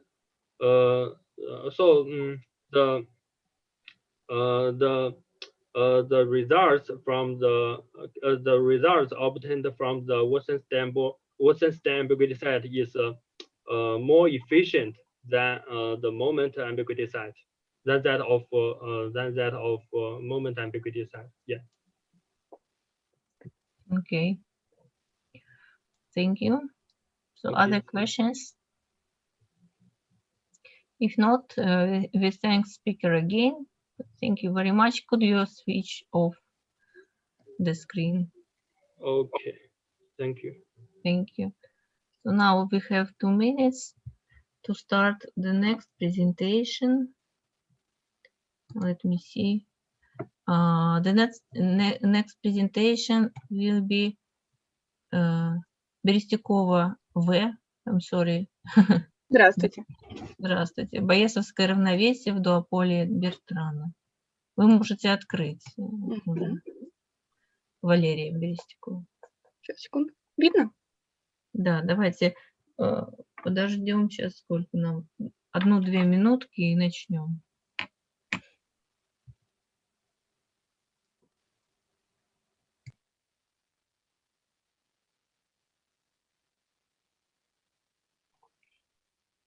На самом деле здесь не так строго с таймингом, и у нас трансляция онлайн чуть-чуть запаздывает, поэтому можем начать еще сейчас. Все, можно, да? Да. Ну, давайте, да, начнем. Добрый день, меня зовут Берестюкова Валерия, и тема моей научной работы «Байесовское равновесие в дуополе Бертрана». Мы рассмотрим игры с неполной информацией, байесовские игры. Изучим случай, когда игроки делают ходы одновременно и независимо друг от друга. К фактическим участникам игры добавляется виртуальный игрок природа. Природа наделяет каждого игрока случайной переменной, которая называется типами. Вероятностное распределение всех типов игроков известно. В начале игры природа задает тип игрока. Тип, в частности, определяет функцию выигрыша игрока. И таким образом, неполнота информации в байесовской игре – это незнание типа конкурента. Мы будем рассматривать модель дуополии Бертрана как байесовскую игру, то есть игру, в которой обе фирмы устанавливают цены на свою продукцию, и при этом объемы продаж определяются с помощью функции рыночного спроса. Неполнота информации в данной модели заключается в том, что игроки не знают точные удельные затраты конкурента. Они владеют лишь информацией об их распределении. Целью нашей работы является нахождение такого поведения игроков, которое позволило бы игроку ориентироваться, адаптироваться в такой неполноте информации. Собственно, рассмотрим саму модель. Мы рассмотрим дуополию Бертрана, когда на рынке присутствуют два продавца однородного продукта, не связанных между собой монополистическим соглашением о ценах, рынках сбыта и квотах. Для каждого игрока И задается конечное множество типов ТИ, которое представляет собой удельные затраты или же издержки. Мы будем рассматривать случаи, когда у первого игрока ТИ тип и будет у него M типов удельных затрат, и у второго Т2 N типов удельных затрат. Кроме этого, задается вероятностное распределение P на множестве типов. Это вероятностное распределение позволяет найти условные вероятности происхождения того или иного события. Также задаются состояния природы, которые определяют игру в нормальной форме. В этой игре множество действий игроков определяются типами игрока, но никак не зависят от типов своего конкурента. Ход игры происходит следующим образом. Природа сообщает игроку его тип, и игроки не владеют информацией о типе своего соперника. Далее игроки одновременно, независимо друг от друга, выбирают действия, которые допустимы для его типа. То есть в зависимости от типа они могут выбрать действия. И в конце мы получаем выигрыши, которые формулируются следующим образом. У нас есть две функции. Первая функция – это функция спроса итого игрока, зависящая от ТИ, ТЖ, что и есть типы.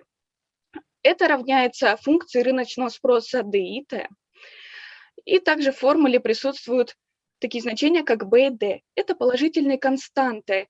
Это зависимость изменения спроса от изменения цены. То есть если итый игрок повысит свою цену, то его спрос понижается. Либо же если его конкурент житый игрок повышает цену, то спрос итого игрока увеличится.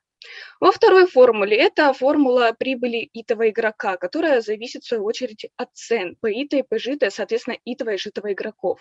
Сами цены зависят от типов. Кроме того, здесь мы можем заметить еще одну переменную C-итая. Это и есть удельные затраты. Далее, для того, чтобы делать дальнейшее рассуждение, нужно ввести дополнительные определения. Что представление этого игрока статистической байесовской игры в нормальной форме определяется множеством стратегий во множестве положительных вещественных чисел, множеством типов T1, T2, вероятностными распределениями P1, P2, а также функциями выигрыша P1 и P2. Тип TI из множества типа TI известный, который только игроку, и определять функцию выигрыша по зависящую от цен и типа.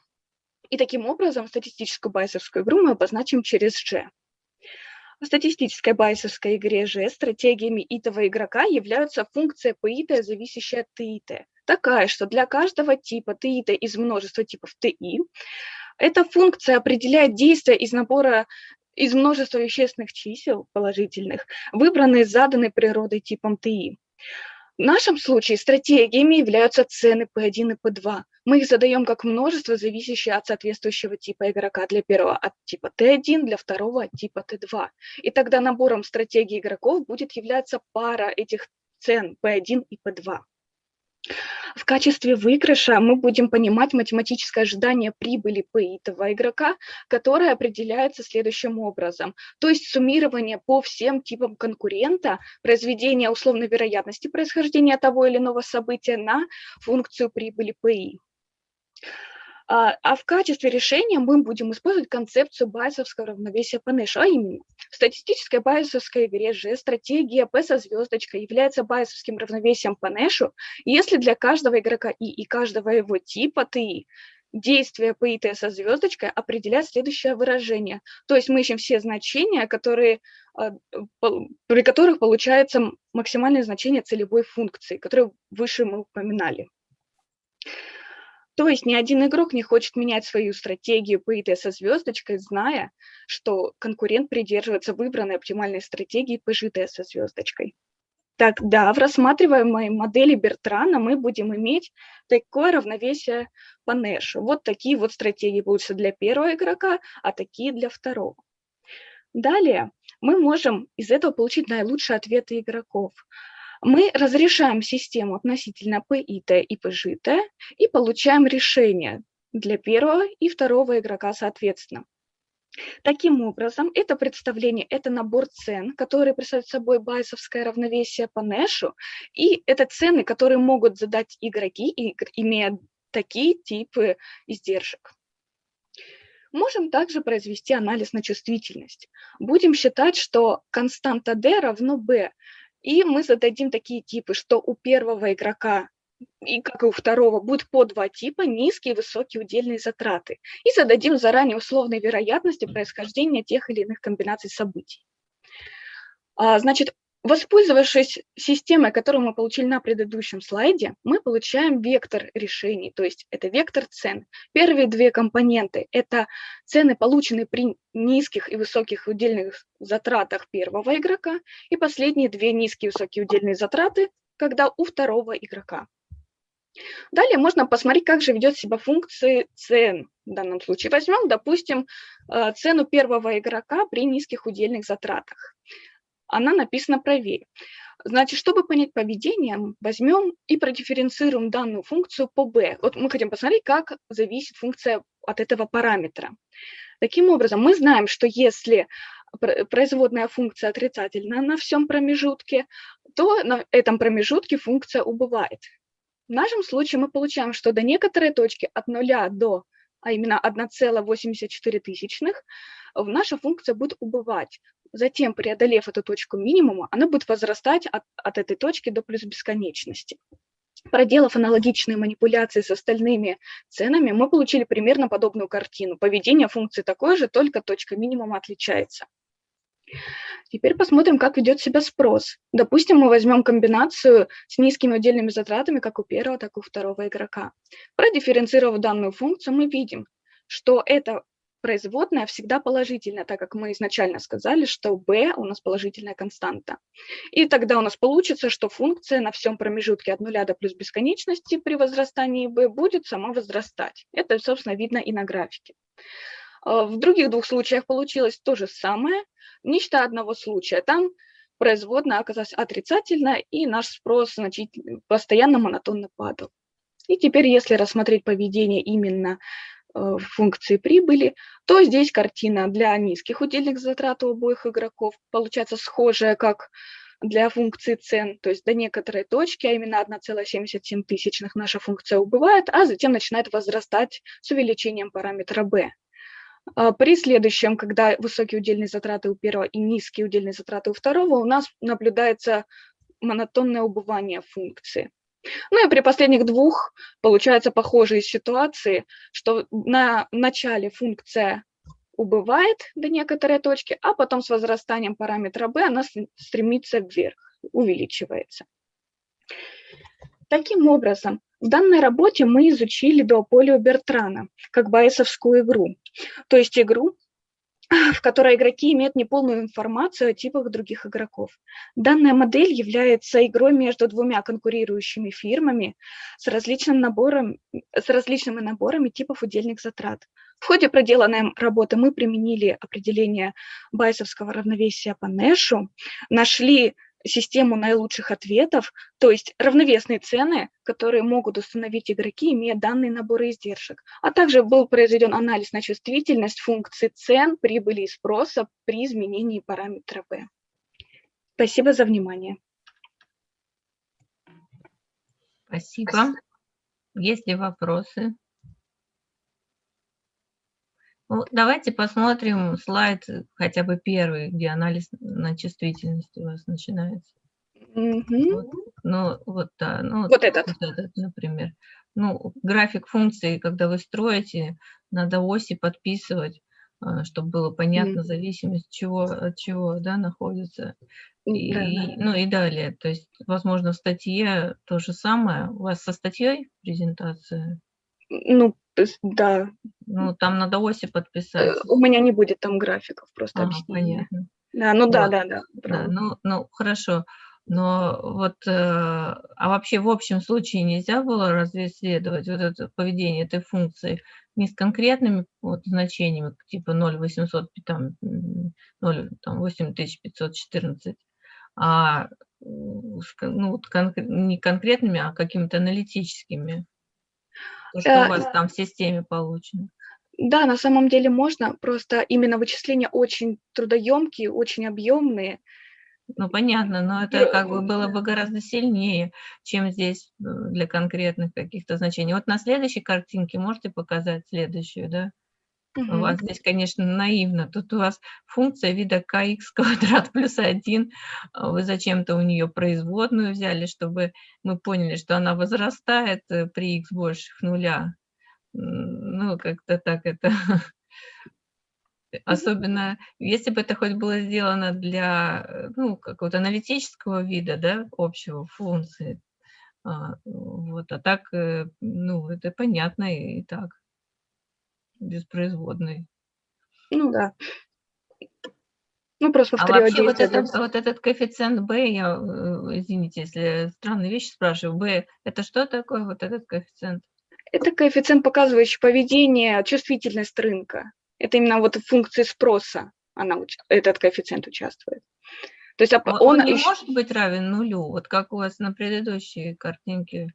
Там не нужно дополнить эту функцию просто еще в нуле чем-то. Вот, на самом деле просто чаще всего эта функция, этот параметр больше нуля, он в принципе положительный, его не принимают за нулевое значение. И в данной работе мы его тоже считали положительным, не выкалывая ноль. Да? Ну, то есть, в принципе, в некоторых частных случаях можно это учитывать, просто конкретно в этой ситуации мы не брали нулевое значение. Хорошо. Другие, может быть, люди хотят спросить.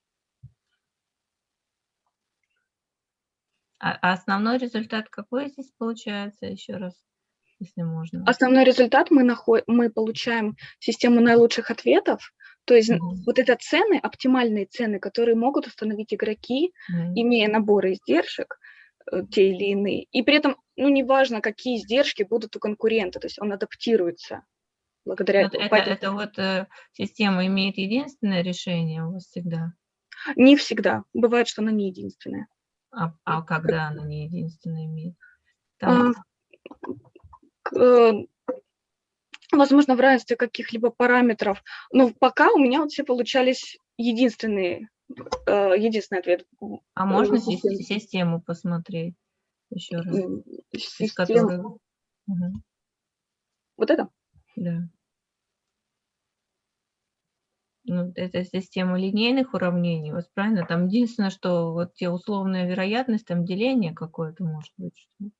Что? Ну, да, там деление присутствует. То есть система линейных алгебраических уравнений. Ну, ладно. Ладно, спасибо. Может быть, это нужно написать просто как утверждение. Что вот решая вот эту систему, вы получаете единственное решение, там, либо у вас может быть там, наверное, какие-то крайние ситуации еще, да? Вот в каком случае это возникает, и это же как бы относится тоже к анализу на чувствительность фактически. Да. Спасибо. Так, нет у нас больше комментариев? Хорошо, спасибо большое. Тогда закройте, пожалуйста, экран. Спасибо. Кто у нас следующий? По-моему. Так, Мария Булгакова, да? Да. Вектор Т для сетевых игр с попарным взаимодействием. Да, Тау. Мне запретили здесь написано Т. Да, мне запретили использовать греческие буквы. Вот я и удивилась, думаю, может, теперь можно так? Ну, хорошо, ага. Тау-вектор для игр там, с сетевым, да, попарным взаимодействием. Да. Возможно, можно по-русски писать так, прям Тау. Вот, например... Это тоже запретили. Да, нельзя, потому что в теории вероятности закон 3 сигм пишут же 3 сигм прям по-русски. Ну, ладно. Это единственный вариант, который прошел через администраторов. Понятно. Здравствуйте, меня зовут Мария Булгакова, и я хочу рассказать о векторе Тау в одном конкретном классе игр. Вектор Тау является одним из решений кооперативных игр и имеют определенную формулу для вычисления, также как вектор Шепли, и конкретные типы на конкретных типах игр, на конкретных сетях иногда удается эту формулу аналитическую упростить, да, чтобы минимизировать вычисления и их значительно сократить их сложность. Об этом и пойдет речь. Рассматривается следующая модель игры. Это игра с попарным взаимодействием, сетевая игра. У нас есть n игроков, конечное множество, которое представляет собой вершины графа. Игроки, изначально сети нет, здесь только точки, которые вершины графа и являются игроками. Далее у нас есть два шага игры и два состояния. В первом состоянии формируется сеть. Каждый из игроков определяет свой вектор поведения, вектор предложения связи другим игрокам. Вот так он выглядит. Соответственно, каждая компонента этого вектора это либо 0 или единица. Если компонента равна нулю, значит данному игроку ит игрок связь не предлагает. Если компонента равна единице, то он делает такое продолжение связи. Есть ограничения на множество игроков, которым ит игрок может предлагать связи, это такие потенциальные его соседи. И есть ограничения на максимальное количество числа связей этого игрока, который он может поддерживать одновременно. Каждый из игроков формирует такой вектор предложения связи, и в случае, если компоненты совпали, то есть b изжитое у итого игрока и b же итое у житого игрока, и они оба равны единице, в этом случае создается связь, и в графе появляется ребро между игроками и ижи. Для создания связи обязательно нужно двустороннее желание, да, то есть с двух сторон оно формируется. Соответственно, формируются все доступные для каждого игрока связи, и результатом первого состояния является сеть.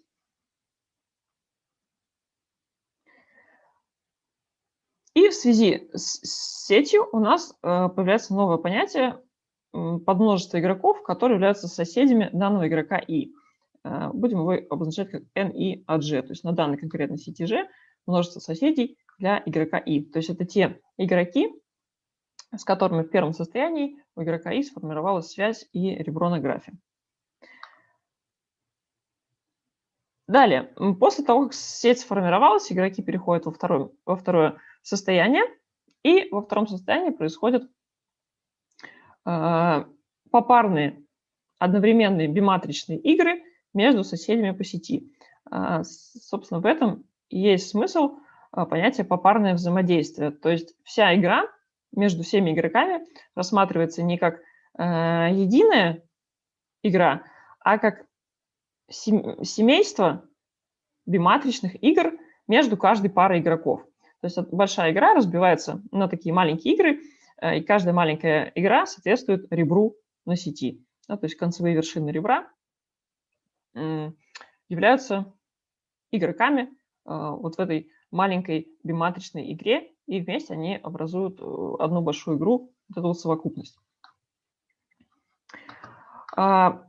Совокупность вот этих вот игр будем обозначать как гамма Z1 и G. Да? Здесь G показывает, что эта игра происходит на конкретной сети G, которая сформирована в первом состоянии.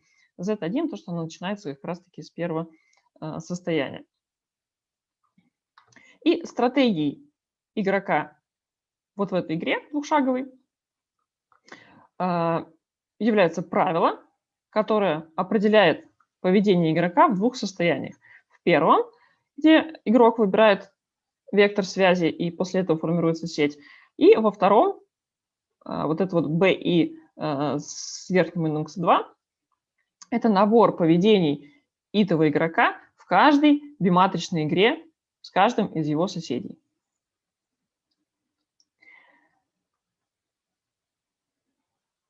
Далее будем рассматривать игру, которая происходит на втором шаге, вот эту совокупность биматричных игр в кооперативной форме.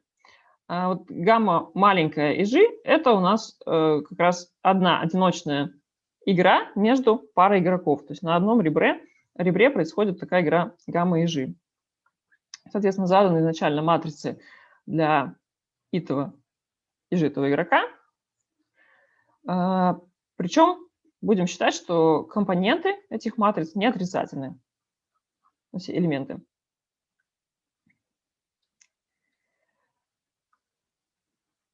И затем определим характеристическую функцию в подигре на втором шаге данной игры.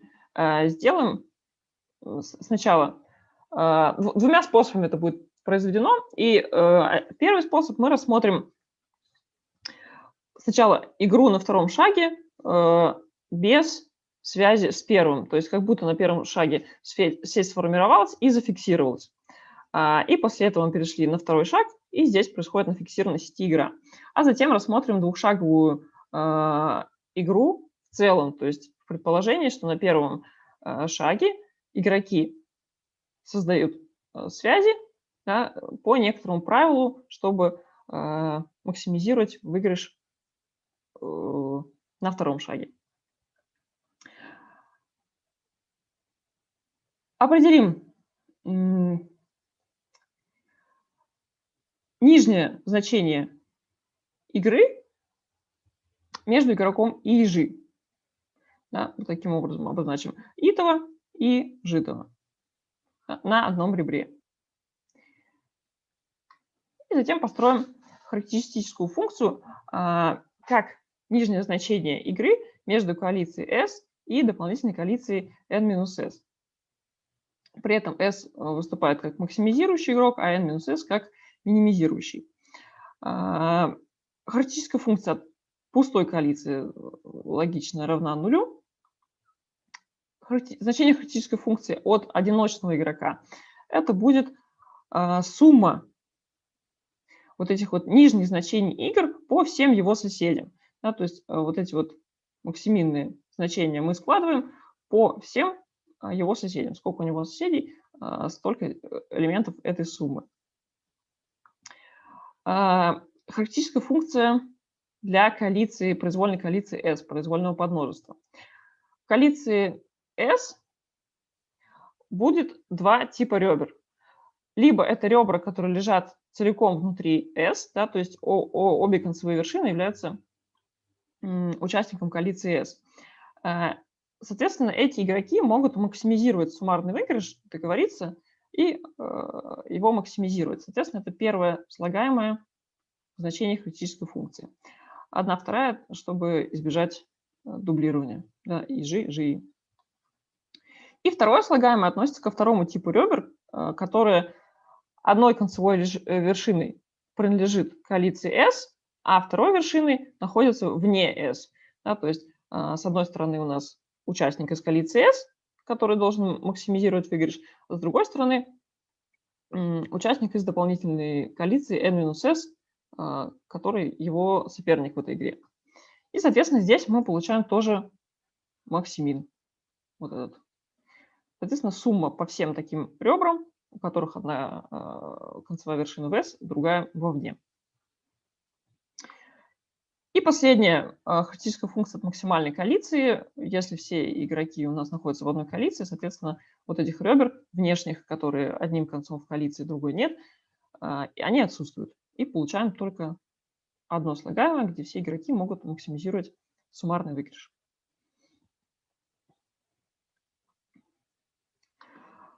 Это что касается игры на фиксированной сети на втором шаге. Если мы рассматриваем в кооперативной форме двухшаговую игру целиком, то вычисление критической функции будет несколько отличаться, поскольку игроки у нас, критическая функция определяется так же, как нижнее значение антагонистической игры между S и дополнительной коалицией N-S, соответственно, S максимизирующий игрок, N-S минимизирующий, и в таком случае для минимизирующей коалиции оптимальным поведением является не создавать связи с игроками из S на первом шаге, да, чтобы минимизировать их выигрыш. И если такие связи не создаются, то при вычислении критической функции для коалиции S у нас будет отсутствовать вот это второе слагаемое, которое представляло собой выигрыш от вот этих ребер, которые идут из коалиции S вовне. И, соответственно, также будет критическая функция от одиночного игрока, от одноэлементной коалиции, также будет равна нулю, потому что если все играют против него, то они просто не будут создавать с ним связи, и таким образом минимизируют его выигрыш. За счет того, что критическая функция получается такая довольно симметричная, поскольку она определяется в основе этой критической функции лежит значение игр на вот этих ребрах, то такое строение критической функции наводит на мысль, что некоторые решения можно будет упростить. И рассмотрим в качестве решения вектор тау. Вектор тау, вот здесь представлена его формула компонент, определяется следующим образом. То есть компоненты вектора тау, соответствующие итого игрока, зависит от значения критической функции от максимальной коалиции, от вклада итого игрока в максимальную коалицию, да, то есть в этой скобке это вклад итого игрока в максимальную коалицию n и n без i. И от значения критической функции для самого этого игрока i. И также от некоторого коэффициента лямбда, который определяется из вот этого уравнения.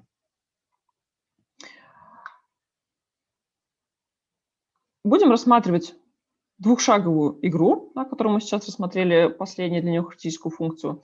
И сразу же получается уже некоторое упрощение. Мы знаем, что для двухшаговой игры у нас получилось, что значение критической функции для одноэлементной коалиции равно нулю. Да, поэтому вот это слагаемое сразу пропадет и уже несколько упростит вычисление. В связи с этим найдем значение коэффициента лямбда и посмотрим, от чего оно зависит. Зависит ли оно от сети, от количества игроков или от чего-либо еще. Удалось получить, что коэффициент лямбда для двухшаговой игры с попарным взаимодействием можно вычислить, он равен 1, 2 и не зависит ни от структуры сети, ни от количества игроков. То есть он является константой для любых игр такого типа. И значение компоненты вектора tau выглядит следующим образом. Да, то есть это довольно простая формула.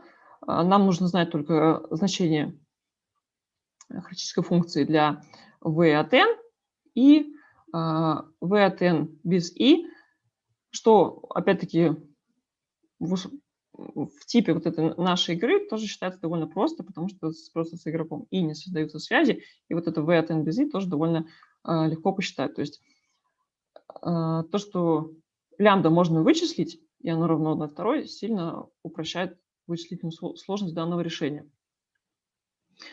Доказательство, ну, собственно, оно довольно такое нехитрое, в аналитическом виде происходит. То есть мы берем значение характеристической функции и подставляем ее в исходную формулу компонент. Также то, что у нас v от i будет просто равно 0.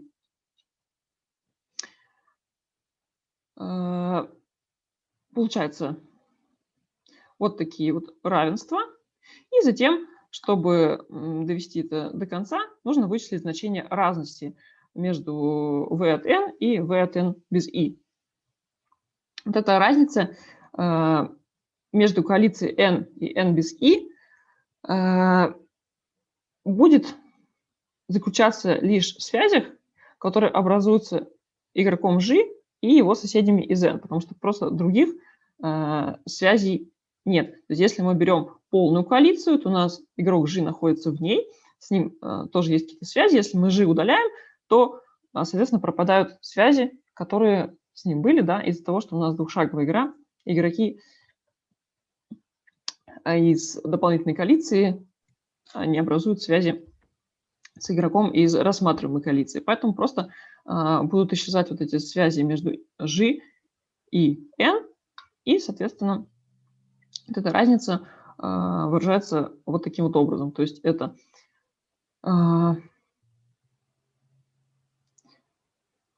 один игрок у нас находится в коалиции N, да, то есть все игроки из коалиции N, которые создают связи с G, и, соответственно, максимальный суммарный выигрыш по вот этим ребрам. Да, потому что когда G находится в N, то они максимизируют суммарный выигрыш. И подставим значение для этой разности в формулу. Соответственно, так как лямбда не зависит от игроков и их стратегии, ее можно вынести за знак суммы, и сокращая одинаковые слагаемые, мы получаем, что лямбда равно ровно 1, 2. И, соответственно, здесь... Мария, извините, вам надо уже закругляться. Да, я уже, в принципе, закончила. Одну еще скажу фразу. Также ранее был нами посчитан вектор Шепли для полной сети, для конкретной полной сети с попарным взаимодействием.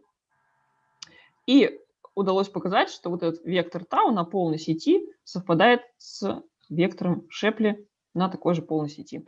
Для неполной сети, к сожалению, это не так. Все, спасибо большое за внимание. Спасибо большое. Так, есть ли вопросы у нас? Можно я спрошу, пока других вопросов не поступило? Вот формула 9, 10, 11 можете показать там, где вы характеристическую функцию определяете? Вы вот, ну, я, может быть, неправильно мыслю, смотрите, а если взять здесь не 1, 2, вот в 10 и 11, а какой-то коэффициент альфа, он будет показывать, например, что вот игроки из коалиции, они как бы больше, ну, вес тут имеют, чем вот, связи, идущие наоборот, внутрь. Вот правильно я понимаю или нет? Здесь 1, 2 только для того, чтобы избежать повторного суммирования. Не, просто вот смотрите, мы перебираем и из S, G из их соседей. Потом они просто меняются местами, и мы, получается, в одной и той же коалиции 2 раза считаем одно и то же. Все, поняла. Это просто вот, чтобы не было двойного пересчета. Это не весовой коэффициент. Да. Я поняла. Да, тогда у меня вопрос снимается. Есть ли еще вопросы или комментарии, пожелания и так далее? Если нет, то спасибо тогда, Мария. Будем приглашать следующего докладчика. Спасибо. Так, следующий у нас кто? Да, Бусел Владислав, да, и Лазарева Алина. Вот, откройте вашу презентацию, пожалуйста. Кто из вас начнет? Я начну. Здравствуйте, да, Влад начнет. Так, камеру нужно включить, да? Но это не обязательно. Главное, чтобы голос был. Ну, сейчас. Ладно, чтобы не тормозить. Здравствуйте, меня зовут Бусел Владислав, и в этом докладе мы с Алиной Лазаревой расскажем вам о использовании двух мер центральности в задаче оптимизации передачи информации в самоорганизующихся сетях. Мы начнем с предыстории задачи и краткого описания монет сетей, поставим задачу, опишем алгоритм решения задачи и опишем метрики, которые мы использовали. В конце мы приведем пример решения этой задачи с помощью этих метрик. Посмотрим на полученные результаты и сделаем из них вывод. Вот. В основе модели задачи лежит сетевая структура из первых двух работ, указанных на слайде. Структура представляется в виде графа, в вершинах которого лежат агенты, принадлежащие различным игрокам. Оптимизация сети производится с помощью добавления в граф дополнительных агентов. На практику эту роль выполняют дроны. В третьей работе подробно описаны различные коммуникационные сети, их моделирование с помощью графов, алгоритмы на них, сетевые процессы, а также сетевые метрики. В частности, мера центральности и степень посредничества, которую мы использовали в этой работе. Особенности применения теоретика игрового подхода при моделировании сетевых коммуникационных структур и решении задач на них были рассмотрены в четвертой работе. Также из этого источника была взята мера центральности через вектор Майерсона. Схожая задача рассматривалась в пятой работе, но в ней был выбран другой критерий отбора. Перейдем к монет-сетям. Не всегда при организации сетей есть необходимость или возможность использовать глобальную сеть. Существует ряд задач, которые требуют быстрого разверстывания сети, но при этом нет необходимости в крупной и сложной сети. В таких ситуациях для разворачивания сети используется монет или Mobile Ad Hoc Network, беспроводная самоорганизующаяся децентрализованная сеть, состоящая из мобильных узлов, способных устанавливать и поддерживать соединения между узлами. Она не зависит от ранее существующей инфраструктуры, например, от маршрутизаторов в проводных сетях или от точек доступа в управляемых и беспроводных сетях. Маршрутизаторы могут свободно перемещаться и организовываться произвольно.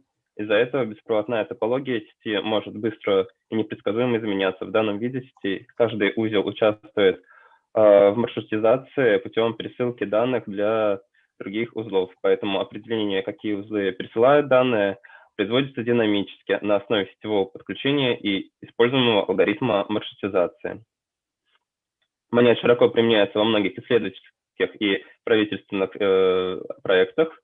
Часто такие сети находят применение в ситуациях, когда необходимо организовать связь между группами на местности, где нет связи. Например, в чрезвычайных ситуациях при действиях спасательных групп в горах или других труднодоступных местах. Поставим задачу. Пусть задано множество игроков P, каждый игрок I имеет непустое множество агентов M и T. Агенты расположены в узлах целочисленной решетки X. Дронами назовем дополнительных агентов, которые могут быть расположены в узлах этой сетки. Сеть не меняется со временем. Представим сеть в виде графа на сетке. определим вершины графа как пару, состоящую из агента и позиции, в которой он расположен. Между вершинами игрока установлена устойчивая связь в виде ребра, если он находится в соседних узлах решетки, если они расположены в соседних узлах решетки. Множество вершин обозначим V как V, а множество ребер как E. При их совокупности мы получим граф G. Под графом игрока назовем подграф, который содержит в себе всех агентов этого игрока. Функцию выигрыша игрока обозначим как HIT. Она равна разности диаметра подграфа игрока без установленных дронов и диаметра подграфа игрока с установленными дронами. Задача состоит в поиске оптимального местоположения дронов, в котором выигрыш каждого игрока максимизируется. Оптимальным местоположением дронов будем считать набор позиций, где сумма значений выбранной меры в этих позициях дает наилучшее значение. На данном слайде вы можете увидеть краткое описание алгоритма, с помощью которого решается поставленная задача. Сначала найдем позиции, которые уменьшают диаметр подграфов игроков. Это происходит следующим образом. Мы перебираем соседние позиции агентов игроков, и если у этих позиций есть хотя бы два соседа, принадлежащие одному игроку, то мы оставляем данную позицию для дальнейшей работы с ними. Здесь под соседями подразумеваются агенты в ближайших узлах решетки. Вторым шагом группируем оставшиеся позиции в наборы и смотрим выигрыш для каждого игрока. Оставляем из Парето оптимальные решения. Под Парето оптимальными решениями подразумевается набор позиций, в котором выигрыш ни одного из игроков не может быть увеличен без уменьшения выигрыша другого игрока. Далее читаем сумму значений выбранной меры каждого Парето оптимального набора и выбираем набор с наибольшим значением. Рассматривалось две меры. Одна из них – это мера центральности через вектор Майерсона. Вектор Майерсона использует методы кооперативной теории игр для определения центральности вершин и характеризуется компонентной эффективностью и справедливостью.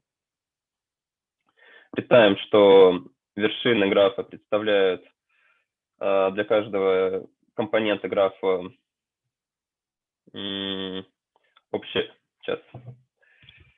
Представим, что вершины графа представляют игроков, а ребра — связи между ними.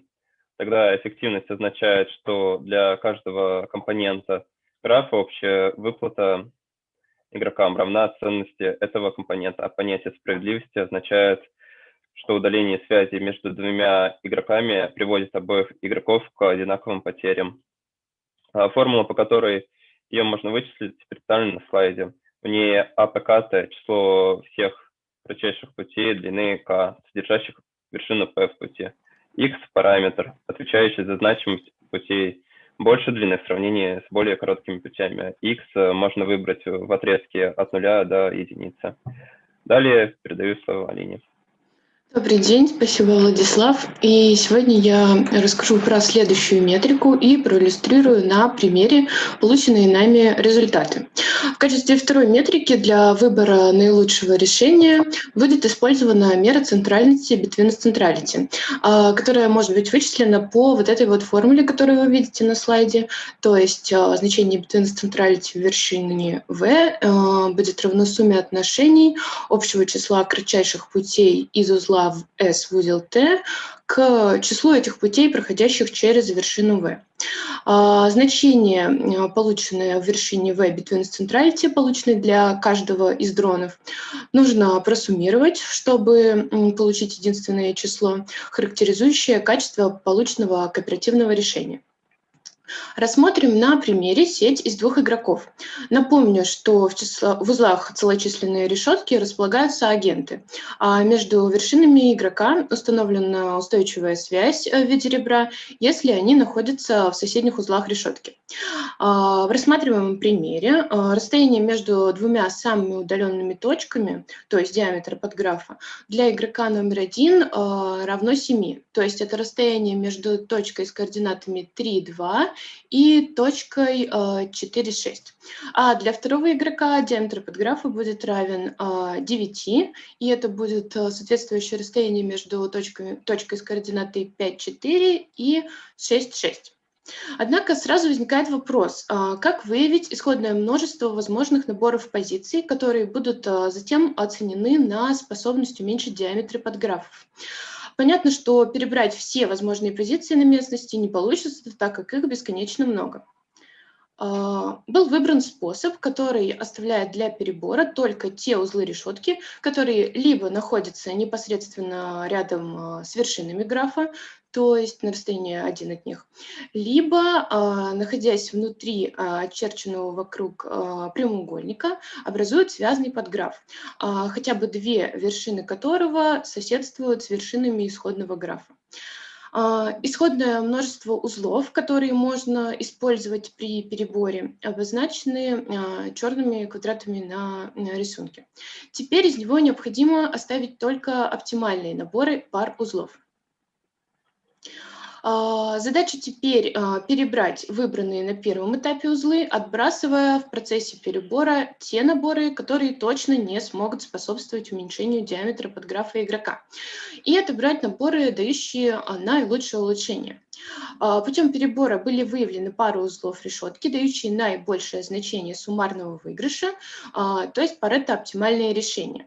Напомню, что под Парето-оптимальными мы подразумеваем наборы позиций, при котором выигрыш ни одного из игроков не может быть увеличен без уменьшения выигрыша другого игрока.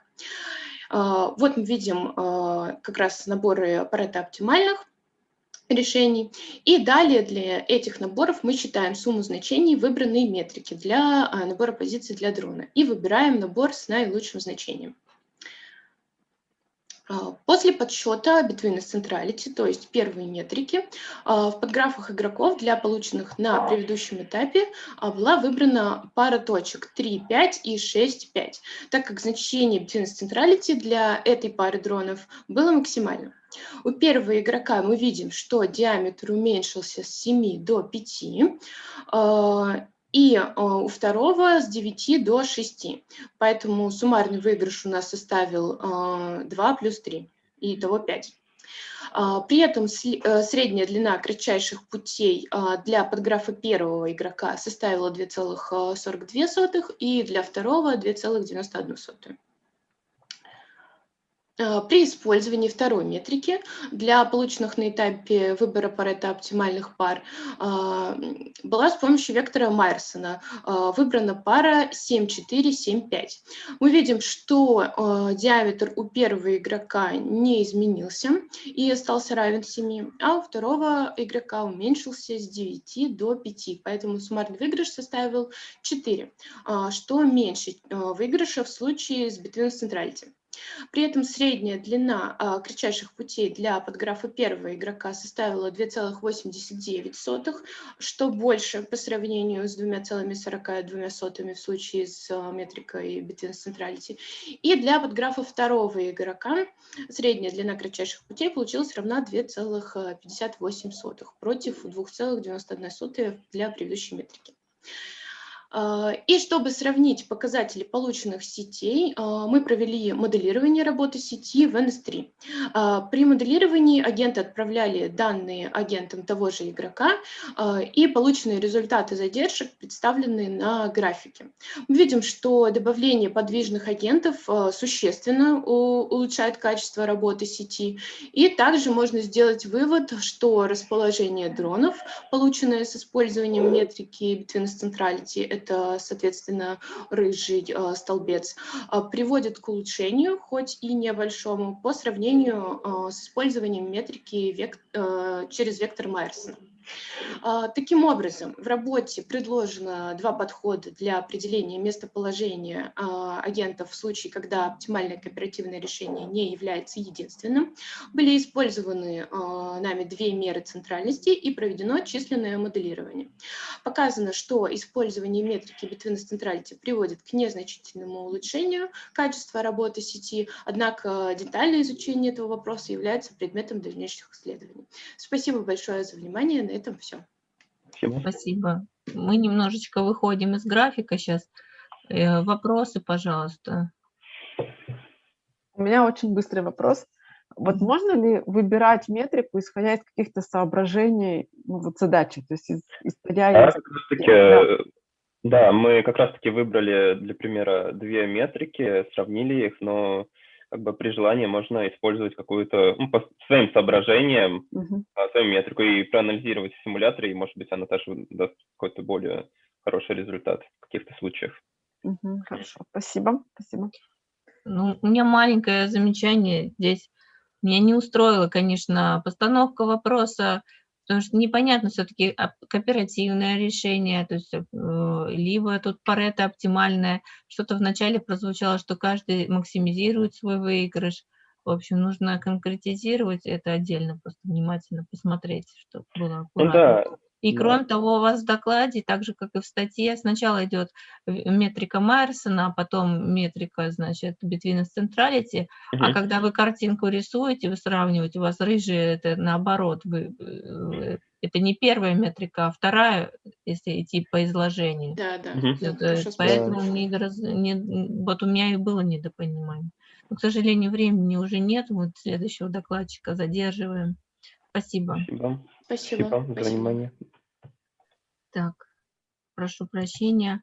Ну, я потом попытаюсь, так сказать, выровнять ситуацию в перспективе. Сейчас у нас должен быть доклад Натальи Магнитской о супераддитивном расширении характеристической функции в игре управления инвестициями. Вот. Наташа, пожалуйста, со временем аккуратно, если есть возможность, то немножко покороче. Да, хорошо. Меня зовут Магнитская Наталья, мой научный руководитель Громова Екатерина Викторовна, и тема моего доклада – супераддитивное расширение характеристической функции в игре управления инвестициями. В настоящее время кооперативные игры занимают достаточно важную роль в научных исследованиях, и одной из задач исследования является построение характеристических функций и их свойств. Одним из важнейших свойств характеристических функций является свойство супераддитивности. Оно не является обязательным при построении, однако если функция обладает, так скажем, этим свойством, то это дает ряд преимуществ, например, придает более понятный смысл вектору Шепли, также побуждает игроков объединяться в большей коалиции. Поэтому в одной из работ Громовой-Маровой был предложен способ построения супераддитивного расширения.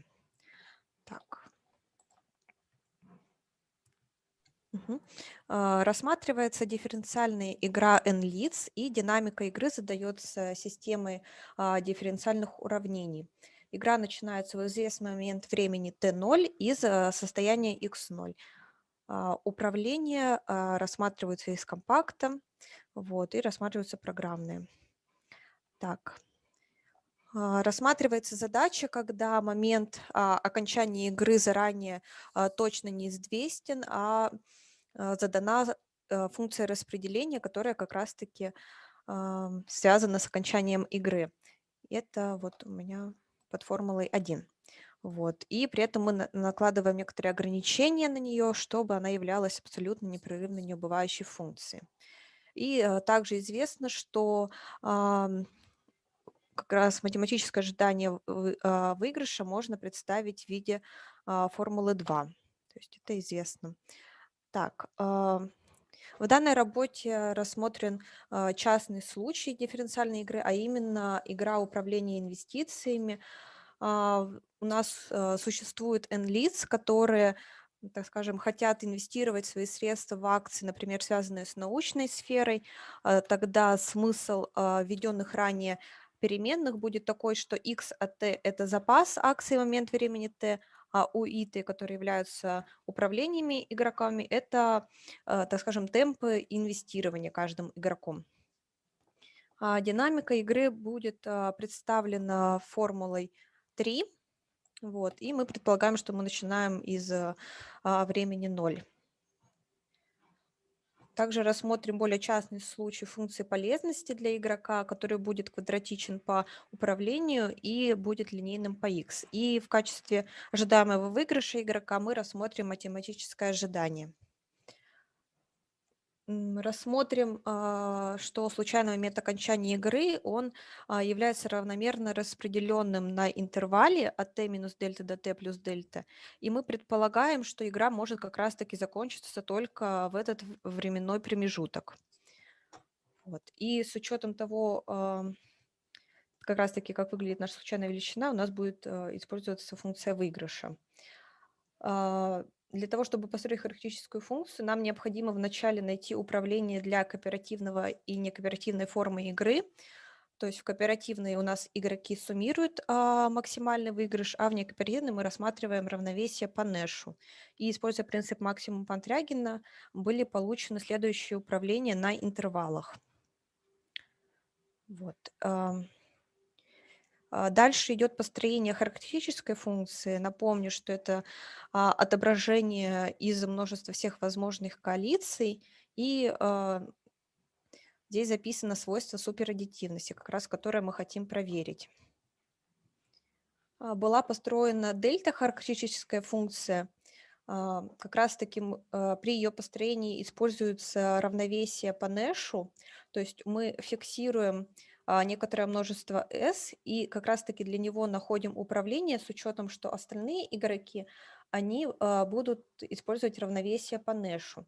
В общем случае данная характеристическая функция, она не является супераддитивной, и также она имеет экономическую интерпретацию, которая заключается в том, что игроки, которые не входят в S, то есть N без S, они не склонны к формированию антикоалиции в реальных моделях. Вот. Была построена характеристическая функция как раз-таки для нашей игры в общем случае, и мы проверили свойства супераддитивности на примере 3 игроков и получили ожидаемый результат, что она не является супераддитивной. Как я говорила ранее, в работе Громовой и Маровой было предложено супераддитивное расширение характеристической функции, которое позволяет на основе построенной ранее функции построить ее супераддитивное решение, которое уже будет являться супераддитивным и которое можно в дальнейшем использовать при построении, например, C-ядра или вектора Шепли. Было рассмотрено супераддитивное расширение на примере 3 игроков, и мы получили следующий результат. Таким образом, в данной работе была исследовательная дифференциальная игра управления инвестициями со случайным методом окончания. Были получены оптимальные управления для кооперативного и некооперативного случаев, построена соответствующая дельта характеристическая функция, было показано, что она не является супераддитивной, и было получено ее супераддитивное расширение. Спасибо большое за внимание. Спасибо. Постаралась быстро. До того, как могут появиться вопросы, я хочу сделать такое замечание очень существенное. Вот этот подход построения супераддитивного расширения, как выясняется, был предложен Ауманом и Нобелевским лауреатом в 1964 году. И я, кстати, это у Натальи там исправила где-то там в абстрактах или где-то, что то есть не надо ссылаться на Громову и Марову, потому что мы изобрели велосипед. В общем, оказывается, это называется Super Additive Cover, и было предложено в 1964, по-моему, году. Так что... Хорошо, я Да, как-то, видимо, пропустила. Надо будет посмотреть. Наталья, а можете объяснить, вот, в чем идея вот этого ну, расширения? То есть где нарушается вот это условие супераддитивности, нужно что-то произвести с характеристической функцией, какие-то вычисления? Да, то есть мы как раз-таки перебираем всевозможные комбинации коалиций и смотрим, вот с помощью каких комбинаций можно доставить вот ей максимум, используя полученную ранее характеристическую функцию. То есть мы, в принципе, получаем новую характеристическую функцию, которая обладает всеми теми же свойствами, которыми должна обладать характеристическая функция по ее определению, плюс она будет являться супераддитивной. Но тем самым мы как бы немного искажаем значение, получается. Да. Чуть. Понятно. Спасибо, все понятно.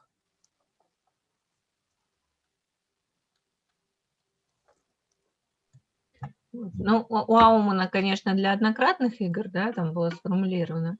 И доказательства там нет в статье. То есть там это просто упоминается, как, видимо, очевидный факт для Нобелевского лауреата.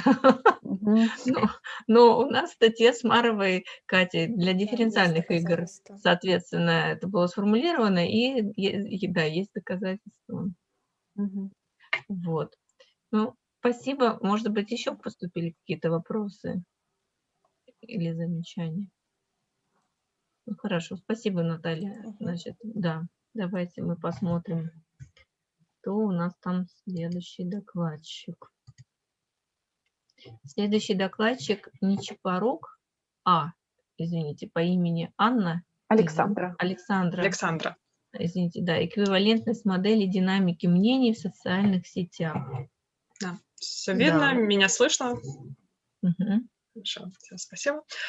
Меня зовут Нечипорук Александра Алексеевна, мой научный руководитель Парилина Елена Михайловна, и я представляю свою модель, эквивалентность модели динамики мнений в социальных сетях.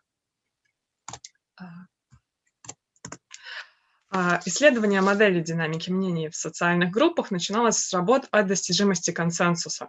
Основоположной работой в этой области является модель де Грота, представленная в его работе 1974 года. Это простая модель динамики мнений, в которой каждый участник изменяет свое мнение, взвешивая собственное мнение и мнение связанных с ним участников. В дальнейшем эта модель была модернизирована, в том числе и управлением. Так, например, в работе Мазалова, Дорофеевой и Парилиной 2020 года рассмотрена проблема контроля мнений агентов через влияние на некоторых агентов в социальной сети. В этом случае игроки контролируют мнение агентов. Цель контроля – сделать среднее мнение агентов как можно ближе к желаемому. Целью моей работы являлась модернизация модели, представленной в последней указанной работе, для возможности преобразования сетевой структуры без влияния на оптимальное управление, что позволяет свести задачу большей размерности к задаче меньшей, а также может стать основой для выводов о взаимосвязи различных видов модели. Сначала приведу описание модели, представленной в работе Мазаловой, Парилиной и Дорофеевой. В ней рассматривается динамика мнений в обществе с бесконечным временем. Общество представлено парой N и J, где N – это конечный набор агентов общества, а J – это граф, который отражает коммуникационную структуру. Граф же представлен множеством вершин и множеством ребер. Динамика мнений в модели определяется следующими уравнениями, которые показывают, что мнение конкретного агента зависит от его мнения в предыдущий момент времени, от управления, произведенного на него, а также с коэффициентом А зависит от разницы среднего мнения всех связанных с ним агентов и его собственного мнения в предыдущий момент времени. Соответственно, коэффициент А показывает подверженность воздействию от среднего мнения. Целью игрока в этой модели состоит в том, чтобы поддерживать мнение агентов общества ближе к определенному изначально заданному уровню, сводя к минимуму его затраты на контроль мнения агентов. Следующий функционал представляет эти расходы.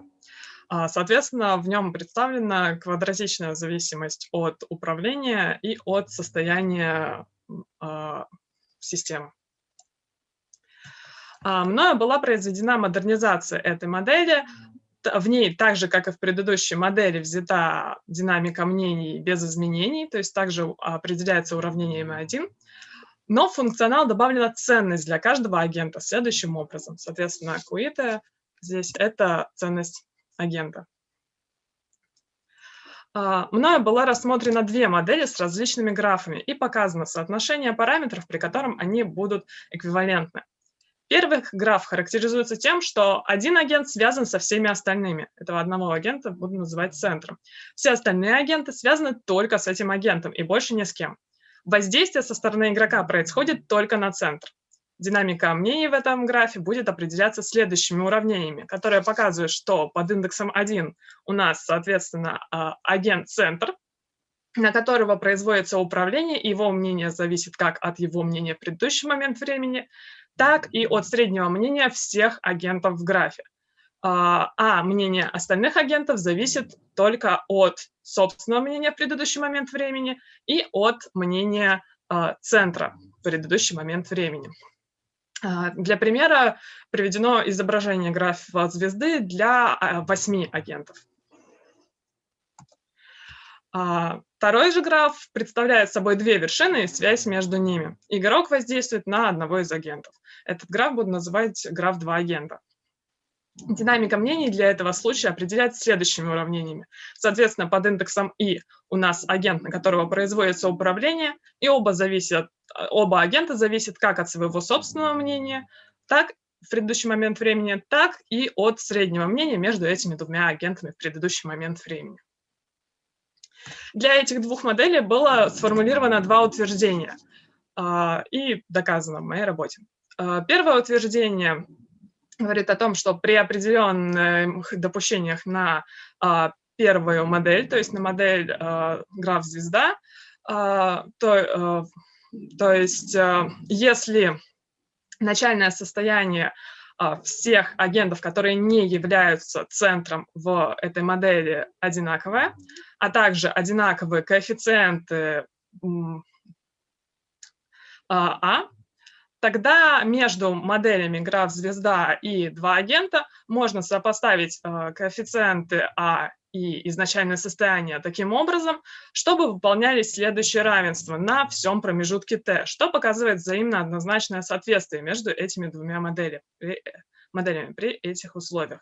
В моей работе было приведено доказательство этого утверждения, а также было сформулировано второе утверждение, которое говорит о том, что при условиях, описанных в утверждении 1, задачи, определяемые следующими функционалами, 7 для графа звезда и 8 для графа 2 агента, соответственно, являются эквивалентными при определенном соотношении ценности агентов. То есть агенты,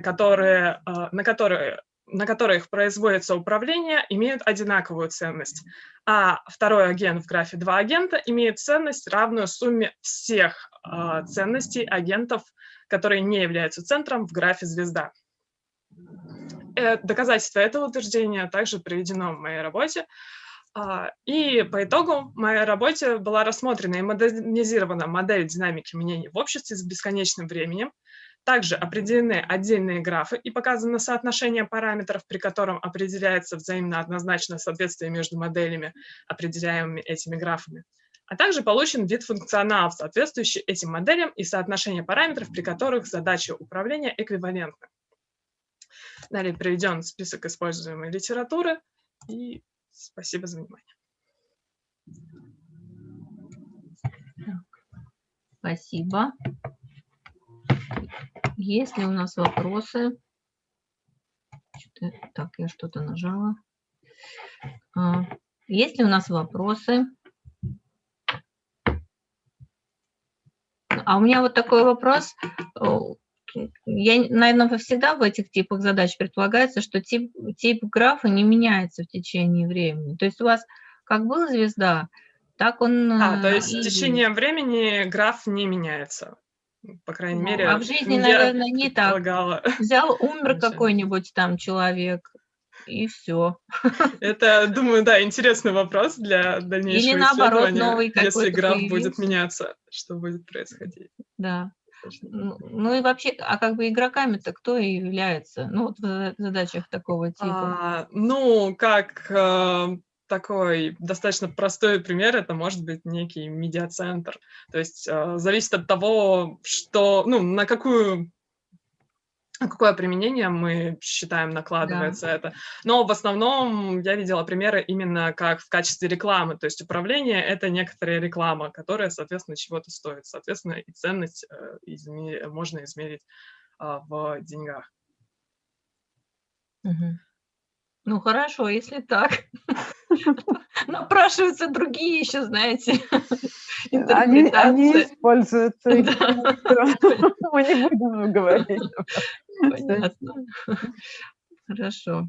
Так, есть ли у нас какие-то комментарии еще? Я только могу добавить, что у Александры грандиозные планы по поводу различных внедрению? графов, да, по большие графы, эквивалентные графы, то есть немножко углубиться как раз в теорию графов, чтобы применить ее вот для таких моделей.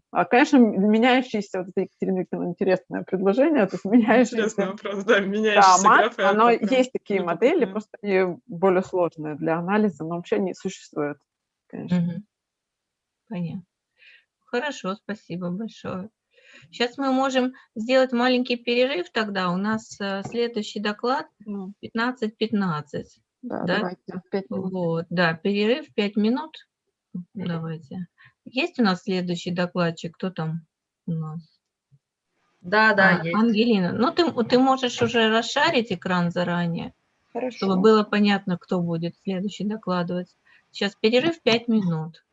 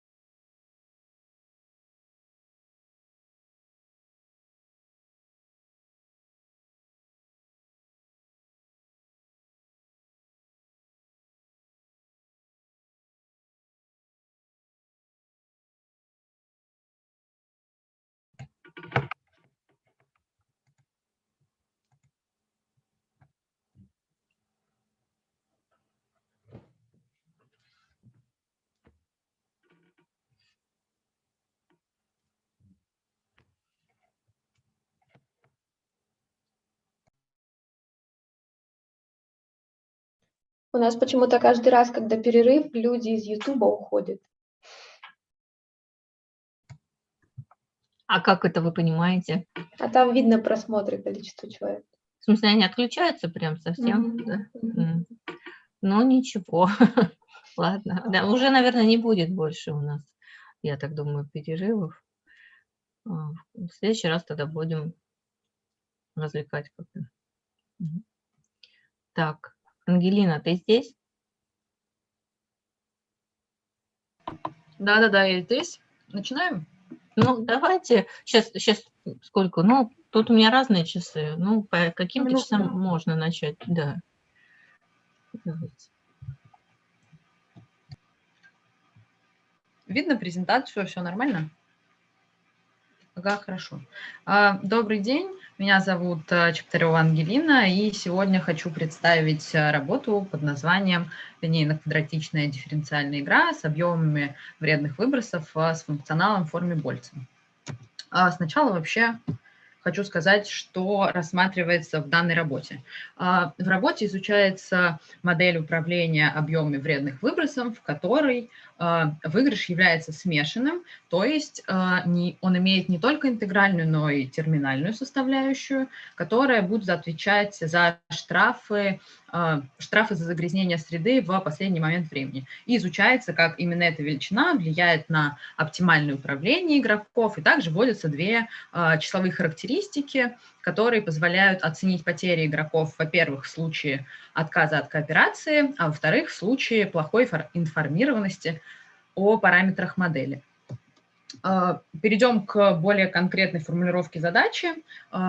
Задача звучит следующим образом. У нас есть 3 игрока, у каждого из которых есть промышленное производство на своей территории. И далее предполагается, что объемы производства прямо пропорциональны объемам загрязнения окружающей среды. Под стратегией игрока мы будем понимать выбор скорости загрязнения в единицу времени, такое УИТ, которое принадлежит от 0 до б-итого. Об этом еще чуть подробнее поговорим. И общий уровень загрязнения будет описываться в соответствии со следующим дифференциальным уравнением, где x с точкой равно сумма тех самых стратегий, которые были в предыдущем пункте, и также у нас есть начальные условия. Также предполагается, что в терминальный момент времени игроки выплачивают штрафы. Игра, соответственно, начинается в момент времени t с ноликом из состояния x нулевое и заканчивается в момент времени t. Соответственно, при выигрыше наших игроков представляют собой смешанный функционал Больца, который мы видим на слайде. Если говорить про параметры, то можно конкретнее их немного описать, чуть поподробнее расскажу про них. БИТ – это коэффициент, который равен отношению общего дохода от производства к объему общего загрязнения какой-либо компании. Далее, УИТы – это те самые стратегии, про которые я уже сказала. D малое – это расходы каждого из игроков на устранение единицы общего загрязнения. И, соответственно, D большое – это уже величина штрафа на единицу загрязнений. Далее, что T с ноликом, то есть начальный момент времени равен нулю для упрощения нашей модели. Рассмотрим сначала кооперативный вариант игры. Для кооперативного варианта игры игроки изначально договариваются об использовании таких оптимальных управлений, которые будут максимизировать суммарный выигрыш, соответственно. Здесь мы можем с помощью принципа максимума Пантрягина найти оптимальное управление, которое, соответственно, вот представлено на слайде. И здесь мы введем систему обозначений, но тут ничего как бы сложного нет, просто для упрощения дальнейших выкладок, чтобы они были более компактны, мы вводим такие обозначения. И важный момент, про который я сначала сказала, что у нас управления принадлежат от 0 до б-итого, соответственно, для того, чтобы это действительно выполнялось и нам не приходилось вылетать за границы компакта, мы вводим следующие ограничения на параметры. Вот они здесь выписаны, и далее везде они будут соблюдаться, чтобы у нас все управления лежали в пределах от 0 до б-итого малое. Соответственно, далее рассмотрим некооперативный вариант игры. Здесь мы, опять же, можем с помощью принципа максимума Пантрягина вычислить равновесие по Нэшу и найти стратегии наших игроков. После этого, как мы их находим, мы можем решить дифференциальное уравнение, которое x точка равна сумме уитых, и получить траекторию для данных управлений. После того, как мы знаем управление, знаем траекторию, мы можем их подставить в функционал, тот самый функционал Больца, чтобы получить выигрыши в равновесии по Нэшу. Соответственно, этот выигрыш будет описываться следующим следующим выражением, которое представлено на слайде. И здесь у нас описание для одного игрока, для первого. Понятно, что для второго и для третьего значения выигрышей будут аналогичные. Достаточно просто циклически переставить индекс, и все остальное будет сохраняться. Теперь перейдем к рассмотрению вот тех самых двух характеристик числовых, про которые я вначале говорила. Первая числовая характеристика – это значение информации или value of information, как это часто встречается в зарубежной литературе. Одна из характеристик важности владения информацией как раз-таки является вот это значение ценность информации. Мы вычислим потери игрока в некооперативном варианте игры для случая, когда игроки ошиблись относительно условий, в которых развивается наш процесс. То есть для нашей игры мы предполагаем, что игроки не знают, что в последний момент им будет назначен вот этот самый терминальный штраф.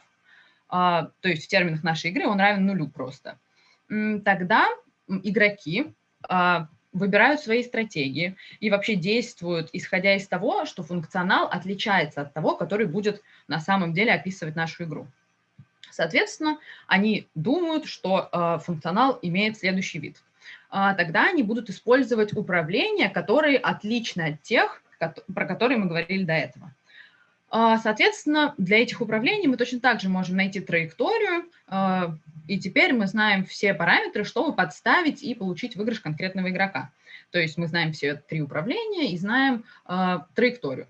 Но теперь важный момент, что мы подставляем это не вот в этот функционал, который предполагают игроки, а в тот, который будет на самом деле. Таким образом, нам нужно подставить значение траекторий, значение управлений в изначальный функционал Больца, который был как раз-таки описан в начале, и мы подставляем туда все найденные выражения и получаем следующее значение. Теперь как раз-таки сравним вот это полученное значение с тем, которое будет, если игроки полностью обладают всей информацией о параметрах модели. Для этого мы рассмотрим разность между вот этими двумя характеристиками, то есть между двумя прибылями игроков в случае полной информированности о модели, то есть когда они знают, что в конце будет терминальный член, и минус та модель, когда игроки не знают, что в конце им будет назначен этот штраф. Соответственно, мы приходим к тому, что наша разность равна вот такому вот выражению. Это выражение теперь хотелось бы с чем-нибудь сравнить и как-то его проанализировать. Для этого мы введем еще одну числовую характеристику, которая называется значение кооперации, ценность кооперации. Для этого мы можем просто рассмотреть, какие потери понесет какой-либо игрок в случае отказа от максимизации общего выигрыша. То есть максимизация общего выигрыша – это как раз-таки сумма каитых, которая была обозначена в начале. Для этого мы вычислим следующее значение.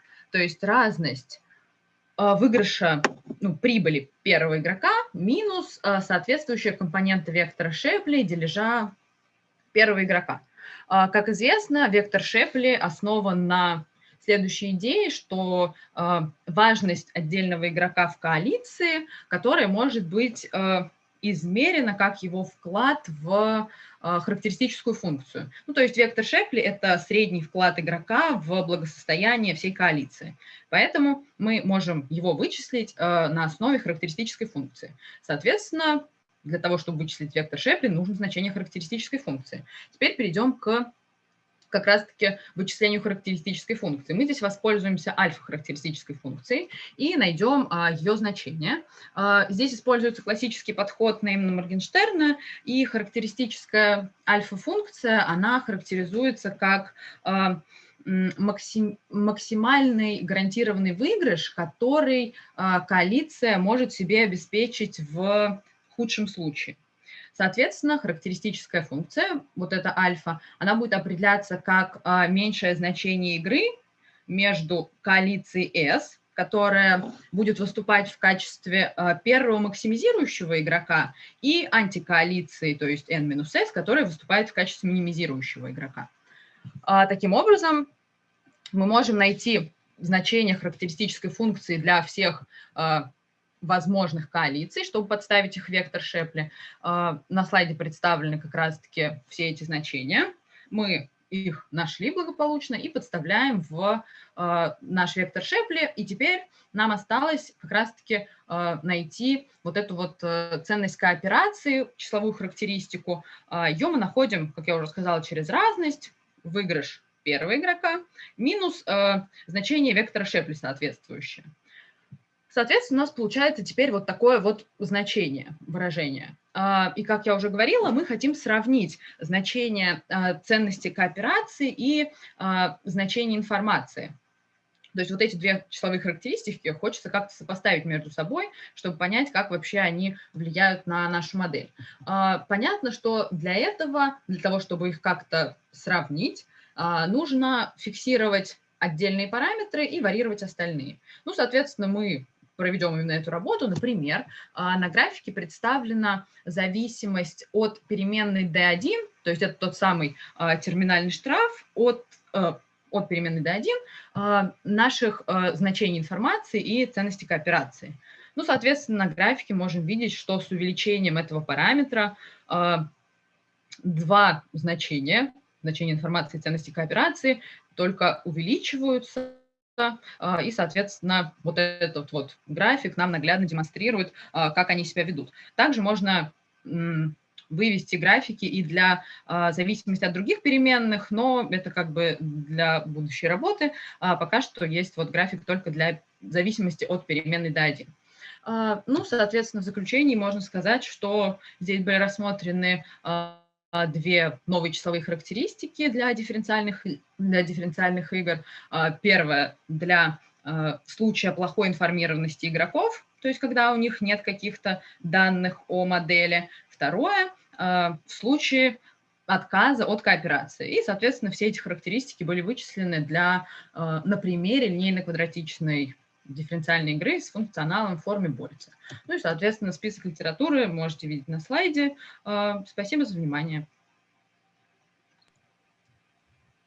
Спасибо за доклад. Есть ли у нас вопросы? То у меня есть такое замечание, если пока вопросов нет. Ведь это только в заключении прозвучало внятно, что вот это новые характеристики. На самом деле ведь это мы придумали именно вот сейчас для вот этой работы. Вот ценность кооперации, такого я не видела раньше. И у нас получается, что она отрицательная величина всегда. Вот это вот выигрыш игрока в равновесии по Нэшу минус компонента вектора Шепли. Надо взять наоборот, наверное. Надо из Шепли отнимать, из большего отнимать меньше, чтобы она была положительная. И вот, например, так. Тоже касается ценности информации, value of information, такой действительно термин есть, и подобный смысл в него, значит, вот в цитируемой статье, там целая книга Райфа, введено это понятие, но они не так вводят, они через мат ожидания, там более сложным путем. У нас здесь как бы все детерминировано, просто смысл похожий, скажем так, поэтому название сохранили. Ну, это аналог именно вот той характеристики, которая Райфа была введена там давно, достаточно, лет 50 назад. То лучше оставить как есть, а вот эту ценность кооперации, или как там ты ее назвала, важность кооперации, может взять наоборот, чтобы она была положительной. Ну да, можно поменять. Ну и нужна, конечно, нормализация какая-то, приведение, да, то есть у нас здесь в рублях, например, там все измеряется, рубли минус рубли, да, хотелось бы иметь безразмерную величину, но, соответственно, нужно, вот, например, вектор Шепли минус значение в равновесии по Нэшу и делить на значение функционала в равновесии по Nash, например. И смотреть в процентах, сколько дает это выигрыш, кооперироваться. Да, хорошо. Ну, что-то такое. Приступили или какие-то у нас замечания? Нет? Из интернета ничего там нету? Ага. Ну, хорошо. Нету. Тогда спасибо Спасибо за большое. презентацию. Да. Так, значит, дальше у нас возникла интересная ситуация. Так, прошу прощения. Следующий докладчик это мой студент Кирилл Савин. И у него в соавторстве как раз со мной работа заявлена. Он находится в больнице, так сказать. Вот.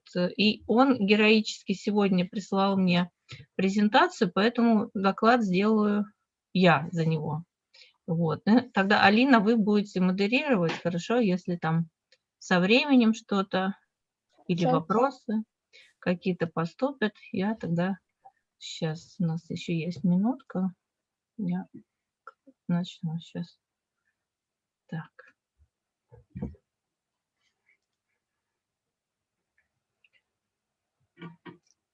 Так, ну вот презентация подготовлена Кириллом Савиным.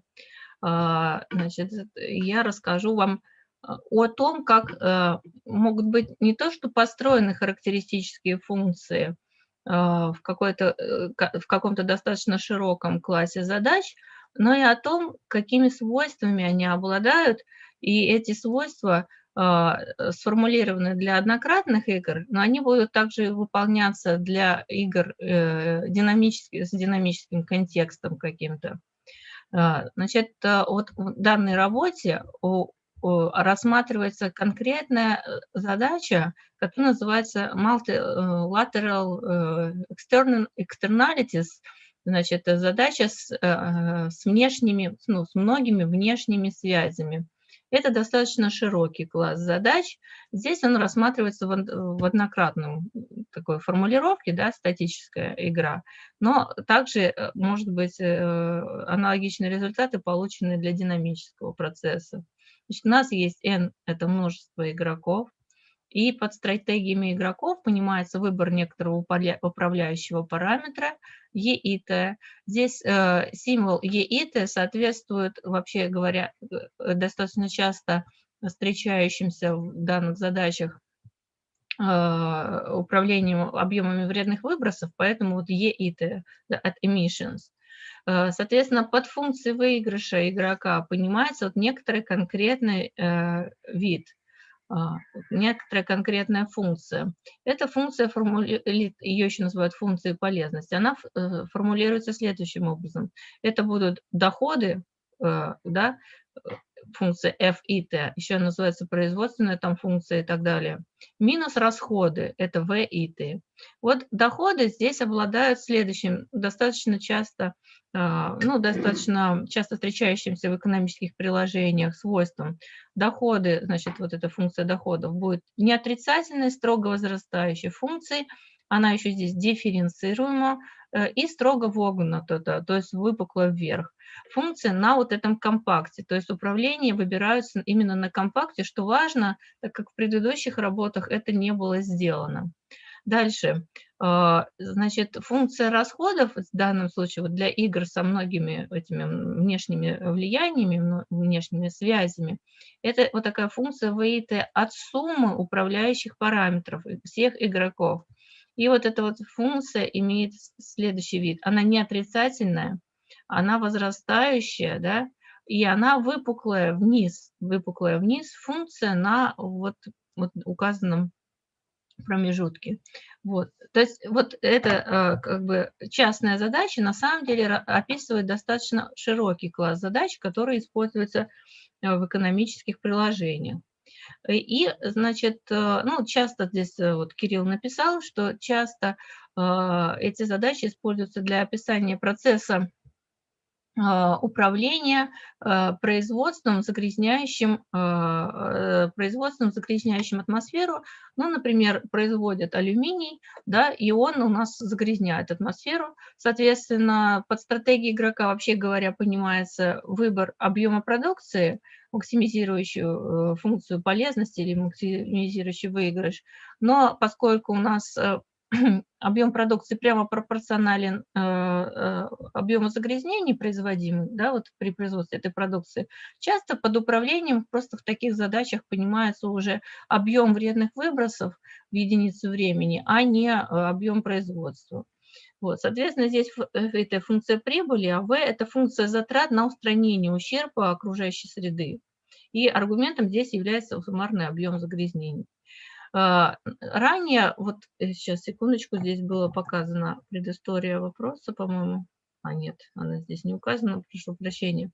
Значит, ранее вот в работе Толкинса, откуда, собственно, взята эта модель, было показано, что вот в силу свойств функций f, i, t, f и v у нас гарантируется существование единственности равновесия по Нэшу. Это важно. Теперь, что для этих задач мы еще можем сказать? Если мы рассмотрим кооперативный вариант игры, то есть игроки у нас все объединяются в некоторую коалицию, гранд-коалицию N большое, да, для максимизации суммарного выигрыша, то здесь тогда в силу вот вида функции УИТы, да, функции полезности, у нас она непрерывно вогнутая на компакте, да, имеем тогда следующее, что максимум здесь будет достигаться, и будет достигаться в некоторые единственные точки. И вот эти вот оптимальные управления, которые доставляют максимум суммарному выигрышу, обозначим как ИИТы со звездой. ИИТы со звездой. Так, мы это запомним и пойдем дальше. Дальше мы с вами, мы же рассматриваем кооперативную форму игры, поэтому нам нужно как-то будет делить этот заработанный выигрыш в N между игроками. И вот базовым понятием в кооперативной игре, на котором строятся вот различные формы распределения этого суммарного максимального выигрыша, является так называемая характеристическая функция V, которая нам показывает силу коалиции S. То есть это вот некоторая функция, которая показывает вот силу, да, или там влияние коалиции S в общем множестве игроков N. Каким образом она может быть построена? Есть классический подход, он был сформулирован Нейманом Моргенштерном в 1945-1940 каком-то году. Сейчас, согласно последней классификации, такой способ построения характеристической функции называется альфа-характеристической функцией. Значит, под альфа-характеристической функцией сегодня уже некоторые докладчики его использовали. Вот это классический подход. Значит, мы берем коалиция у нас S рассматривается как первый максимизирующий игрок, то есть игроки из коалиции S, они максимизируют свой выигрыш. В это же время игроки из коалиции N-S в этой вот вспомогательной игре рассматриваются как минимизирующий игрок, второй игрок, они будут минимизировать, да, выигрыш игроков из коалиции S. Значит, выигрыш игроков из коалиции S. Соответственно, ну, данный подход является классическим, это характеристическая функция является супераддитивной и так далее, но она достаточно трудно строится для каких-то тяжелых более задач в плане технического реализации, поэтому есть такая тенденция на упрощение этого классического некогда подхода. Вот следующий подход, который я вот тут изображу, да, объясню, значит, называется дельта-характеристической функцией. Это когда мы из макс-мина убираем мин и оставляем только макс. У нас вот игроки, входящие в коалицию S, максимизируют их суммарный выигрыш, то есть тут решается задача максимизации, а для игроков из антикоалиции, на самом деле, они антикоалицию не образуют, для них используется равновесие, некоторые фиксированные. А какие фиксированные? А равновесие, стратегии, простите, из равновесия по Нэшу. Вот эти игроки из N-S, они используют стратегии из равновесия по Нэшу. Соответственно, Вот это вот второй подход. И здесь хорошо, что для указанного класса задач у нас равновесие по Нэшу единственное, поэтому проблемы с выбором равновесия по Нэшу у нас нет. Дальше следующее упрощение. Мы из максимина можем убрать, соответственно, у нас был макс-мин, теперь мы уберем отсюда макс. И останется у нас один минимум. Что же будут делать игроки в таком случае? Вот игроки, входящие в коалицию N-S, будут минимизировать выигрыш игроков, входящих в коалицию S, вот этот вот выигрыш, а в это время игроки из коалиции S просто используют управление из оптимального этого N-набора, то есть того набора, который максимизирует суммарный выигрыш. Поскольку у нас здесь функции вогнуты и так далее, у нас здесь единственный образом эти управления определяются, что тоже хорошо. Ну, такая характеристическая функция обладает свойством супераддитивности всегда.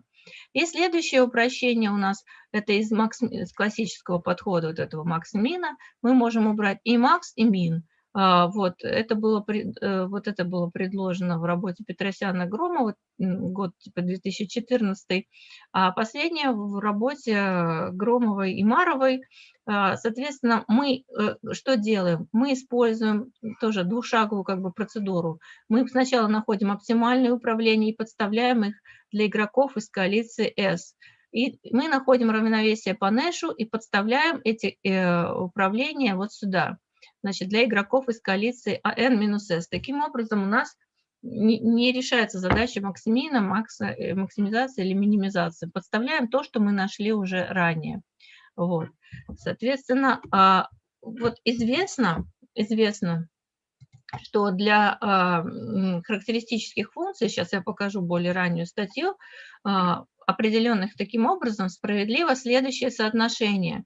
Вот оно представлено в виде диаграммы на вот этом вот слайде.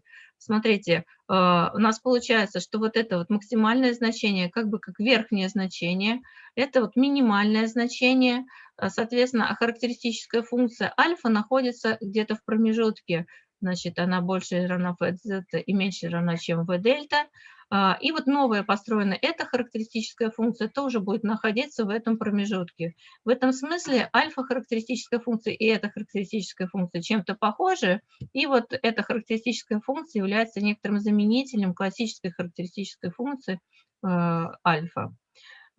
Значит, в данной конкретной задаче вот с многими многосторонними внешними связями удалось еще доказать очень интересное свойство, что мало того, что они вот, выполняются вот это соотношение, которое выполнено всегда для всех вообще игр всех типов, но для данной задачи в силу, если мы возьмем линейный вид функции затрат, вот это линейный вид функции затрат, мы получаем следующее.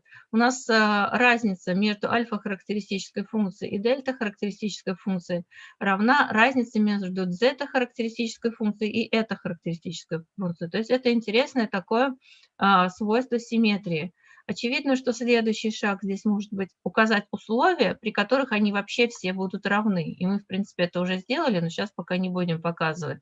Вот. Пока мы вот приведем просто доказательство того, что расстояние, смотрите, между, вот если мы здесь отметим, вот здесь v альфа, есть здесь v зета, здесь v это, v дельта, простите, здесь опять v это, v зета, v-дельта – это максимум, а это минимум. Тогда у нас получилось здесь, что разница между альфа и дельта характеристической функцией равна, соответственно, разнице между зета и этой характеристической функцией, что это равно этому. Ну и симметрично это равно этому.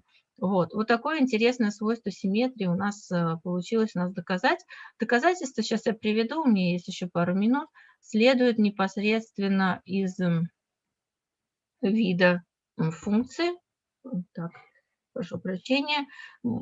Формально мы берем разность, да, вот этих характеристических функций и, проводя некоторые преобразования, используя тот факт, что максимум линейной функции достигается у нас как раз на границе, то есть на компакте. Вот здесь у нас будет вот это вот существенное замечание. Мы с вами доказываем, собственно, переведенное равенство. Вот. И из него непосредственно следует у нас, что если мы рассмотрим векторы Шепли, построенные на основе этих характеристических функций альфа, дельта, зета и это, то для них, соответственно, достаточно тривиально это доказывается. Разница компонентов векторов Шепли будет тоже одинаковой. Ну, повторюсь, что следующий шаг мы покажем, что при некоторых еще дополнительных ограничениях это будет вообще все равно. Вот. И это достаточно сильный результат. Он говорит о том, что для такого широкого класса задач все равно, в принципе, использовать какую характеристическую функцию для описания кооперативной формы игры. И при вот любой форме характеристической функции мы получим одинаковые выражения для компонента вектора Шепли. Вот. Но это будет следующий шаг, который, в принципе, мы уже сделали. Все, значит, на этом я останавливаю свой доклад. Вот, желаем Кириллу здоровья. Если есть вопросы, пожалуйста, задавайте. Спасибо большое за доклад. У нас есть еще 1 минута на вопрос.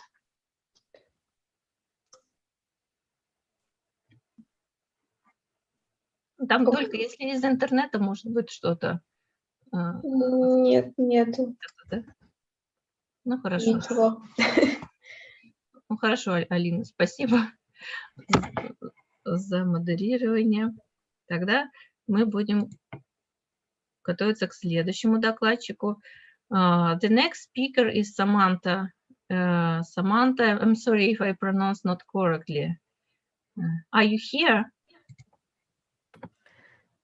Yes, hello. Yeah. Samantha Duarte. Oh, perfect. You are the next speaker, so you can Okay, start thank now.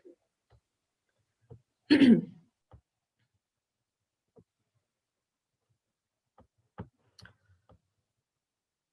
Okay.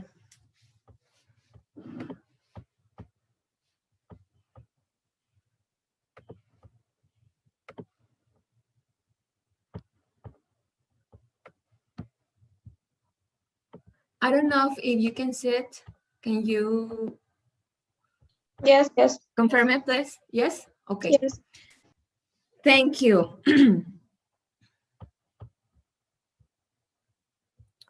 Okay, hello to everyone. My name is Samantha Duarte, Samantha Berenice Duarte Rocha. Actually, I mean, I'm a student of a PhD program in the University of Juarez of the Durango State. So I'm going to speak and explain you what I'm doing in my research, okay? So the quality certifications to attain sustainable social responsibility. Why certification standards are required by the firms? Okay, one of the objectives is the internationalization. So the firms wants to open the markets and the trade, and they need to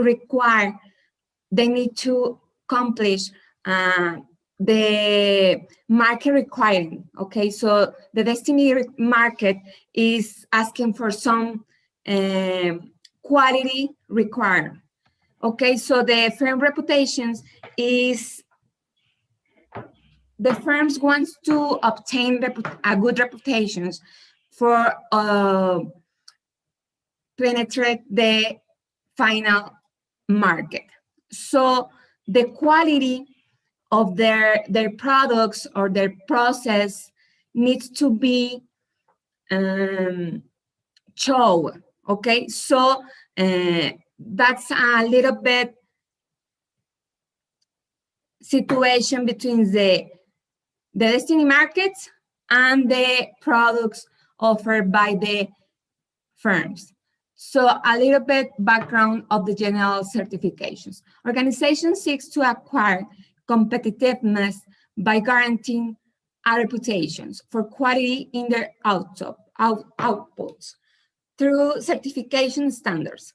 Once they have focused on benefiting not only quality or process, but amounts others, factors such as sustainability that in recent years has been an issue of global relevance.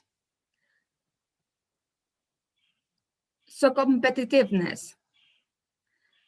The national advantage, as mentioned Porter in 1999, proposed the relation between manufacturing sectors in the organization to obtain competitiveness.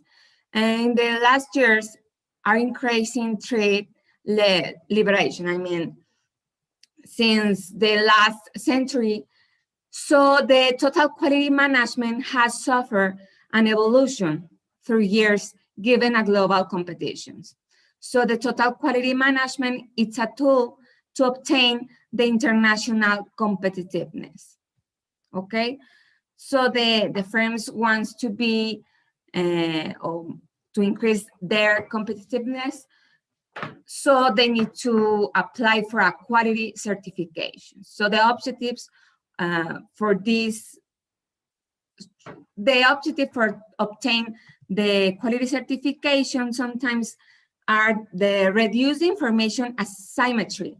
This presents between the seller, okay, and the buyer. So there's no enough information between the product that is offered by the seller and the information that the buyer has about the product. So the certifications, the objective is to avoid that that information. So another objective is increasing global competition. I mean, the last years, the competition about quality is not about price, okay? It's about the quality that the firms are offering. And the other objective is practice performance relationships. So the certifications support practice and brings in quality improvement, okay? What else? According to Marjanovic, models of voluntary certification as a costly disclosure allows firms to credibly and perfectly convey its current and partial quality to the market. He proposed two models. In a voluntary certifications, the mechanisms apply to the firms to improve their reputation. So the reputation of their products or the firms or the brands in front of the market, they have to invest in that reputation. So they obtain it by a certification, international certification, okay? This author mentioned in his paper another thing. What is the trap of too much certification? What happens if the market needs that certification to, or that reputation about the firm? So this author mentioned that they had to be an equilibrium between the certification applied in a firm, and by the other way, the expectations market. So this author mentioned a perfect Bayesian equilibrium of the game involves between the standards industry and that gives that kind of certifications and the expectation of the market, okay? So this equilibrium needs to, the objective of this equilibrium is that industry standard certification, customer certifications are not like in a bad way, okay? So avoiding excessive certifications for the firms, because sometimes the firms consider that the certification are external assessment. So this author mentioned that is not external, it's an internal, okay? So the firms needs to mention something, needs to have the control, need to have the control about how, not only how they decide to obtain a certification. Instead of that, they need to know when they need to obtain that certification. So we mentioned that the quality reputation of the firms is given by a certification. Okay, that's but not as a trap, okay? Because the firms don't want that, okay?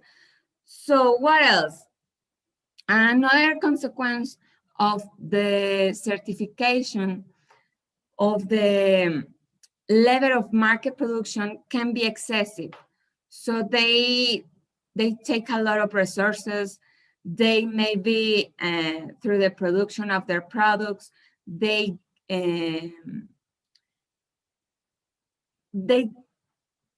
made a pollution. So these are externalities about the effects that the firms has to the external ways.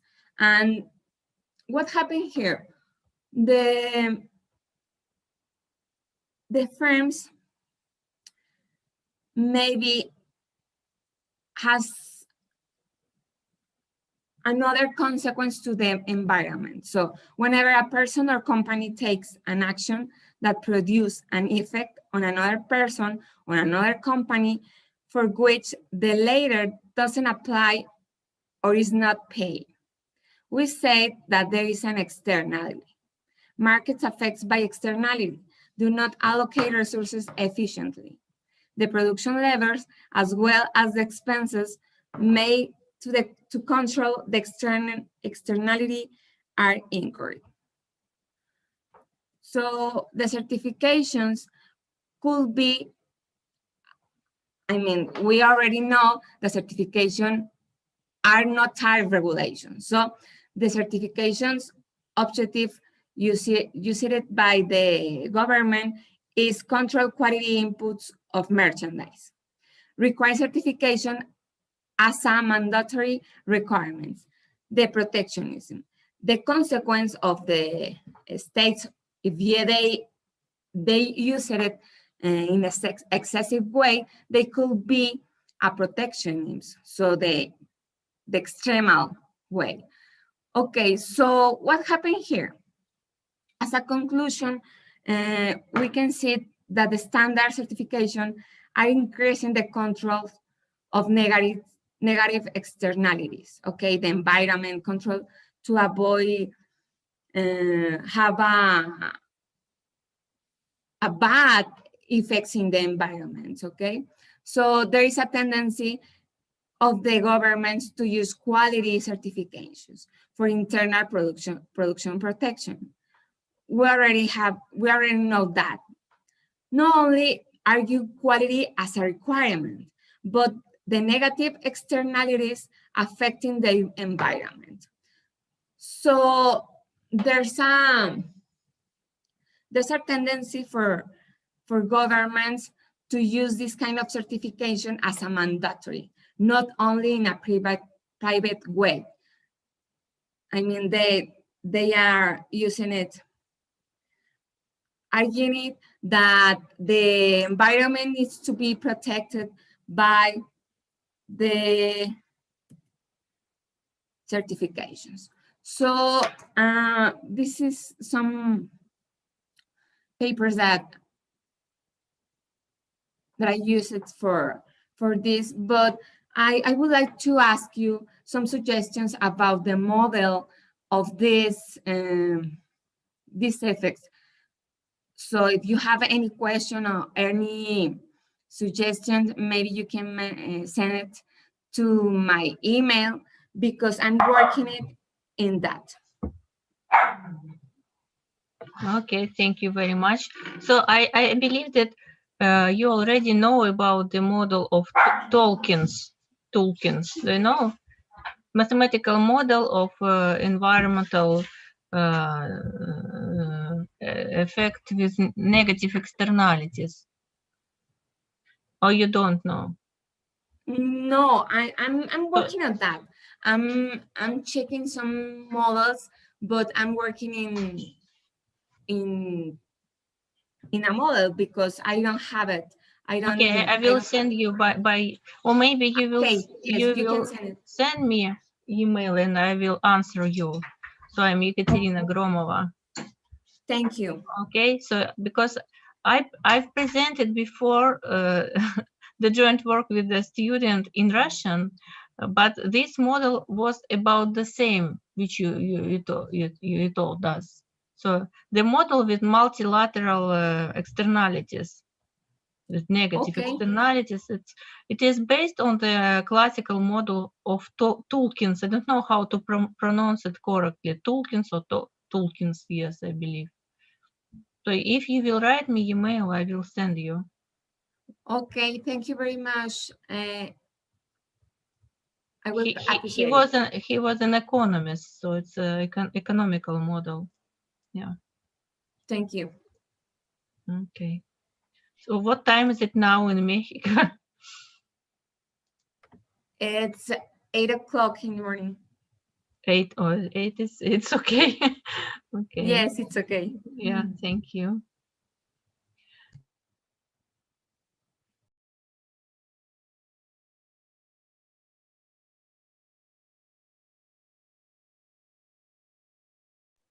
Екатерина, вас не слышно. I'm sorry. Let me introduce the next speaker. It is Alondra Mayela Rodriguez Soto. Yes? Yes, correctly. Thank you. Are you here? Okay. Yeah, I'm here. Can you hear me? Yeah. Hi there.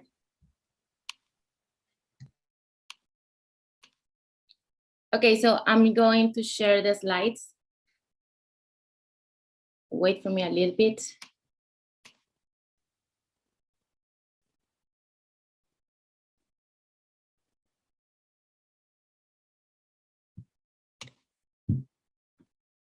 Can you see the slides? Okay, perfect. So, okay, good afternoon there. My name is Alondra Soto, and I'm from Durango, Mexico. I got my degree in economics, and now I'm finishing my master degree, which is about business development. So now I'm going to talk about my subject thesis, which is about very relevant topics to me, because we're gonna see something about the discrimination, the opportunities, and about the labor market as well. Just to set the context, I'm going to introduce my topic. So nowadays in Mexico, it's very difficult to get a good job, and not just for the people with higher education, but for everyone. And I think it's pretty much similar in the whole world, right? So preference and prejudice come up at the moment to do the hiring procedure in companies, and it becomes unfair for the human capital, the lack of job opportunities. So based, but not completely, on the premises of a statistical model of discrimination, we want to prove that, we want to prove and we want to know the opportunity cost of labor markets when they waste human capital, prepared, and then it becomes in a brain drain. So, okay, the name of the research is the color of opportunities, a labor market opportunity cost perspective.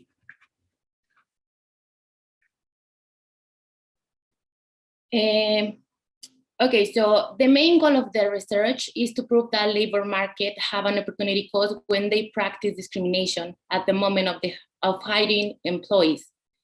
Human capitals its weights into the companies or enterprises as a result of discrimination, and it provides a negative output in productivity. Perhaps discrimination increased job informality and mobility of highly skilled workers. So as you know, as you can see, I mentioned some facts and the main goal of the research. So before to go on, I would like to say or establish the concept of discrimination in this context. So when I'm speaking about discrimination, I refer when some members of minority are treated differently. And when I say differently, I refer to less favorably from a majority group with identical productive characteristics. So once we understood what means discrimination on their research, we affirm that economics analysis has focused on competitive models like taste-based model and statistical model of discrimination. And I'm going to try to explain both, but one will be like deeper than the other. So the first model, taste-based model, was mentioned on Becker's book in 1957. And the premises about this theory are that includes the utility function of employers to avoid to work with individuals of certain groups. Also, the employers have a taste for discrimination and the disadvantage caused to employing minority groups to demonstrate more productivity to receive a similar or equal wage to the majority group. Or may they have to receive lower wage for an identical productivity. So we can notice that the difference in the disadvantage for minority group comparing with the majority group. So we're speaking about discrimination. So Becker's model let the wage be equal to a linear equation where X is the vector of exogenous productivity characteristics and zeta is the indicator variable for the minority group. Assuming this, productivity may depend directly on zeta, but beta may not be truly exogenous. So for example, let's imagine an attractive waitress and she, because it's attractive, receive more tips than other counterpartners. So basically, this is an example to explain the Becker's model. But as Becker model employs the utility function and pretty much you can get whatever result you want to apply in it, we decide don't use it in the research, in this research. However, it's important to mention and to know it because it's one of the first models to include discrimination and explain it in that way, related with the labor market. So now I'm going to speak a little bit about the statistical discrimination model, which is the most important, well, not the most important, but it will explain an important part from my research. My research is not going to be based 100% on this model, but we will explain a part of them. So the pioneer by this theory is Edmund Phelps and Kenneth Arrow. So this theory has the premise that companies have a lack of information about the skills of those who apply for the job. The lack of skills information in the applying job give the chance to concentrate in other elements besides the knowledge and capacities to do the work, like race, gender, color, and religion. And all of these characteristics infer in the expected productivity. So as we can see and we can analyze, work expectation is an important part in this theory. So to try to explain this model, I will explain 3 different cases. So the first one, the first case, is related with the difference in means. So we can assume that some individuals are going to apply for a job. So employers receive a noisy signal of productivity given by their groups, So it might be race, gender, or another characteristics. The work expectation has improved through the employers because the experience of them. So assuming this, we can say that eta has a normal distribution with a mean eta var and a constant variance, where eta var x is signal of productivity is the applicant that can be from the A group or B group. But according to the employee's experience, so the members of the B group are less productive on average. However, the variance for both groups are identical.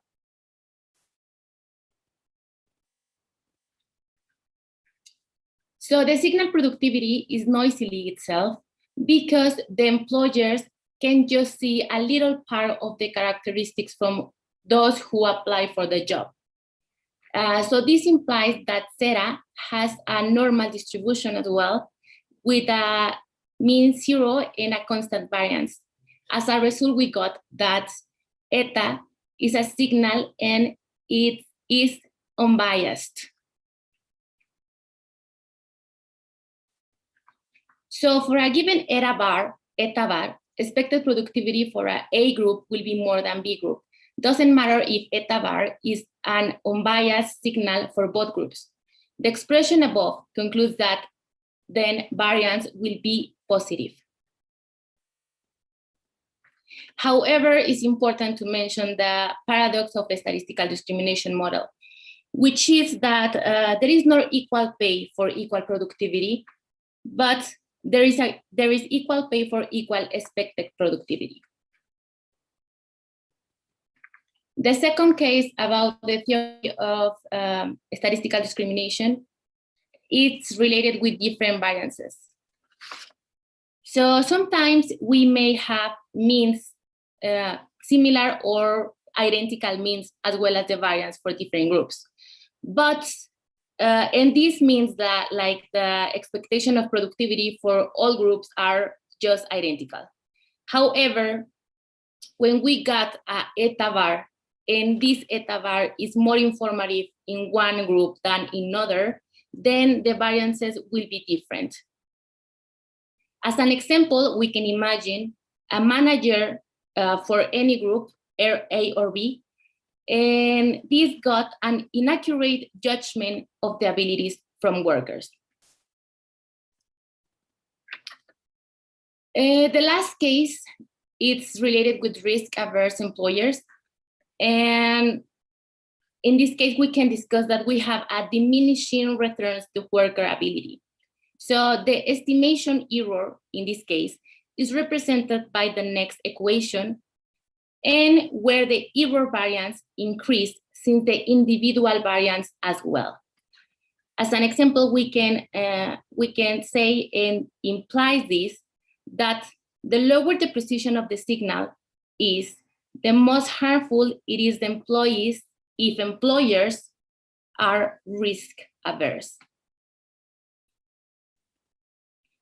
So as a conclusion, I can say that with the three presented cases, we can say definitely that labor markets infer in an opportunity cost when they practice discrimination at the moment of hiring individuals to do a specific job. This is not just negative for the companies and the managers. It has a really bad repercussion in the human capital as well. And that will be all to me. Thank you. So I'm all ears to hear your advices or whatever you think about this. Thank you. Thank you very much for the presentation. So maybe we have some questions from YouTube, Alina, because we have a translation also in YouTube. No. I don't know. Okay, maybe some comments from participants. So you consider, in the last slide, you considered risk-averse employers, yes?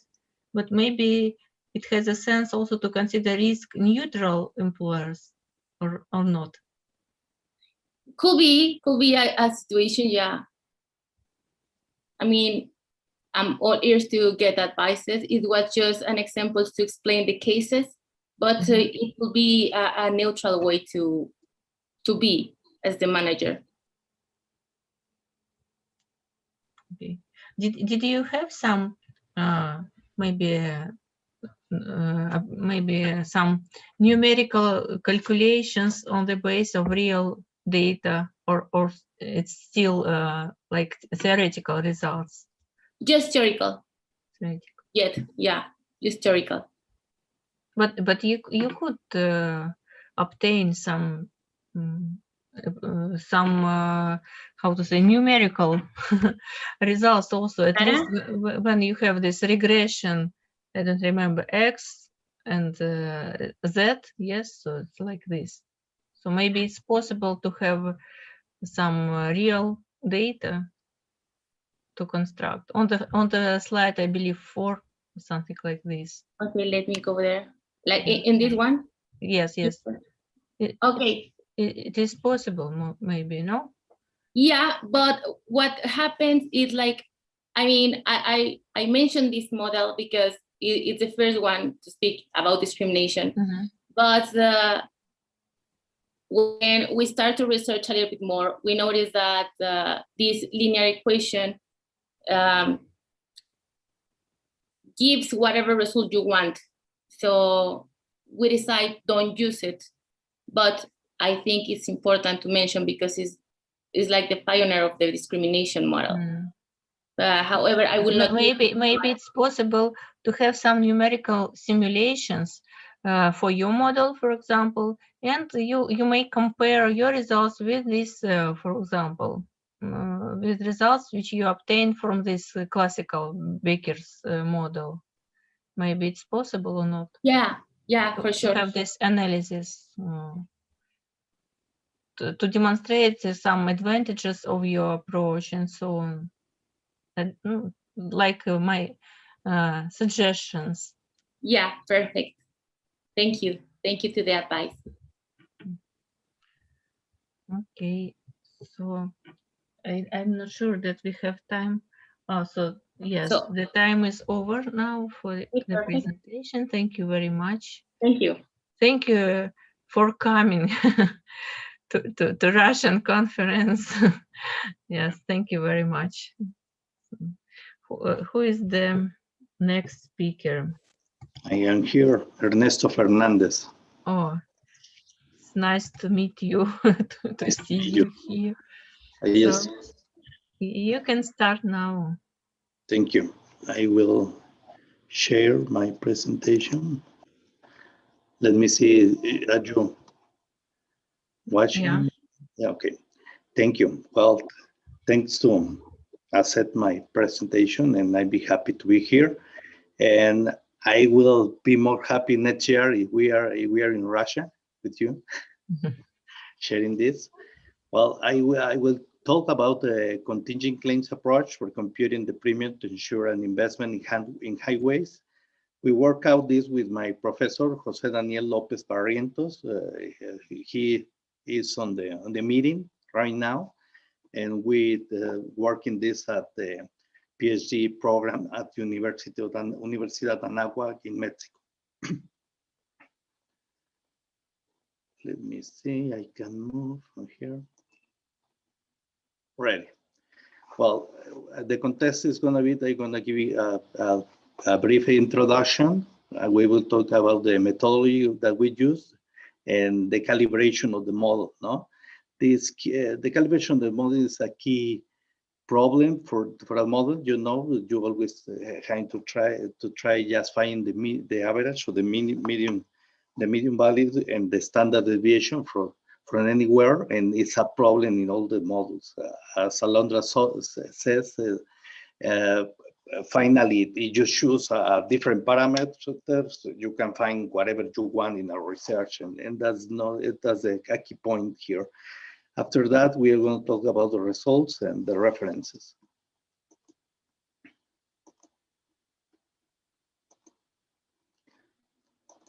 Well, we find that Black and Scholes in the paper entitled "The Pricing and Options in Corporate Liabilities," published in the Journal of Political Economics, develop a framework to find a fair prices of financial options.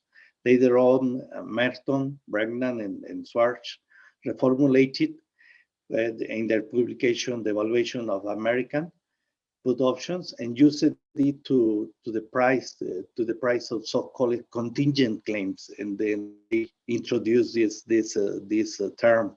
For this case, we define a contingent claim payoff premium upon the values of another variable, number of cars or vehicles, is less or equal to a pre-established number of cars at least twice a year. And the problem that is presented here, we have a company that was offered to pay, the administration is offered to pay to the administration a certain highway premium. Well, the administration offered to the company who is going to administrate the highway a premium. We call it this premium A. If the average daily number of cars traveling on the highway touches or exceeds at least twice a year a barrier of big cars per month. We model the situation as a variant of the down and out, and we use the Monte Carlo simulation that was called in the chapter 5 of the Hyman's book, called it An Introduction to Financial Options Valuations, presented by Cambridge.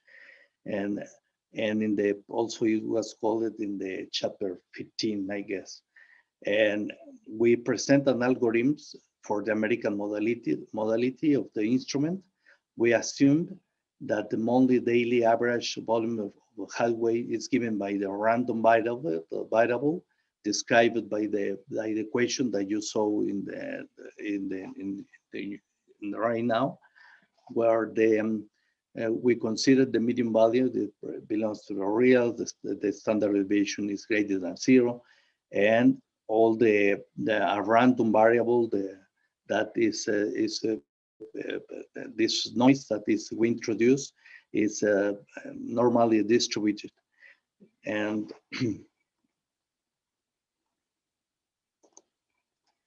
the methodology with developed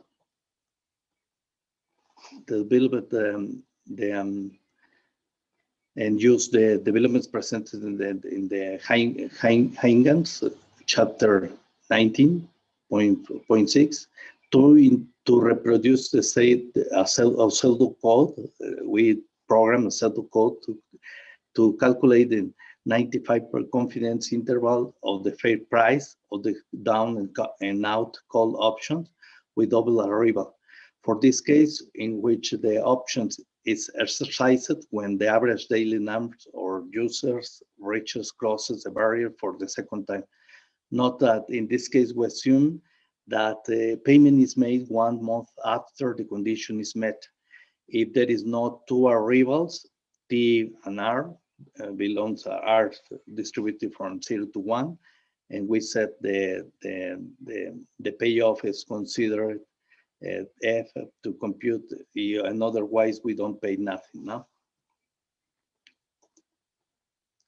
And finally, the algorithm that we use. In the algorithm, we are going to step from here. We have this buckle from 1 to M, and the lime tree gives a star value to the counter that will tell us how many times the horizon of the average influx touches or bypasses the barrier B defined. See the lines 8 to 10. The lines 5 to 5 and 6 calculates or computes a path of Brownian motion, geometric, and also the line 7 gives us the seasonally version, and the daily average is computed in the path xy plus 1. After having traveled in the horizon to the lines 12 and 16, they give an account and wherever or not the premium E it should be paid. And they give us the present value of the payment. Finally, the lines 18, 19 give us the mean and variance for the simulations. And finally, in the line 20 returns the range of 90% confidence value and the fair value for the portfolio. And the key point is the calibration of the parameters that we use it. Where's first in the, and it is evaluated to know that the expression provided in the lines 6 and 7 from the algorithm, and the solution, and the approximation of the solution. And then the equation number 2, we can solve that the expression 1 that we showed at the beginning is the solution of stochastic differential equation 2. By applying the Ito's differentials rules for GTX equals to log x for x greater than 0 and t greater than 0, if that's we get this the next expression. And substituting the number 2, the question number 2 in this expression, we got and along the Ito's geometric formula that you can see in the reference 7. Give us this equation, no? Simplifying a little bit. From here, it follows that taking differential both sides and integration both sides, we get this expression, and not by introducing the equation 2 that we had here. It follows that we got this expression. And applying the elementary calculus, finally we got this term, and using for and reducing terms yields the results. And in the case of the geometric Brownian motion is well known. In this particular case of the so-called Euler-Maruja method, considering 3 and not by 2, we have with that finally this expression.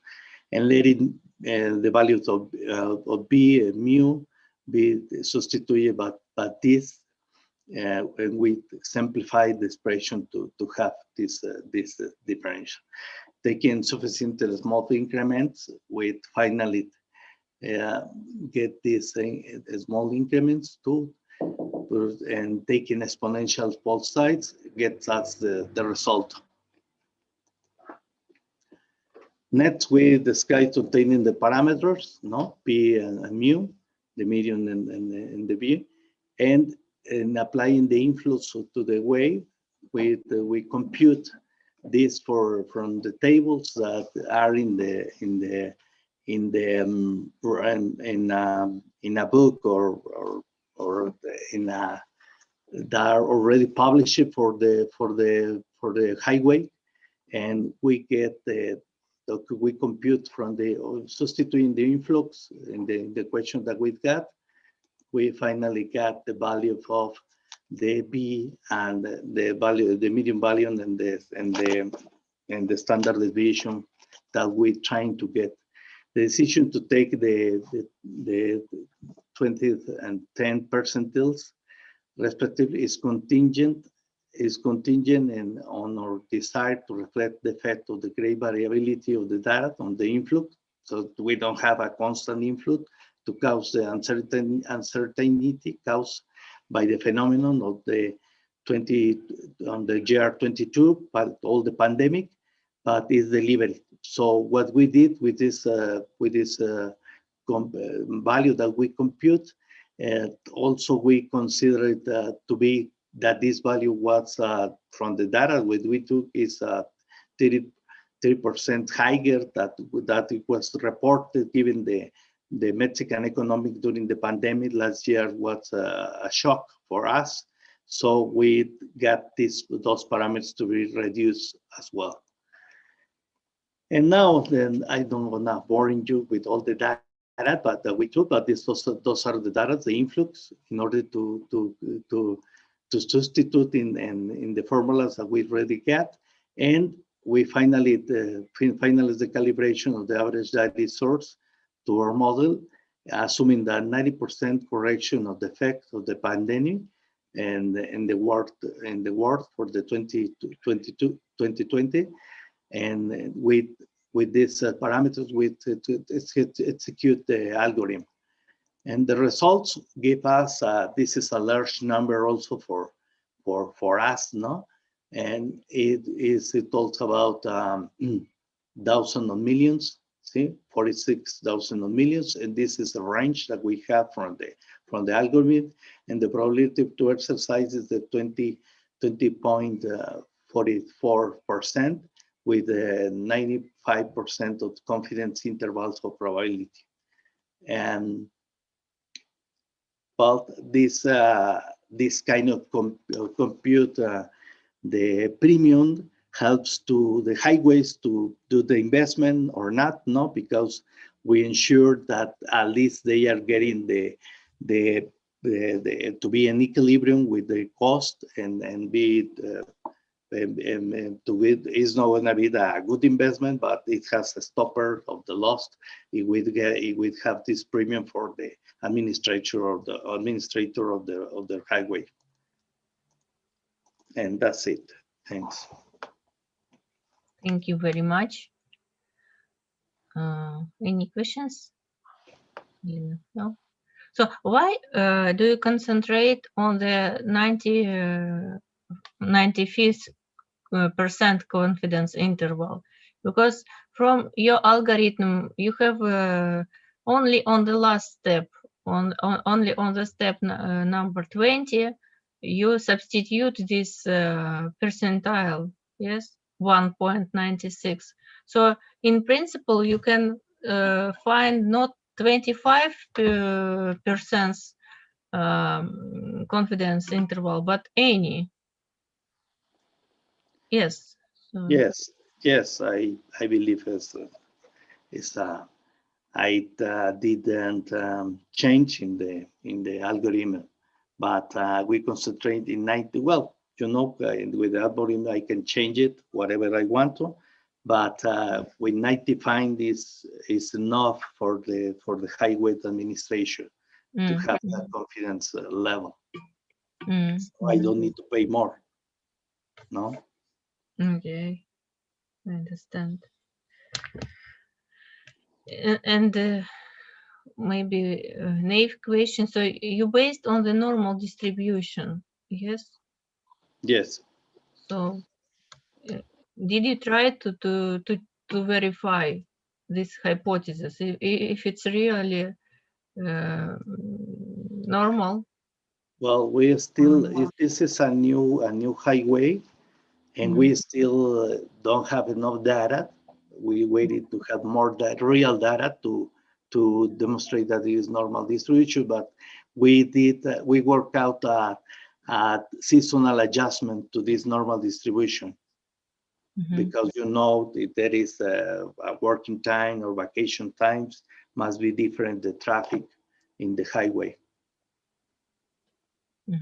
And this is a highway that is important because it's very close to Mexico City and to a urban area. You know, Mexico City is around 20 million of people living here, and so it's we expect that it's a very good highway. But with the pandemic, because everybody is working at home, so nobody's moving as we expected before the investment the decision was made. So for now, it is very difficult to have real data. Yes. Yes, we will continue working with the real data as soon as we have it. I see. Okay, thank you. So thank you, Alina. So we have anything from internet or not? No. Okay, thank you again. So it was it is all for today for our section. So thank you all participants for coming, for the interesting presentations, which had been done from different points different size from the planet. So we have started from Chinese participant and finished by Mexican participants. So thank you very much, and see you in the real life. Okay, thank See you. you. Thank you. Bye bye. Thank you. Bye, thank you. Bye bye. До свидания.